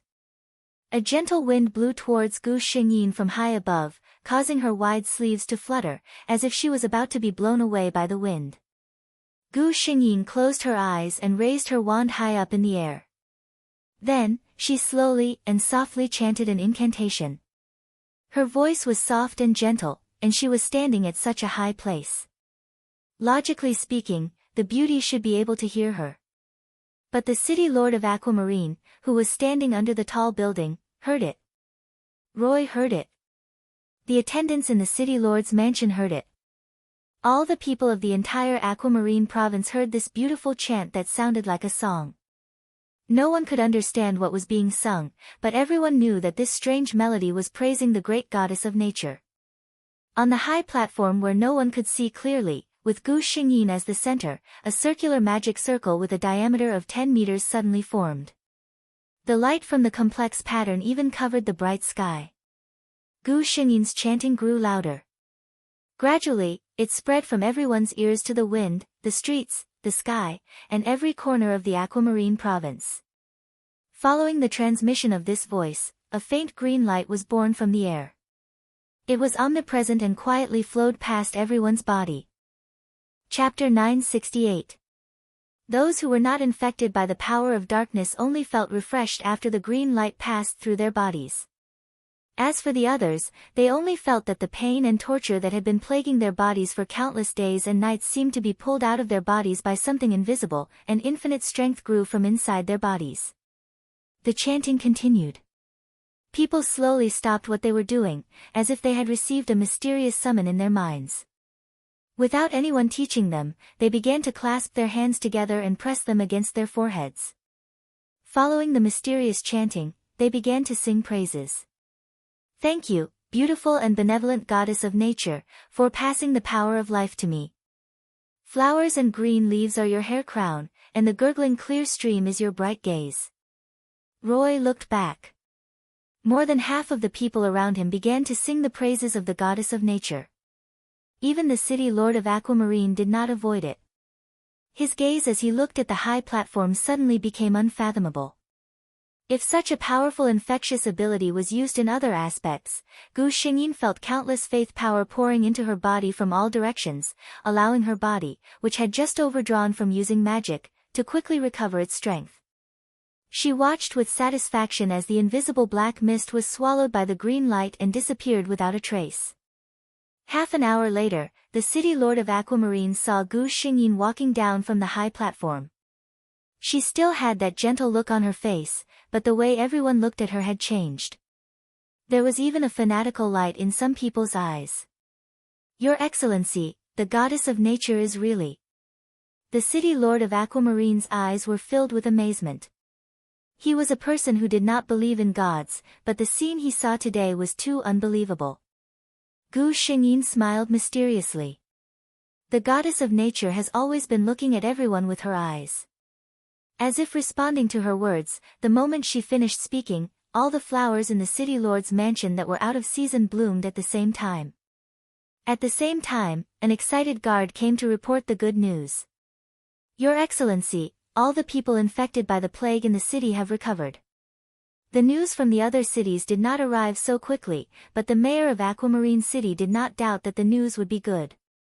He suddenly bent his waist and bowed solemnly to Gu Xingyin. The people of the entire Aquamarine province are grateful for your help, goddess of nature's oracle, Lady Beezy. Gu Xingyin accepted his bow and made a small request. I have no other wish in my life. I only wish to see the believers of the goddess of nature spread to every corner of the continent, just like the glorious era 10,000 years ago. The mayor of Aquamarine City immediately understood what she meant. His heart was filled with respect for such a devout believer. The goddess of nature is a great deity. I believe that the new people of Hailan will not reject the protection of such a powerful and benevolent deity. In the mind of the Lord of Aquamarine, he had long regarded this mysterious oracle as a powerful and somewhat loyal believer of the goddess of nature. He even suddenly felt that it was appropriate to have some faith. He didn't know that this mysterious and powerful believer was communicating with an invisible creature. System, how was my performance just now? The system replied, very good. You have the demeanor of a quack. Chapter 969. He was in Aquamarine City. Because she had the qualifications to become an oracle, she could see the source of the plague that plagued humans, which was the black fog. She listened to the sacred chanting and watched as the green light spots appeared out of thin air and swallowed up the black fog that everyone was helpless against. He only felt that her understanding had been overturned. Even when she was taken away by a mysterious person and later inexplicably became the oracle of the water god, He had never had any faith in her heart. She also did not believe that there were gods in this world. But the scene that she saw today was too unbelievable. Other than gods, which human would have such powerful and magical power? Was there really a god? Then, as an oracle, would she be as powerful as that mysterious woman one day? She suddenly felt a fire in her heart. Her eyes focused and she headed toward the city lord's residence. Gu Xingyin was still in the city lord's residence. She's here again. Gu Xingyin felt a little strange. Her last meeting with He was not a pleasant one.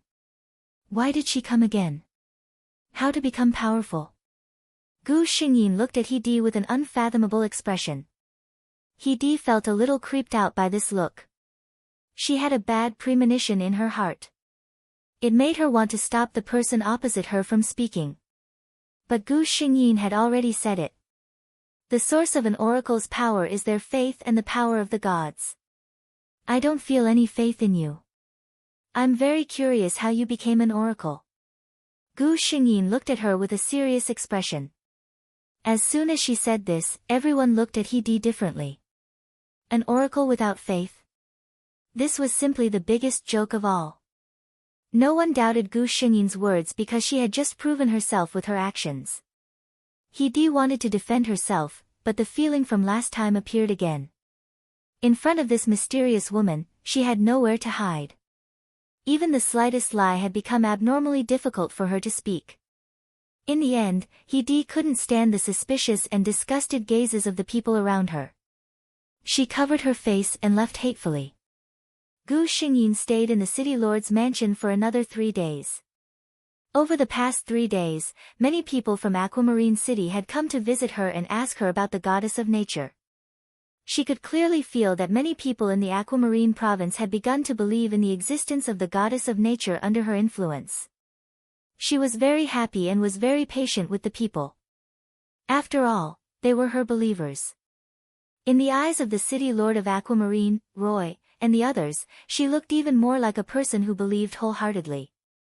The city lord of Aquamarine City had even begun preparations for the construction of the first goddess of nature temple. Many of the citizens expressed their willingness to help. On a sunny afternoon, Gu Xingyin welcomed a guest. Go to the imperial capital. Gu Xingyin looked at Roy in surprise. This man's eyes were as cold as ever. Roy nodded and said his purpose without hesitation, I want to cooperate with you. He looked straight at Gu Xingyin.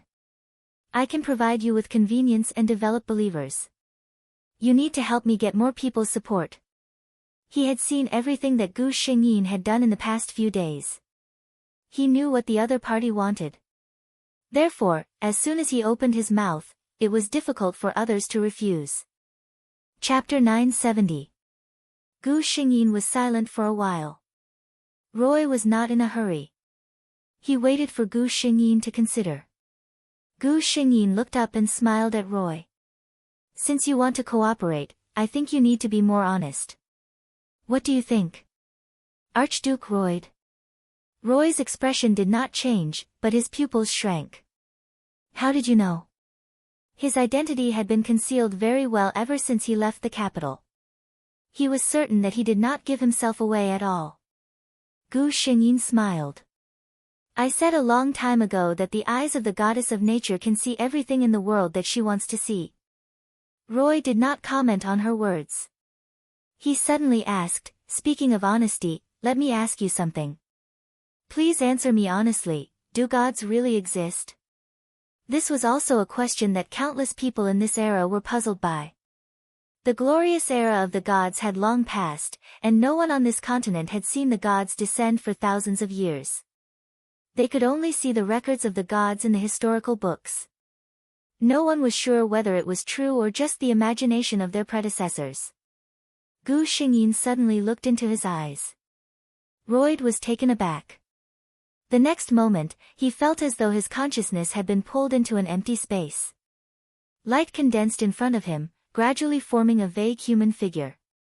The figure's face could not be seen clearly, but from Roy's angle, he could see a gorgeous crown on her long golden hair and a golden scepter in her hand. Under the cover of the hazy divine light, Roy could only see that her exposed robe was embroidered with emerald-like green leaf patterns. You want to see me?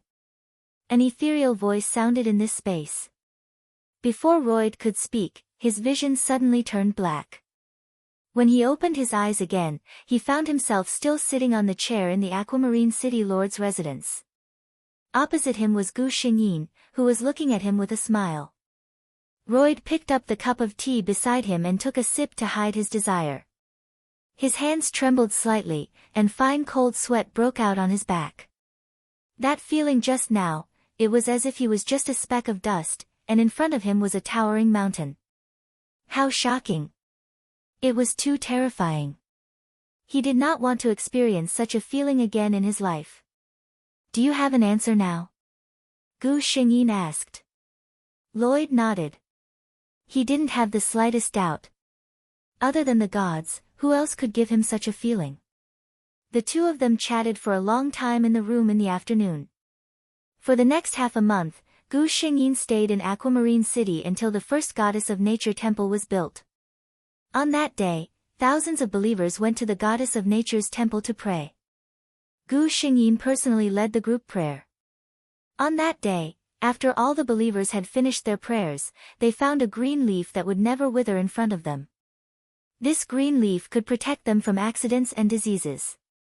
This was a gift from the Goddess of Nature to her devout believers. Gu Xingyin also found an oracle from the crowd who believed in the Goddess of Nature and made her the manager of the Goddess of Nature's temple in Aquamarine City. After everything in Aquamarine City was over, Gu Xingyin bid farewell to the reluctant citizens of Aquamarine City. Riding a 9-colored deer, she followed the knights from the imperial capital and went to the most prosperous place in the Roth Empire. Chapter 971. Since Gu Xingyin already knew his identity, Lloyd did not stop her. After half a month, the group finally arrived at the most prosperous city of the Roth Empire, St. Vitus. This city was named after the first emperor of the Roth Empire. Under the curious gazes of countless people, the first thing Gu Xingyin did after entering the city was to close her eyes and carefully feel the faint aura flowing in the air. This city had almost completely lost its faith. She opened her eyes and looked at the knight beside her. Does the Roth Empire believe in the god of war? That knight's name was Louis Wise Kapner. Since he was able to follow Grand Duke Royd, he naturally couldn't be a nobody. In fact, in terms of title, he was also a count. Hearing Gu Xingyin's question, Louis nodded. Yes, our Roth Empire's guardian god is the god of war.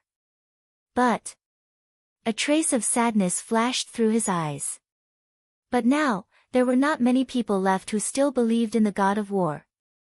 Even among the upper nobles, there were only 2 or 3 families left that still worshipped the god of war, not to mention the ordinary people. He did not even know how long his family could hold on. His family had always believed in the god of war because the Kapuna family had always been the family with the most oracles in the Roth Empire. Before the Age of Glory, the Kapuna family's glory was even greater than that of the royal family. But now, it had been many years since the oracles of the Kapuna family had been able to listen to the god of war's oracles. They were incomparably terrified.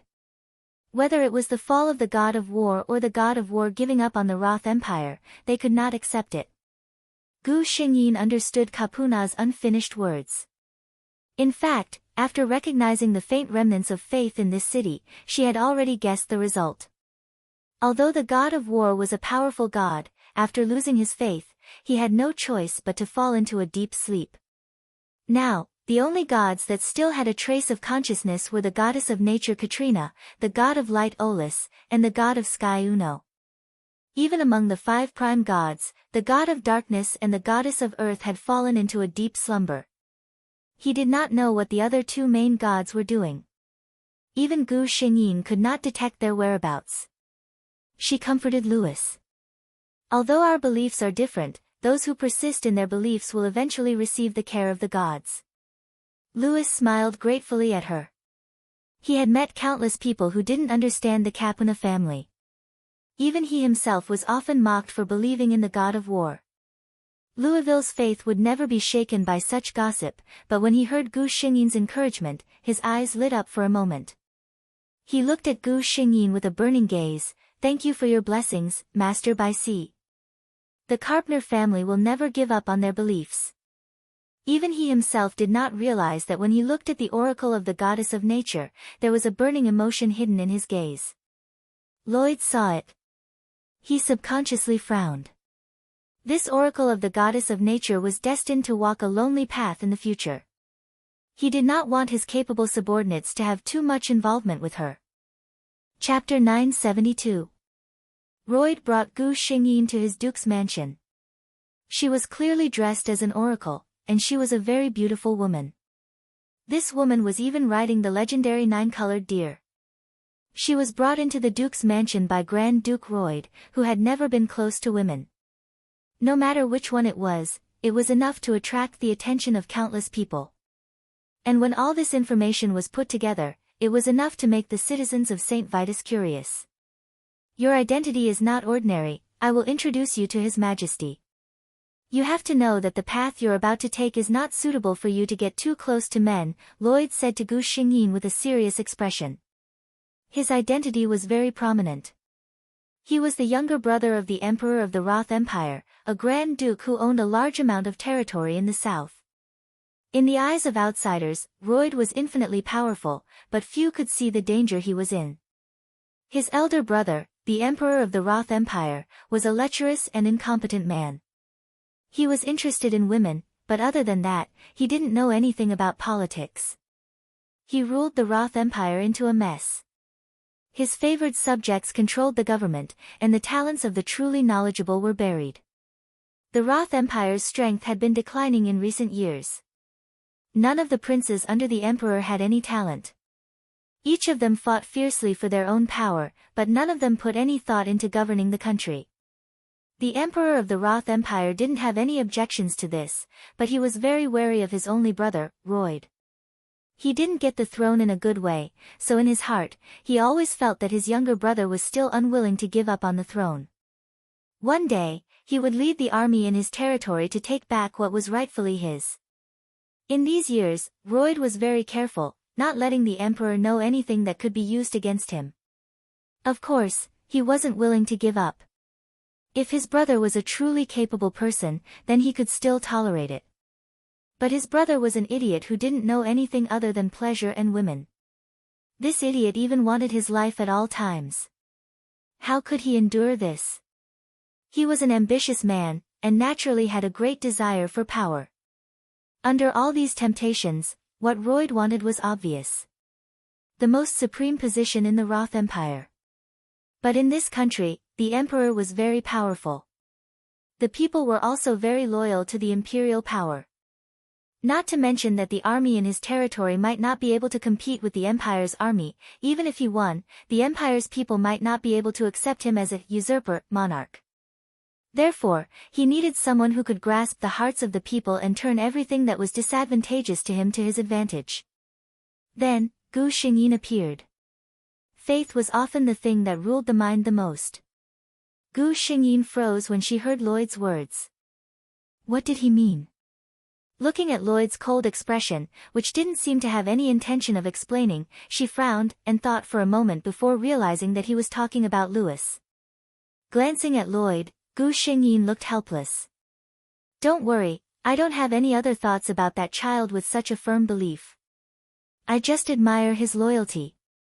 Lloyd raised his eyebrows, thinking, you don't have any other intentions, but it's obvious that she doesn't think so. Also, what did a little kid mean? He glanced at Gu Xingyin's young and beautiful face. His lips moved, but he didn't say anything. Chapter 973. Grand Duke Royd brought Gu Xingyin to meet his elder brother, the Emperor of the Roth Empire, Phoebe. Phoebe was taking in several beautiful concubines and was intoxicated by the warmth and tenderness. When he heard that his younger brother was looking for him, he was very impatient. In his eyes, his younger brother Royd represented trouble. But in order to show his benevolence, he couldn't refuse his younger brother, the Duke of the Empire. When Royd walked into the hall, he saw his elder brother looking at him with a loving smile. My dear brother Royd, why are you looking for me?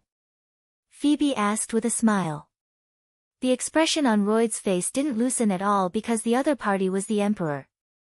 He bowed and said, Your Majesty, I met a very mysterious oracle during my trip to the Blue Ocean province.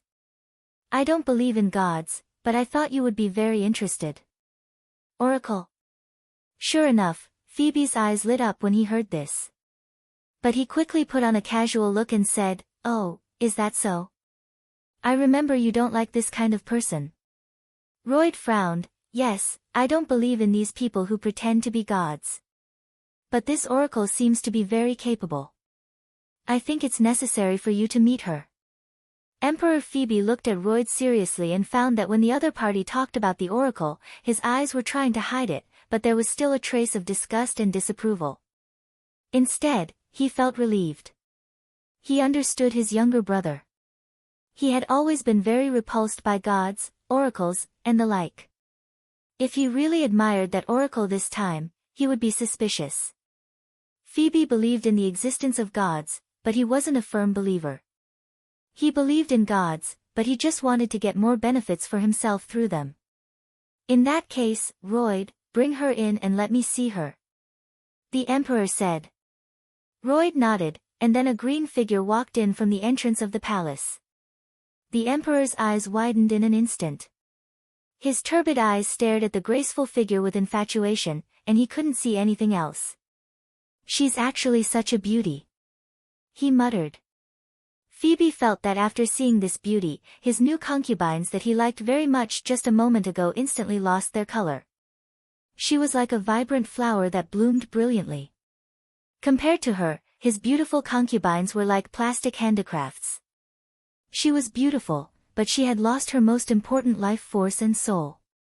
Gu Xingyin's expression didn't change, but a trace of disgust flashed through her heart. This emperor's gaze was too blatant. She blinked her eyes without batting an eyelid. The emperor felt as if his consciousness had fallen into a world of ice and snow. He couldn't help but shudder, and he no longer had the mood to admire the beauty. Hello, Your Majesty the Emperor of the Roth Empire. Gu Xingyin lowered her head slightly and greeted Phoebe. She did not bow to him. As an oracle of the goddess of nature, she did not need to bow to any royal authority. Emperor Phoebe came back to his senses and carefully sized up Gu Xingyin. Of course, he didn't forget Royd. This oracle was clearly introduced by Royd. Logically speaking, the two should know each other, but from the moment this oracle entered until she spoke, the two didn't even look at each other. Chapter 974. Phoebe rejoiced inwardly. It was clear that the relationship between the oracle and Royd wasn't that harmonious. But he was still worried. The emperor asked Gu Xingyin, Oracle, I heard that you have a good relationship with my brother, Duke Royd. The emperor did not miss Gu Xingyin's expression, so he clearly saw Gu Xingyin's frown when he addressed him as Grand Duke Royd. Gu Xingyin was silent for a moment before replying, Duke Royd is very confident. He's a man without faith. I stayed at the Duke's residence for a night. As the oracle of the goddess of nature, I can't be his guide. Her words were rather tactful, but the emperor could easily hear the subtext, Duke Royd and I are different and don't work together. Our relationship isn't good at all. The emperor suddenly laughed out loud. He stood up and walked to Royd's side. He reached out and patted him on the shoulder. Duke Royd is indeed an atheist. I'm different from him. I definitely believe in the existence of gods. Gu Xingyin praised him at the right time. The goddess of nature always pays attention to her believers. She'll definitely know of your loyal faith. The two chatted about gods for a while. The emperor felt that this oracle was very much to his liking, especially since she was so beautiful. She was truly a rare beauty. After listening patiently for a while, Duke Royd seemed to be unable to bear the topic between them and finally said goodbye. After Royd left, the emperor said meaningfully, Look, every time Grand Duke Royd hears about the gods, he becomes so impatient.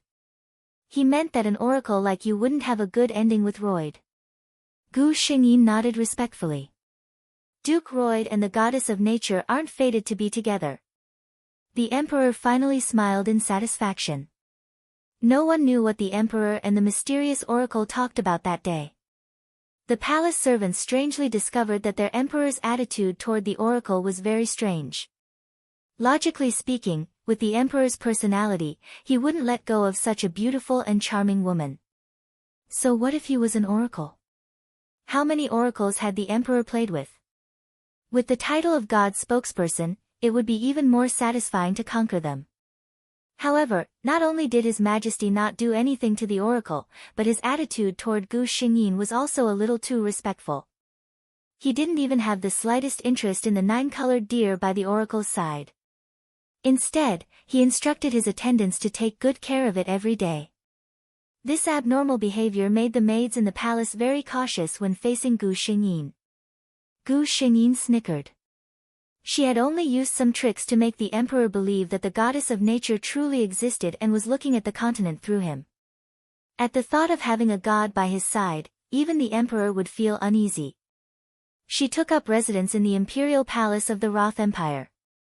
Phoebe specially chose a very elegant palace and found a few of the most beautiful and considerate maids to take care of her. However, Gu Xingyin did not show any abnormalities.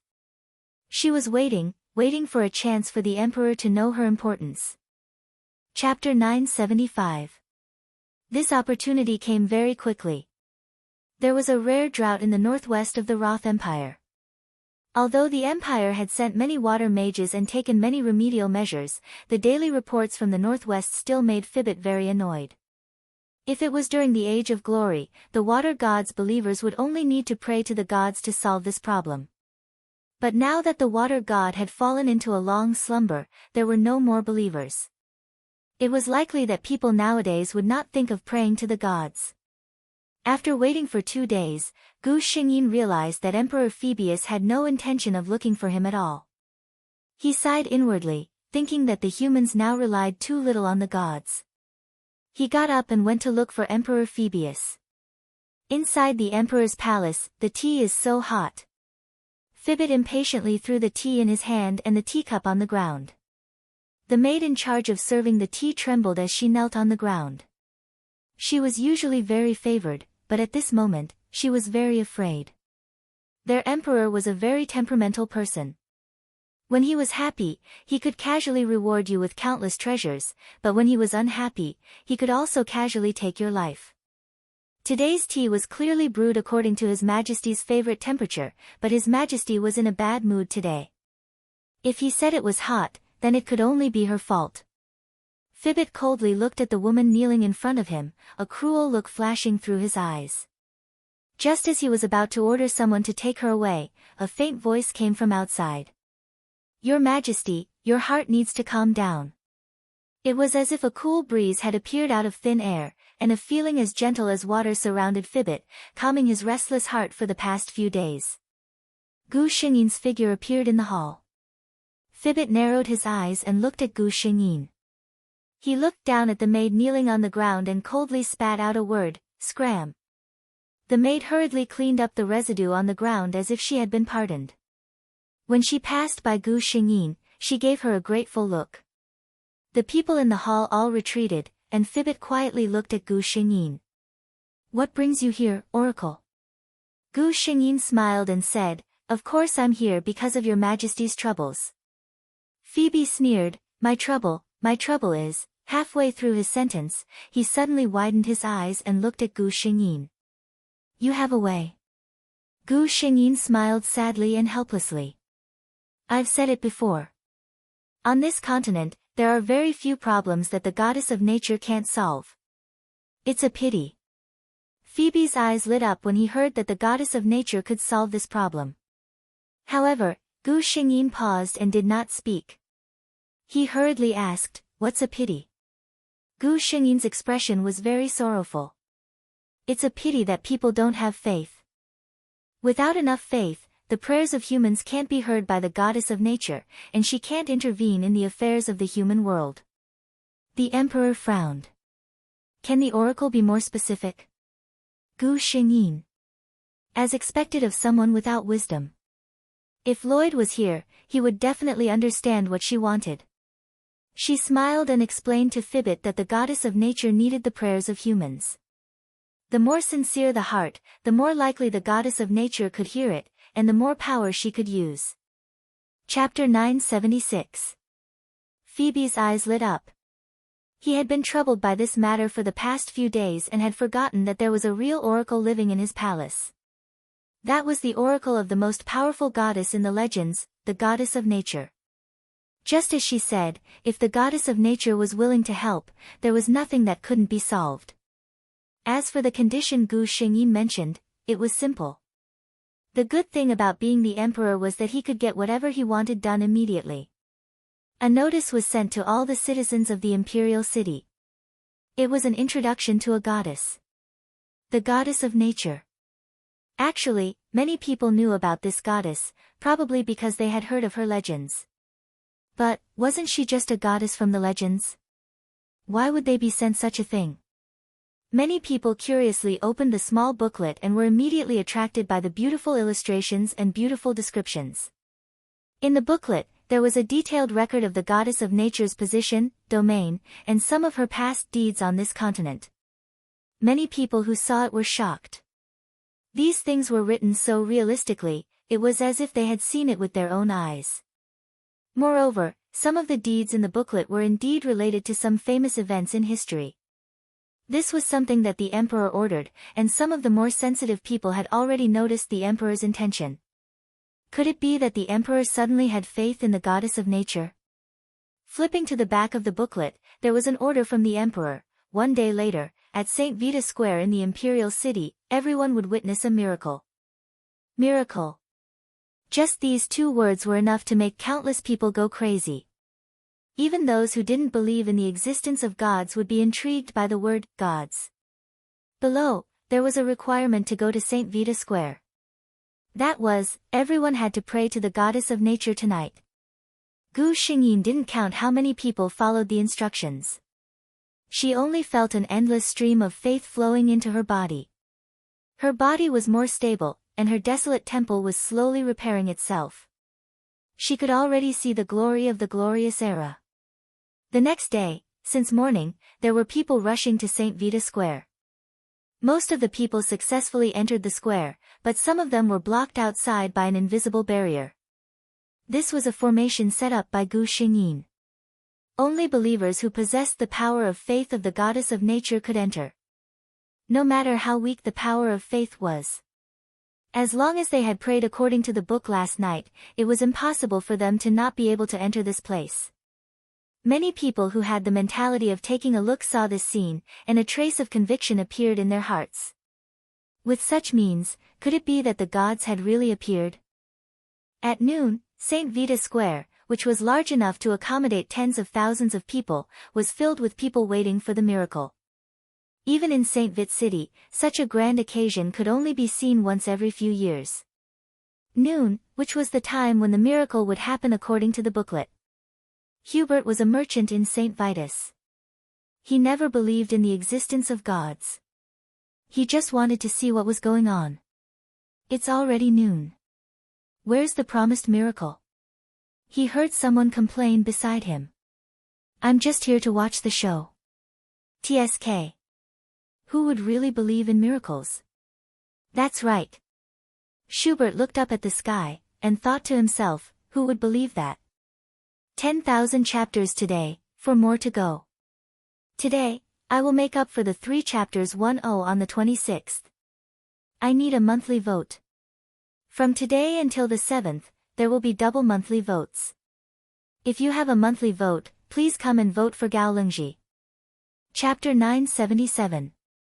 There was a sudden gust of wind in the sky. The wind was very gentle, soft and warm as it blew on everyone's body.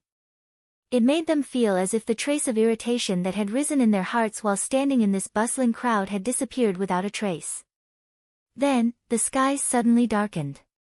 It was not that the sky was dark, but it was as if a layer of soft dye had been applied to the sky during the day, darkening it by a shade. There was a sudden commotion in the crowd. Schubert heard someone exclaim in surprise. Everyone seemed to be looking up at the sky. He looked up as well, and saw the most unbelievable scene in his life. Above the sky that was not dark, 2 things that everyone was very familiar with appeared, one on the left and the other on the right. A round sun hung high in the sky on the left, shining brightly. A crescent moon hung upside down in the sky on the right, spreading a soft radiance. The sun and moon hung high in the sky. It was a marvelous sight. And beneath the 2 enormous radiant objects, something even more marvelous appeared.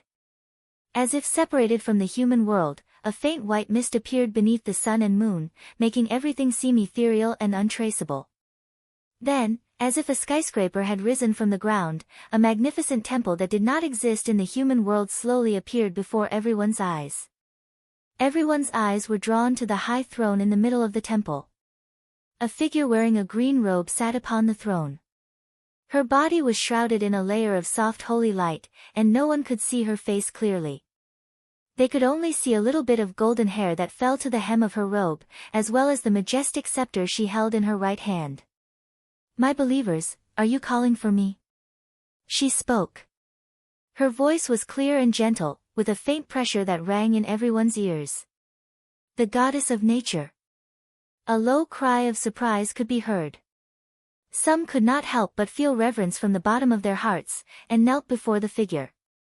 If there was a first, there would be a second.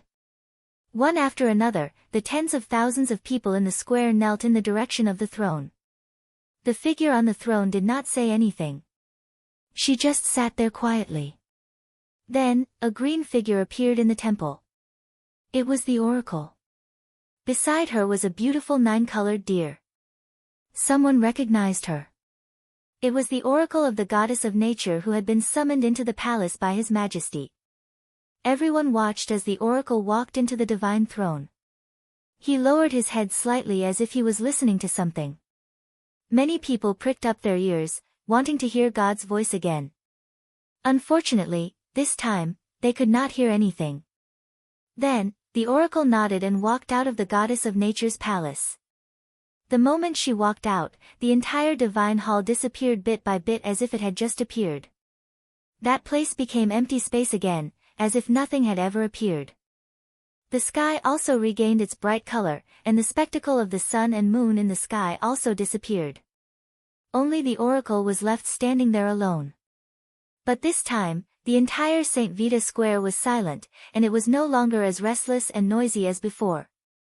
No one had forgotten the scene that had just subverted their imaginations. They all looked at the oracle silently, curious about what she had just heard. Gu Xingyin did not disappoint them. She opened her mouth and said a piece of exciting news. Chapter 978. The goddess of nature has just granted me the ability to temporarily control the wind and rain. This is the blessing she has bestowed upon the Roth Empire. Gu Xingyin's voice sounded in everyone's mind. She raised the scepter in her hand and chanted an obscure incantation. A gust of wind blew past her. The sky darkened at a speed visible to the naked eye. This was different from the previous situation. The sky was gray, the prelude to an impending storm. Then, everyone watched as the terrifying lightning bolts and dark clouds moved towards the northwest. They moved further and further away, landing in every affected area. Gu Xingyin looked around at everyone, her voice resounding, "The goddess of nature has never given up on any of her people. But now, the faith of the people on the continent has greatly disappointed her." Everyone looked at her in a daze. Everything that had happened today was simply too inconceivable. Someone had placed a fact in front of them, the gods that they had never believed in actually existed. This was simply a shock that overturned everything they knew. Gu Xingyin also knew that they needed some time to recover, so she just stood there quietly, waiting for them to come back to their senses. Louis Weiss's eyes burned as he looked at the woman standing in the most prominent position. Beautiful, powerful, and dazzling. The oracle of the goddess of nature, an existence that could listen to the teachings of the gods. Her image in his mind had never been so clear before. Suddenly, the sound of chanting came from somewhere. Louis Weiss listened carefully and found that it was a hymn praising the goddess of nature. It was like a tide. Slowly, some people began to hum along with that person. Gradually, more and more people began to hum. The scattered streams converged into a river. Then, countless surging rivers finally gathered together to form a power that could shake the heavens and earth. Everyone in the square began to sing the hymn of the goddess of nature. Gu Xingyin knew that her goal had been achieved. The barrier around St. Vita Square quietly disappeared. Many people who didn't go in were shocked by the song, which was loud enough to resound throughout the city. They all asked what was going on. Then, through the mouths of those who had personally experienced this, the name of the goddess of nature began to spread. Gu Xingyin wore a smile on her face as she quietly disappeared into the crowd. As soon as she appeared in her palace, she was informed that His Majesty had summoned her. This was to be expected. Gu Xingyin arrived at the emperor's palace. It was rare for the place to be so formal today, and there were no beautiful maids serving Phoebe. As soon as he saw Gu Xingyin, a warm smile appeared on his face. Oracle, I saw the miracle in St. Vitus Square, and I just received news from the northwest. Phoebit looked at Gu Xingyin with shining eyes. I wish to establish the faith of the goddess of nature in the Roth Empire. I would like to seek your opinion, Lord Oracle. That's a real god, you know.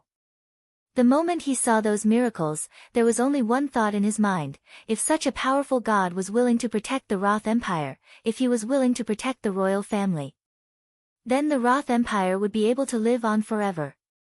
This was the result that Gu Xingyin wanted. But, there was one more thing that needed to be explained. Chapter 979. Gu Xingyin looked straight at Phoebit. If I'm not mistaken, the Roth Empire believes in the god of war. Phoebit's face showed a trace of awkwardness. Although their guardian was the god of war, none of the people had ever seen the god of war descend, and almost none of them still maintained their faith. He cleared his throat and said, our Roth Empire's guardian, according to the historical records, is the god of war. However, there are no records of the god of war blessing the Roth Empire. After seeing the goddess of nature descend, I doubt that the god of war even exists. Gu Xingyin thought, he originally existed, but because your faith collapsed, his power was lost bit by bit, and in the end, he had no choice but to fall into an eternal slumber. Saying that there was no god's blessing, in the end, it was the result of humanity's own actions. Of course, Gu Xingyin couldn't say that out loud. She seemed to hesitate for a moment, and then finally nodded under Phoebit's expectant gaze. The goddess of nature will not refuse any believer. Phoebit was overjoyed. I'll immediately give the order to build goddess of nature temples throughout the Roth Empire. Gu Xingyin smiled, then I'll have to trouble your majesty. As the emperor, Phoebit's efficiency was undoubtedly very high. His order was quickly passed down. Every first-class city, with St. Vitus as an example, must have at least 2 temples of the goddess of nature. Every second and third-class city must have at least 1 temple of the goddess of nature. As for the rest of the smaller cities, a temple must be built between 2 neighboring cities. It wasn't just Emperor Phoebit, but the people's enthusiasm for the construction of temples was also unprecedentedly high. Among them, the people of St. Vitus and the northwestern region were the most enthusiastic. The former was because they had seen the goddess of nature descend with their own eyes, while the latter was because they had personally felt the gospel brought by the goddess of nature. Gu Xingyin only felt an endless stream of faith gathering in her body. According to this trend, it was only a matter of time before they returned to their heyday. She also officially moved out of the palace. Even though Emperor Phoebit repeatedly urged her to stay. This time, Emperor Phoebit didn't keep her because he had any improper thoughts, but because after seeing the strength of Gu Xingyin as an oracle, he felt that with such a strong person in the palace, his safety would be guaranteed. Even if he was given 100 guts, he wouldn't dare to lust for Gu Xingyin, who could directly communicate with the goddess of nature. In the end, Gu Xingyin decided to move out of the palace with the excuse that, since the temple has been completed, as an oracle, it is only natural for him to live in the temple. He moved to the goddess of nature's temple in St. Vitus Square. Because the goddess of nature descended at the Roth temple, and the goddess of nature, the goddess of God, the goddess of course, the goddess of God. Didn't, the of the god of the goddess of the god of God of the god. Because of the god of God, it, s by the of God of to God of God. It was a good idea to build a temple here, because it was big. The temple could take up a lot of space. On this day, she left little Nine in the temple, changed into a less eye-catching outfit, and went to the agreed place to meet someone. Royd and Louis Weiss were sitting there. Royd was in a bad mood, because when he heard that the oracle was coming, Louis Weiss found a lot of reasons to come along. Chapter 980. Although he knew that his subordinate and the oracle had no time to meet, it was impossible for them to be together without him knowing. But Royd was still a little unhappy. He had reminded Louis more than once not to get too close to Gu Xingyin. But he knew in his heart that if Louis could have a closer relationship with the Oracle as his subordinate, the Oracle would be more dedicated to the cooperation. But he just didn't want the two of them to be together.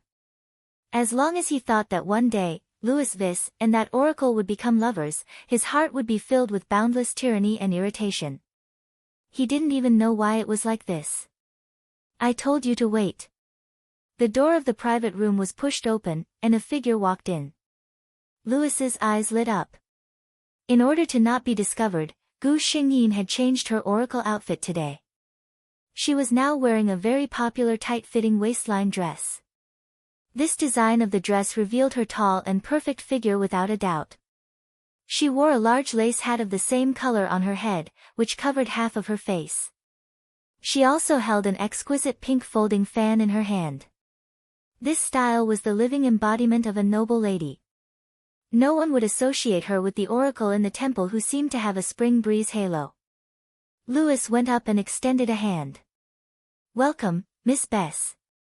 Thank you, Louis.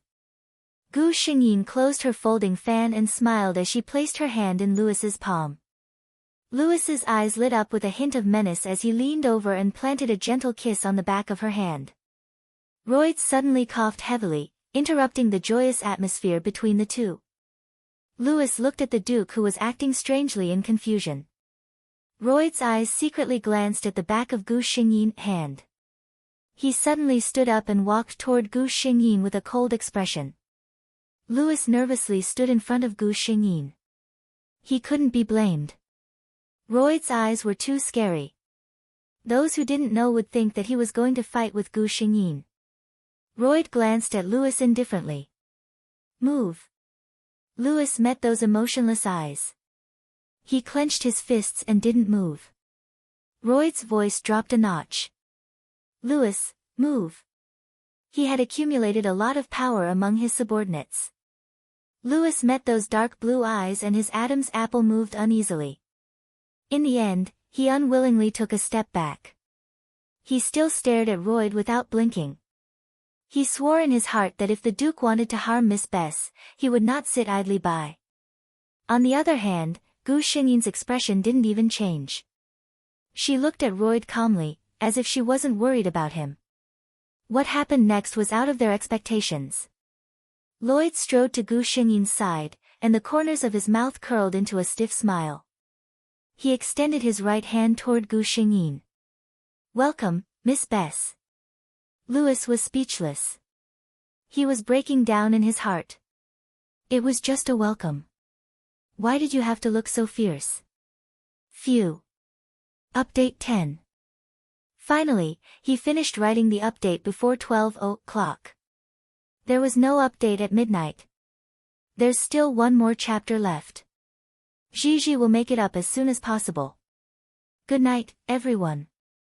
Also, I'd like to ask for monthly tickets, referral tickets, and tips.